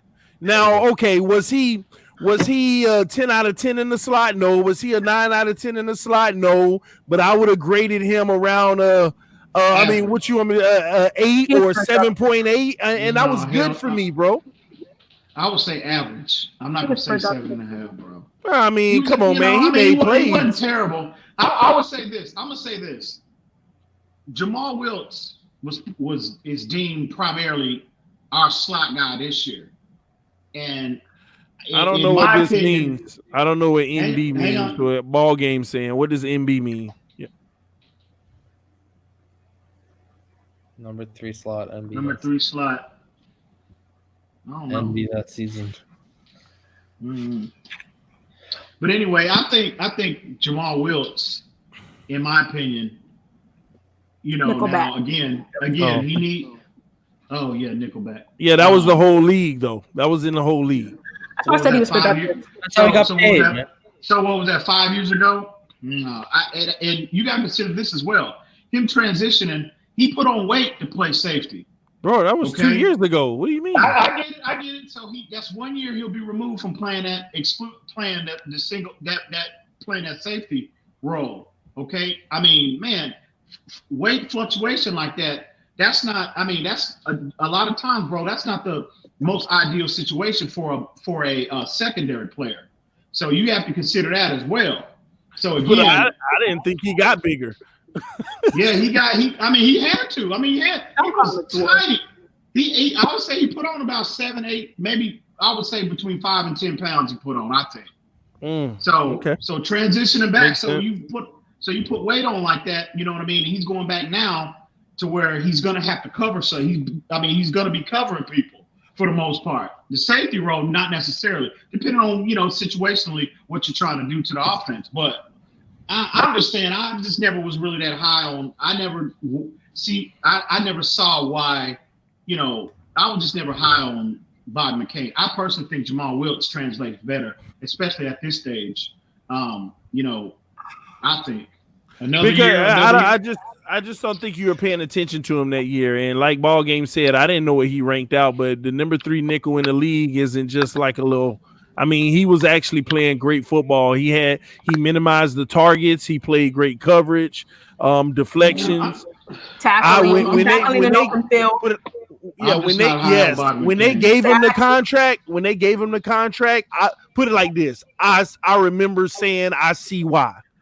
Because I felt like he was. That's why it confused me with the pick of Minka.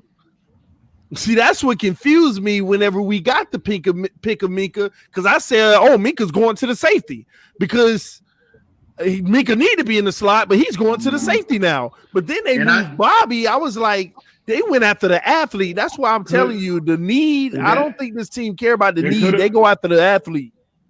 It could have been a reason for that.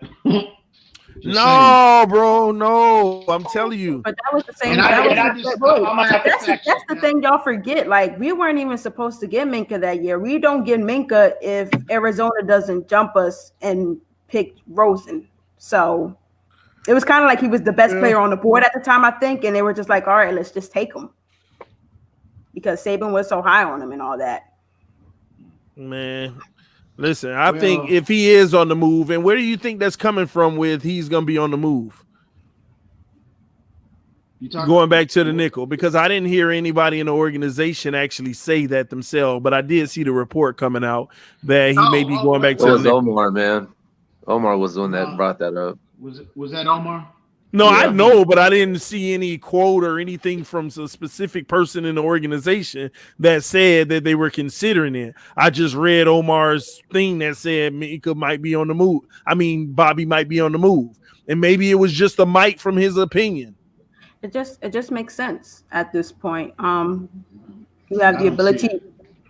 It makes sense to move him back into the slot. Whether he's behind Wiltz or starting over Wiltz, because you can draft a safety or you can get one in free agency. And we saw his lack of productivity back there. So to kind of like do the same thing and expect a different result is what insanity. My name is Finsanity. Ha ha ha. But so yeah, it's kind of like you're setting yourself up. Like why even do that? Why even put him back there? Last year it was because you were kind of forced to do it. It's not because you wanted to do it. It's because you were forced. But now that you have, the ability to acquire players who are built for that position and understand it and know it, why not put him back in his more natural position? And that's my only criticism with Flores as far as this year is concerned, is that move right there. You take McCain, and again, I'm not high on Bobby McCain in any capacity in his defense. I want to make that perfectly clear. But if you want to say he had a level of success at the slot, okay, that's fine. That's debatable. But you have, man, and I hate to keep going back to the Minkah Fitzpatrick, but man, it makes me sick, bro. It literally makes me sick. Coaches are paid. You pay these coaches, and I get it's his first year. I understand that, and again, I'm giving him a pass. But it makes me sick. The very same role. Okay, when he moved, I think the Eric Rowe move should have been the first move that he made in regards to our secondary. That's the first move to the safety. That should have been the first move he made, and he should have left. Again, I'm not high on Bobby McCain, but leave him there. Okay, everybody says y'all say he had a level of success there. Again, that's debatable, but leave him there. But you got Minkah Fitzpatrick and his kid in a half a season. He's making first team All Pro, not Pro Bowl, but All Pro. Hang on, and he transformed that entire defense. And I'm not saying he's 100% responsible for that, but look at his overall impact that he had, not only on that defense, but that team. And those kind of generational type players, you do not let them get out of your building. Man, the man played like trash the second half of the year.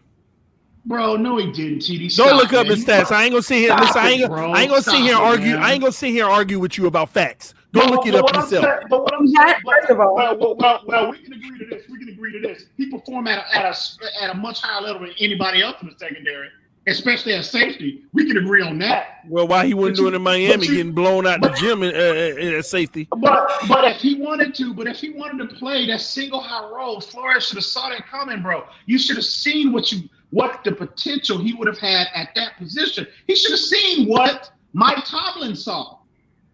And man, I think honestly, dude, man, it makes me sick. I think Minkah is overrated, man. I feel the way that go ahead.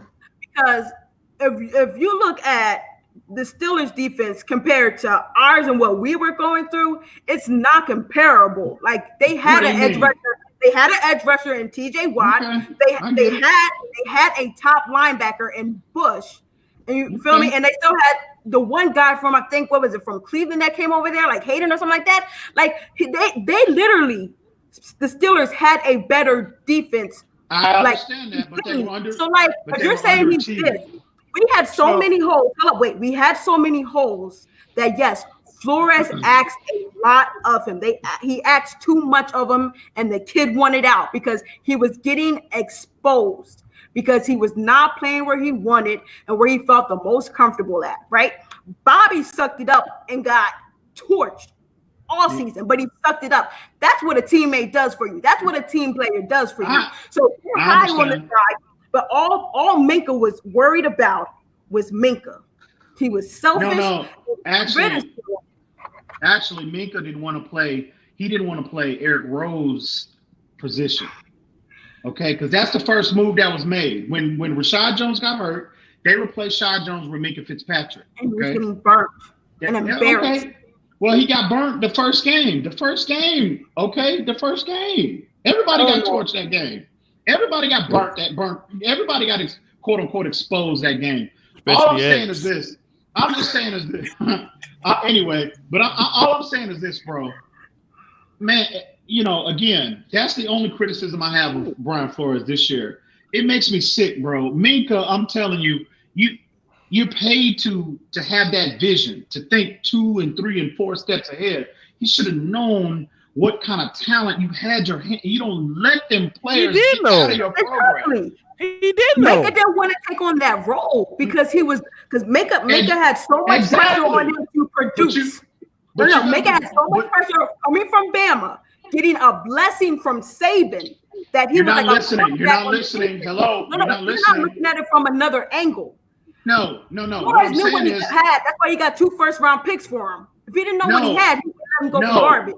No, what I'm saying is he should have seen that role. If Mike Tomlin had a vision, a specific role for him. Change the whole defense. Change the whole defense for one guy is what you're saying. No. Leave him playing a single high safety role. That's what he said he wanted to play.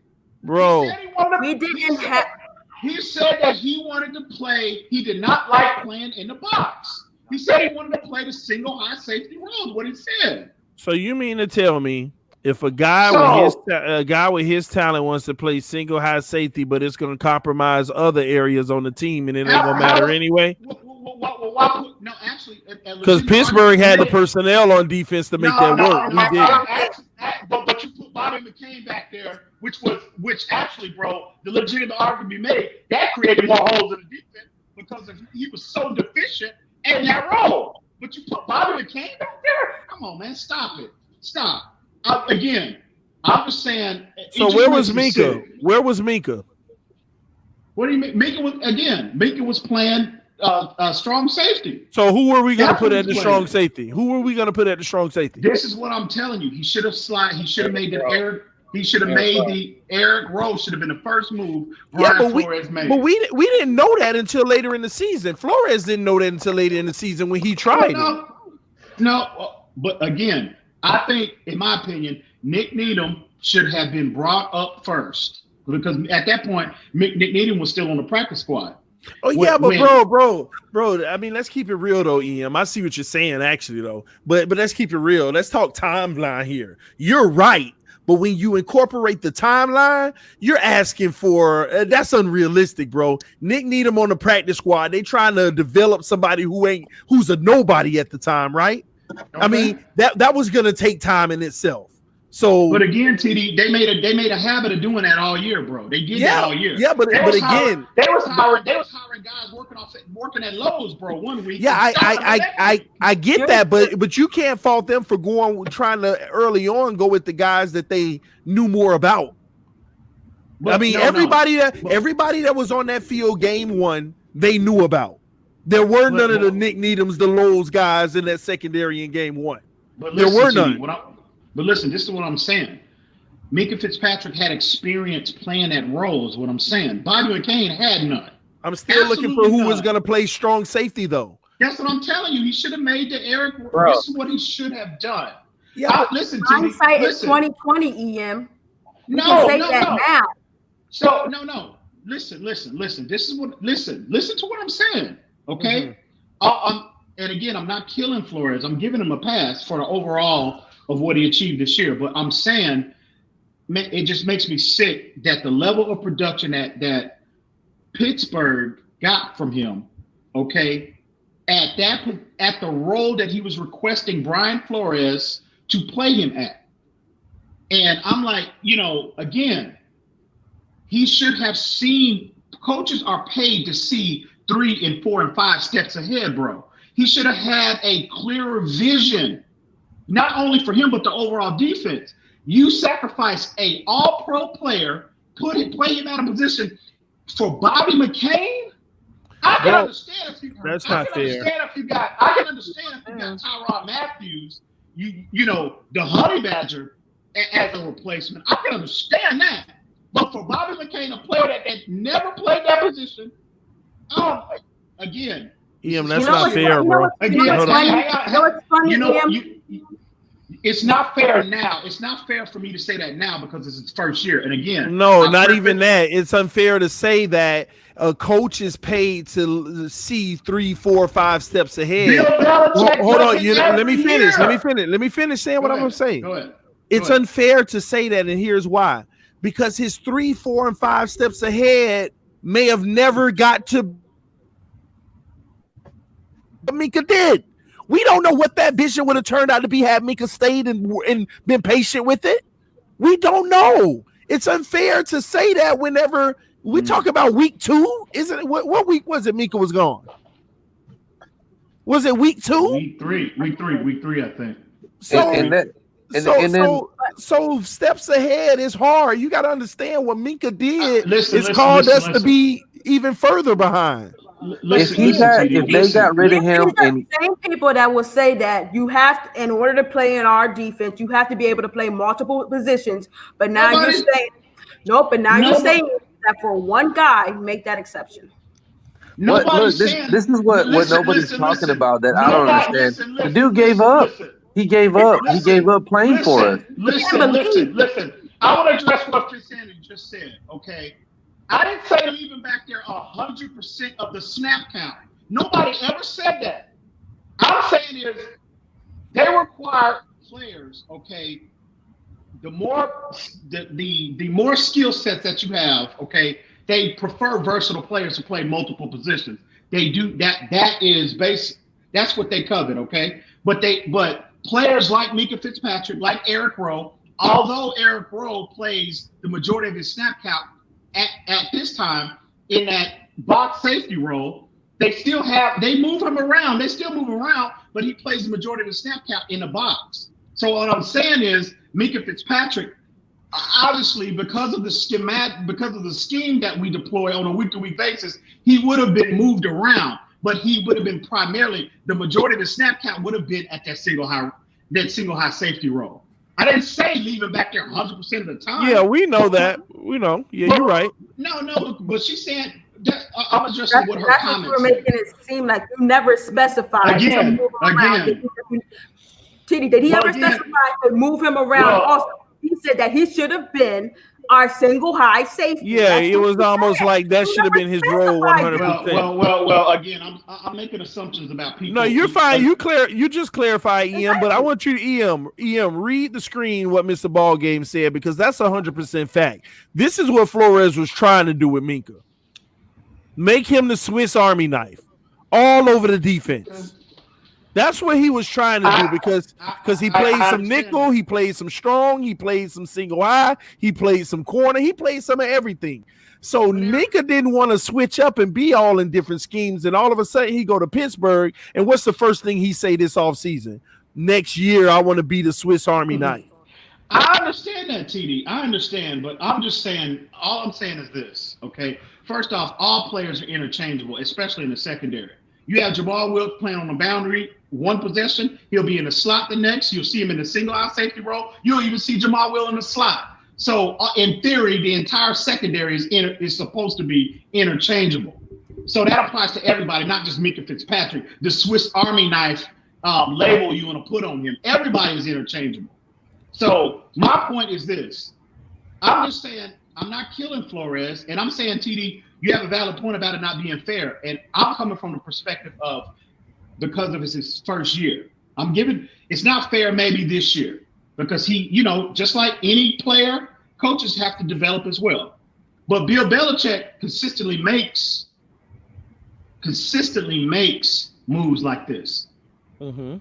You know what I'm saying? How he can if you look at how he constructs his defense from a scheme and a player evaluation standpoint, he consistently makes moves like this. Okay. So again, I'm not killing Flores. I don't want anybody to think that. I'm just saying it just makes me sick, man. Minka, first team all pro, and they're getting that kind of production from him, and it transformed their entire season. Once he got there, they were dead. They were dead they were supposed to be, and I'm not saying it's not 100% as a result, but because of Minka Fitzpatrick. But you can't deny the impact that he had on that overall. It's the defense, not only the defense, but the entire team, bro. Well, he had the They were complementary dead in the defense. Minka wanted to be on a good defense, He was like surrounded wasn't by a bad, but talent Minka that looked allowed great. him. I get it. I understand that. Yeah, But again, yeah, man. He gave up on us at the beginning. This guy had to have given up on us early in the season, and it showed on the field. He wasn't playing. He wasn't trying. That's what I don't understand. Why Dolphins fans? I mean, this. I don't even think that this is something that. I mean, I don't see why people look past the fact that this dude was not trying because he wanted to trade. I mean, it was obvious to me that that's what he was doing because well, I mean, to go from he played decent last year and he had his moments where he would shine. He wasn't that consistent. I think he was a bit overrated in most Dolphin fans' eyes, in my opinion. But see, and then to make the comparison to Belichick and the Patriots that they do it. We're in our first year. The thing about the Patriots is they've had that established for years, and so they're just reloading. I just feel that that we have the right coach to get done what we need to get done, and to weed some dude out like that. I don't care if he's doing good in Pittsburgh right now. That's fine. Let him go do what he has to go do, man. It's just that the dude wasn't playing for us. He wasn't trying. I mean, I think it's as simple as that. I would usually argue with that, Esteban. Initially, I would argue against that. But when Minka came out and said, I want to be the Swiss Army knife for Pittsburgh, I can't argue with you. It made me feel like there was more to this. He wanted out regardless. I just think there could have been a mending of the fences, bro. We tried bad. We tried 4 times. Did you not hear what they said? They met with him. They said Flores met with him by himself. Greer met with him by himself. Flores and Greer came back and met with him. Then they even sat down with the ownership and met with him. And he just said it has nothing to do with y'all. It's just where I am right now. I feel like it's best for me to move on. They basically said, "Well, job. He got tired of his job." That's. This is what happened. Listen, I understand. I'm not. It's kind of like your friends. Like when you're doing something and you got friends who are riding with you while you're not successful, and you have some that leave you. But then when you become successful, right, they want to get back on the train. No. The Dolphins were struggling, and he did not like it because why? He was getting a lot of the blame because he looked horrible on that field. To stop the bleeding, he went to an organization that is known for their defense, who had an edge rusher, who had a linebacking core, who had decent corners. It's not like you can say that Pittsburgh has not always had a productive defense. Yes, he made an impact, right? But he had to go on. He wanted to be on like a Bama-like defense where there were like dogs, where like it was good for him so he could shine. He had the opportunity to be a Hall of Famer for this organization and for this franchise, and he didn't want to do it. He wanted no parts of us. I understand. I don't care about our scheme and fixing it and fitting it for him. He wanted out, so he got out, and we got 2 draft picks for it. I understand. Well, we got 1 for him.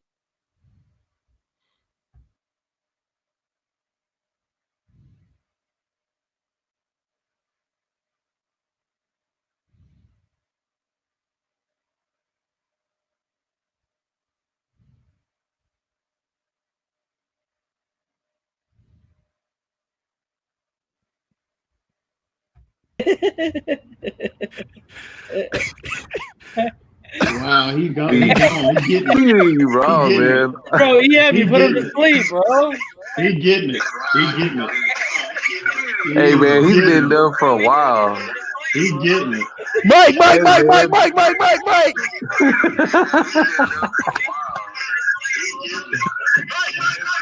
But I get it. But I get it. But hopefully they'll, hopefully once they select Antoine Winfield, this will be a moot point. You know what I mean? So, but I'm just saying, it just makes me sick, man. I love Minka. I ain't gonna lie to you. I loved him when he was here. It just makes me sick, Man, I can't get over Mike right now, man. Yeah, he's been like that for a while, man. I was I thought wondering when you noticed. I thought he was looking at his phone when I noticed him earlier. That's what I Man, thought. he's been. Yeah, that's what I noticed it the first time. The second time, I was like, "This guy's asleep, man." Hey, that's normally ball game. Fall asleep on camera.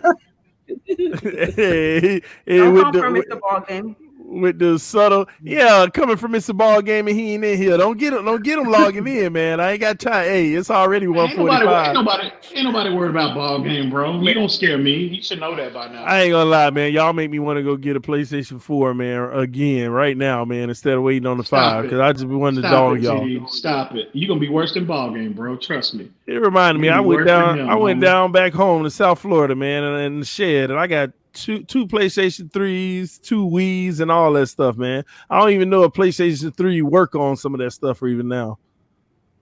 I'm gonna have to get pawn them or give them away to some kids. No, just wait. Just hang on to your cash, bro, and wait till November. It's coming. It'll be here before we know it. Right around the time Tua takes that starting position. That way I can play with him on Madden. It'll be official. You know what I'm saying? And if Rosen is still on the roster, because a ball game, and we already talked about this. If we select Tua, because I'm playing with, he's my quarterback now. He plays with Rosen. So we're gonna do it. We're gonna have that battle. We're gonna figure out from a Madden perspective who should actually be the quarterback of the future. So he gonna be on the cover. Nah, he ain't gonna be on the cover. Tua gonna be on the Madden cover one day. Oh yeah, He gonna be the first one that they don't say that it's the Madden curse and it's just the normal curse. You know what though? That curse is a real thing, bro. Look at Mahomes. No, he'll be the first one on the cover that they can't say is the Madden curse. It's just the Tua curse. It's just Tua. Oh yeah. I hear you. That's funny. Man, it's getting late, man, and 4:30 coming to real quick, man. I gotta use EM words. 4:30 coming real fast, man. I think this is a good starting point. I think we went 4 hours and 15 minutes tonight. Special shout out to Reason and Finsanity for holding me down for the first hour and a half. I was real busy. I was over here packing boxes and stuff, helping the wife out. I appreciate y'all, man. It didn't get ridiculous until EM came, but that's pretty typical. But no, I appreciate y'all hanging out tonight, man. As always, it's crazy. It is almost 2 a.m. and we still got at least 136 people watching. Those who didn't hit that like button, press that like button before you get out of here. Guys, do you have any last words or thoughts before we get out of here? Shout out to Mr. Ball Game. How you doing, bro? I cannot wait till you get back on here. Definitely Mr. Analysis tonight. And to all the fans out here, to all the fans out here, every single one of you guys, are amazing. And I absolutely appreciate you guys, sitting here and pushing us to be better and greater, for this stream, for this channel, and just for the platform that we're talking on, the Dolphins organization, the fan, the organization that we all have, come to love, with a dying passion, because, for you to still be a Dolphins fan after all the stuff they done put us through, you have some type of loyalty in your heart.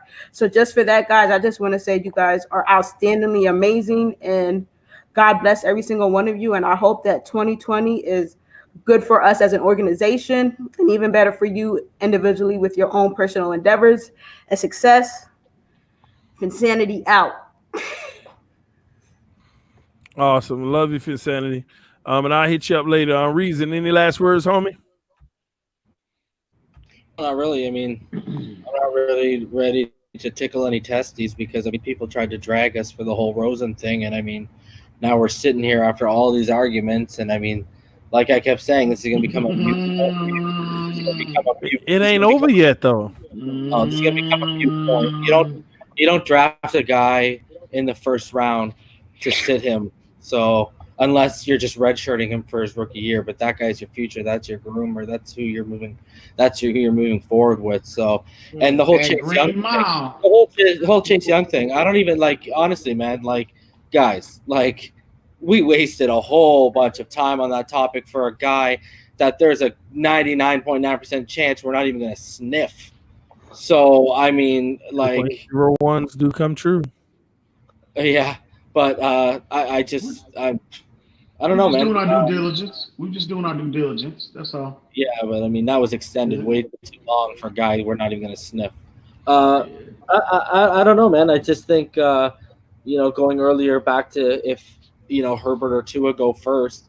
Like I said, I think that number 2 pick is going to be ridiculous, and you're going to get an absolutely crazy draft because everyone and their mother in the NFL expects, everyone basically has a lock next to Burrow to Cincy. So I think that would be the biggest loop that could be thrown in the draft. And I still don't think we'd get Burrow because I just think the bidding war that would happen at 2 or 3 would be too rich for our blood. And I think, we hear these people now and what they don't want to trade up for Tua in terms of our fan base. Guys, we're all pretty smart on this panel right now. We all know how much this would cost in terms of mortgage-wise for Burrow, and the backlash would be absolutely freaking ridiculous. And I don't even want to think about it, let alone deal with it, right?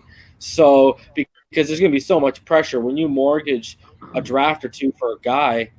I mean, not only are these guys is our fan base going to expect them to come in day 1 and start, brother, they're going to expect a Super Bowl within 5 years automatically. And I mean, I guess rightfully so because they've sold you on a player so much, but I don't even want to go down that path if Burrow first. I mean, if we ended up with Burrow, I would love it just as long as we don't mortgage a whole ton. You know what I mean? I just think moving back or taking Love at 5 and getting the pick out of the way without mortgaging our future would be a smarter move. Well, time will tell. Time will tell, man. My final statement is that I'm glad that Reason came around to what I've been saying. That it's almost a headache to think about the scenarios of moving up and moving down without mortgaging your future.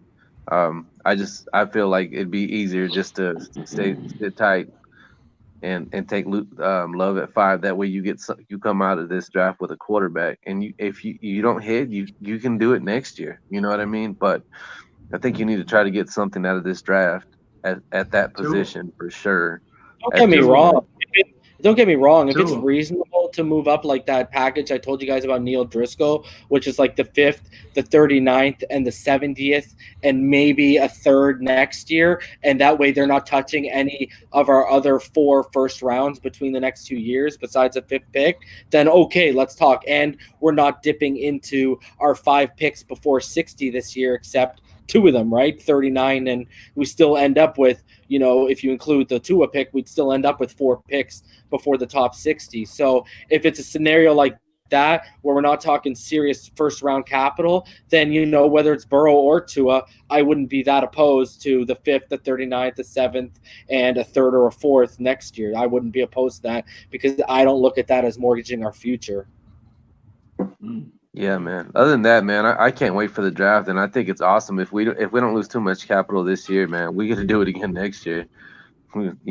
Mock drafts, panels, and it's exciting, But when you start thinking about scenarios like it is a little bit of a headache, and you're just glad that you're not Chris Greer, So much respect to him, and shout out to Finsanity. I didn't know that she felt that way when she was saying that, maybe it was a little tough for her to be on camera. I think she's really good, man. I think she brings up some good points. She's got a lot of insight. She knows what she's talking about. She talks about formations, positions. So she definitely knows what she's talking about, as well as all of y'all. But, I just had to throw that out there because it kind of shocked me earlier that she mentioned that. I don't think she should be so hard on herself as well as any of y'all. It's funny to me because I remember whenever I was first trying to convince her to, she like, oh no, never. But yeah, she ended up doing it. I'll never forget the first video she made, how nervous she was. But now, filter free, she had it. She had it without any hesitation now. So it's just that's amazing to me. And just to address Mr. Ballgame quick, you know what? We talked about this earlier, and TD said that, we all agreed that Love at 5 isn't ideal, but when you got Burrow and Tua, if Burrow doesn't go 1, or Burrow and Herbert going in the top 2, and then Tua is probably going to go 3 or 4, all of a sudden Love's probably not going to be there if you move back. So if you've identified him as your backup option, you pull the trigger at 5, even if it is a reach, just because he might not be there, man. So, EM, any last thoughts?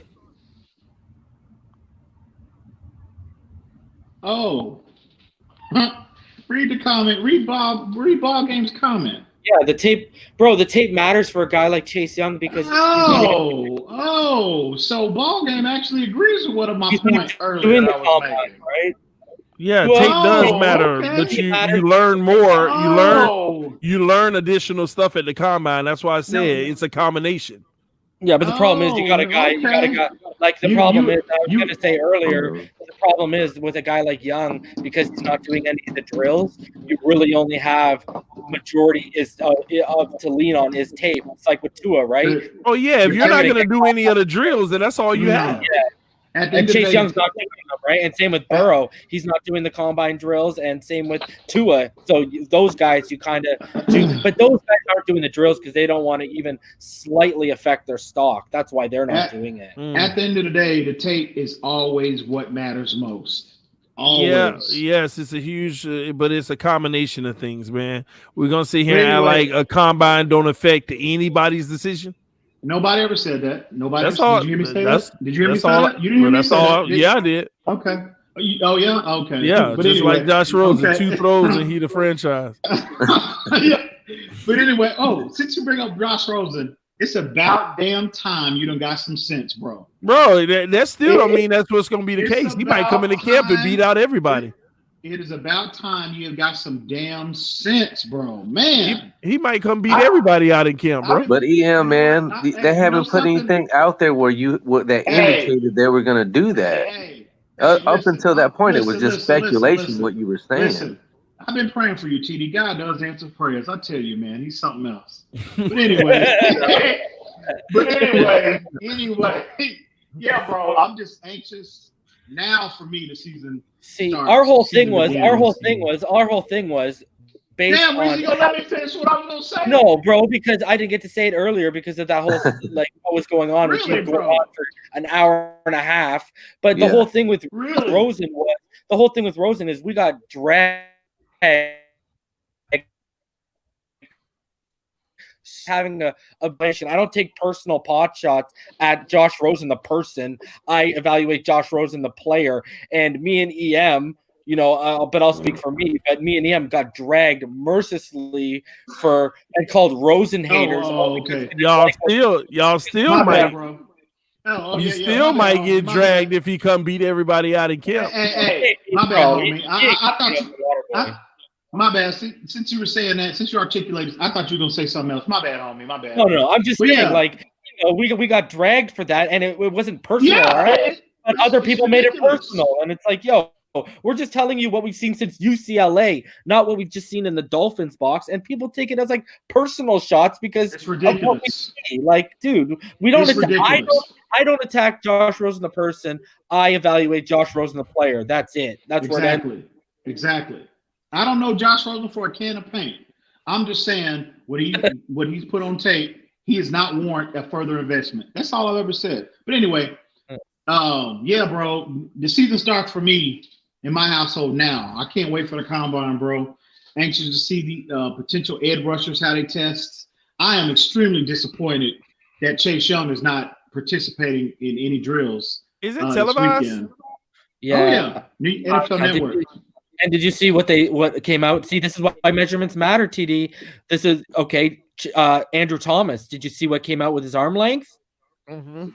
The guy's like, I think he's like 36 and a quarter or 36 and a half, and no tackle in the first 2 rounds has been taken with those kind of arms. So that's a huge positive for him. He's got a huge positive for him. Yeah, because of his arm length. There's never been a top prospect go in the top 2 rounds in like the last 10 years that have had arms longer than 36, and his is like 36 and a half or 36 and a quarter or something. So do the drills start tomorrow? What's tomorrow? Thursday? Yeah. No, they start Thursday. Today's quarterbacks. I think quarterbacks start Thursday. So what's Yeah. tomorrow? More I'm measurements? sorry, Thursday. I'll tell you right now. I'll pull it. What's going on tomorrow? Yeah, probably. I know they don't start on the field drills until Thursday, the 27th. So you have the full schedule, Reason? Yeah. Could you Hold send on. me the Thursday, link, bro? Friday, 'Cause Thursday. I want to know if it's just any specific group that I want to live stream during and talk about what we see. Yeah. Okay. So I'll give you the quarterbacks. So the quarterbacks is Thursday night in prime time is the on-field workout, and then at night. That's interesting. Prime time. And then punters and kickers, special teams, offensive line, and running back. Their Friday night on-field workout. Defensive line and linebackers are Saturday night, and then DBs are Sunday. So what's tomorrow? Anything or just more media and measurements? Tomorrow for quarterbacks is the NFLPA meeting, more interviews, bench press, and psychological testing. For the offensive line, running back, special teams, punters, and kickers, it's media, medicals, position coach interviews, and psychological testing. And then for defensive line, linebackers, it's measurements, pre-exam at the hospital, and interviews. And for the DBs, they're just arriving in Indianapolis tomorrow. TD, let's live stream for the edge players in the secondary. When is that? So Edge that's players, Saturday. Saturday and Sunday. Yeah. I'll put it like this. I'll try my best. It's no guarantee because again, we're moving this weekend. Oh, okay. I didn't know that. So that's why I've been so busy. I've been doing nothing but packing and stuff for the last few days. My bad, bro. I didn't know. No, you're good. I'm gonna try my best to because I know that they come. I know that they come to the new place on Friday or Saturday to install the internet and everything, the cable and stuff. So it just depends. I'm gonna try my best though. I will say that. I'll try. What time is that? What time is that Saturday? It's prime time, so I'm guessing like 8:00. Yeah, I'll try my best. I mean, we'll know. We'll know by Thursday or Friday. All of them are they're broadcasting every I'm just assuming because I know the quarterbacks are on Thursday. Because they normally broadcast in the morning, bro. In the day, yeah, I know, but they've changed it this year. They're talking about this morning, bro. They're trying to get money off of it, brother. See, I want to do Thursday night. It depends on if I still have. Herbert's going. Damn. I'm not doing Thursday. See, Herbert and Love are going. Tua and Burrow will be the only ones missing. I'm not even going to be. So you'll have the excitement is with the running backs, the edge players, and in the secondary. Yeah, that's what the excitement. Nobody. I'm actually very interested in the offensive line. I'm very interested in the offensive line. Oh yeah, the offensive lineman as well. What do y'all think about this evaluation about like the hand sizes and all that stuff that came out today? They did wingspan, height.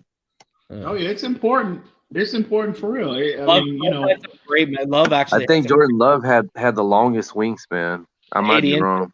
80 inches. Yeah, he did. Yeah, he had great measurables, man. He had big hands. Like, look at Tua.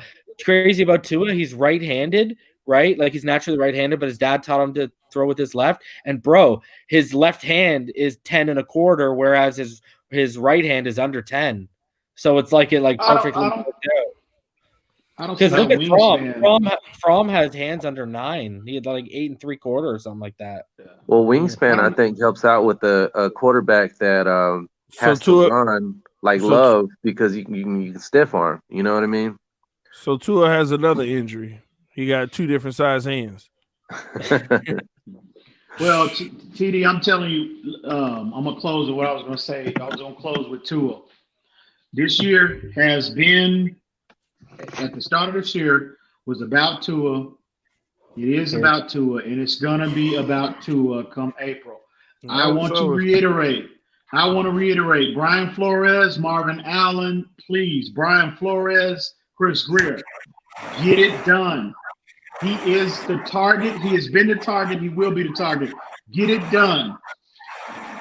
Really, TD, stop with that nonsense, bro. Really? What?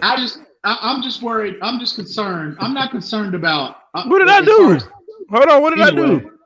As far as Tua, let me finish. Then you can do whatever you want to do. Listen. No, you just said, "Hey, TD, stop with that." What did I do? No, you don't hear that noise in the background? That's not you? That ain't me. Oh, okay. Okay. Hold on. Anyway, let me mute myself. Make sure. Hold on. This dude here, man. That's reason, man. This dude here, man, is ridiculous. What do I have going on? I'm concerned. I just hope Miami don't talk themselves out of drafting Tua. I hope it's not a repeat of the Jeff Ireland situation with Chris Greer, with Russell Wilson sitting there and he talking himself into Ryan Tannehill. I hope that, man, I'm praying that scenario does not happen again. Go with your convictions. Tua has always been the target. Once you secure him, I'm telling you, our franchise, he will transform our franchise overnight. Get it done. That's all I'm saying. Get it done. Period.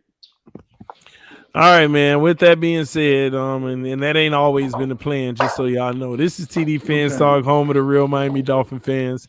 We just did another one, guys. Another great one. I appreciate y'all love, man.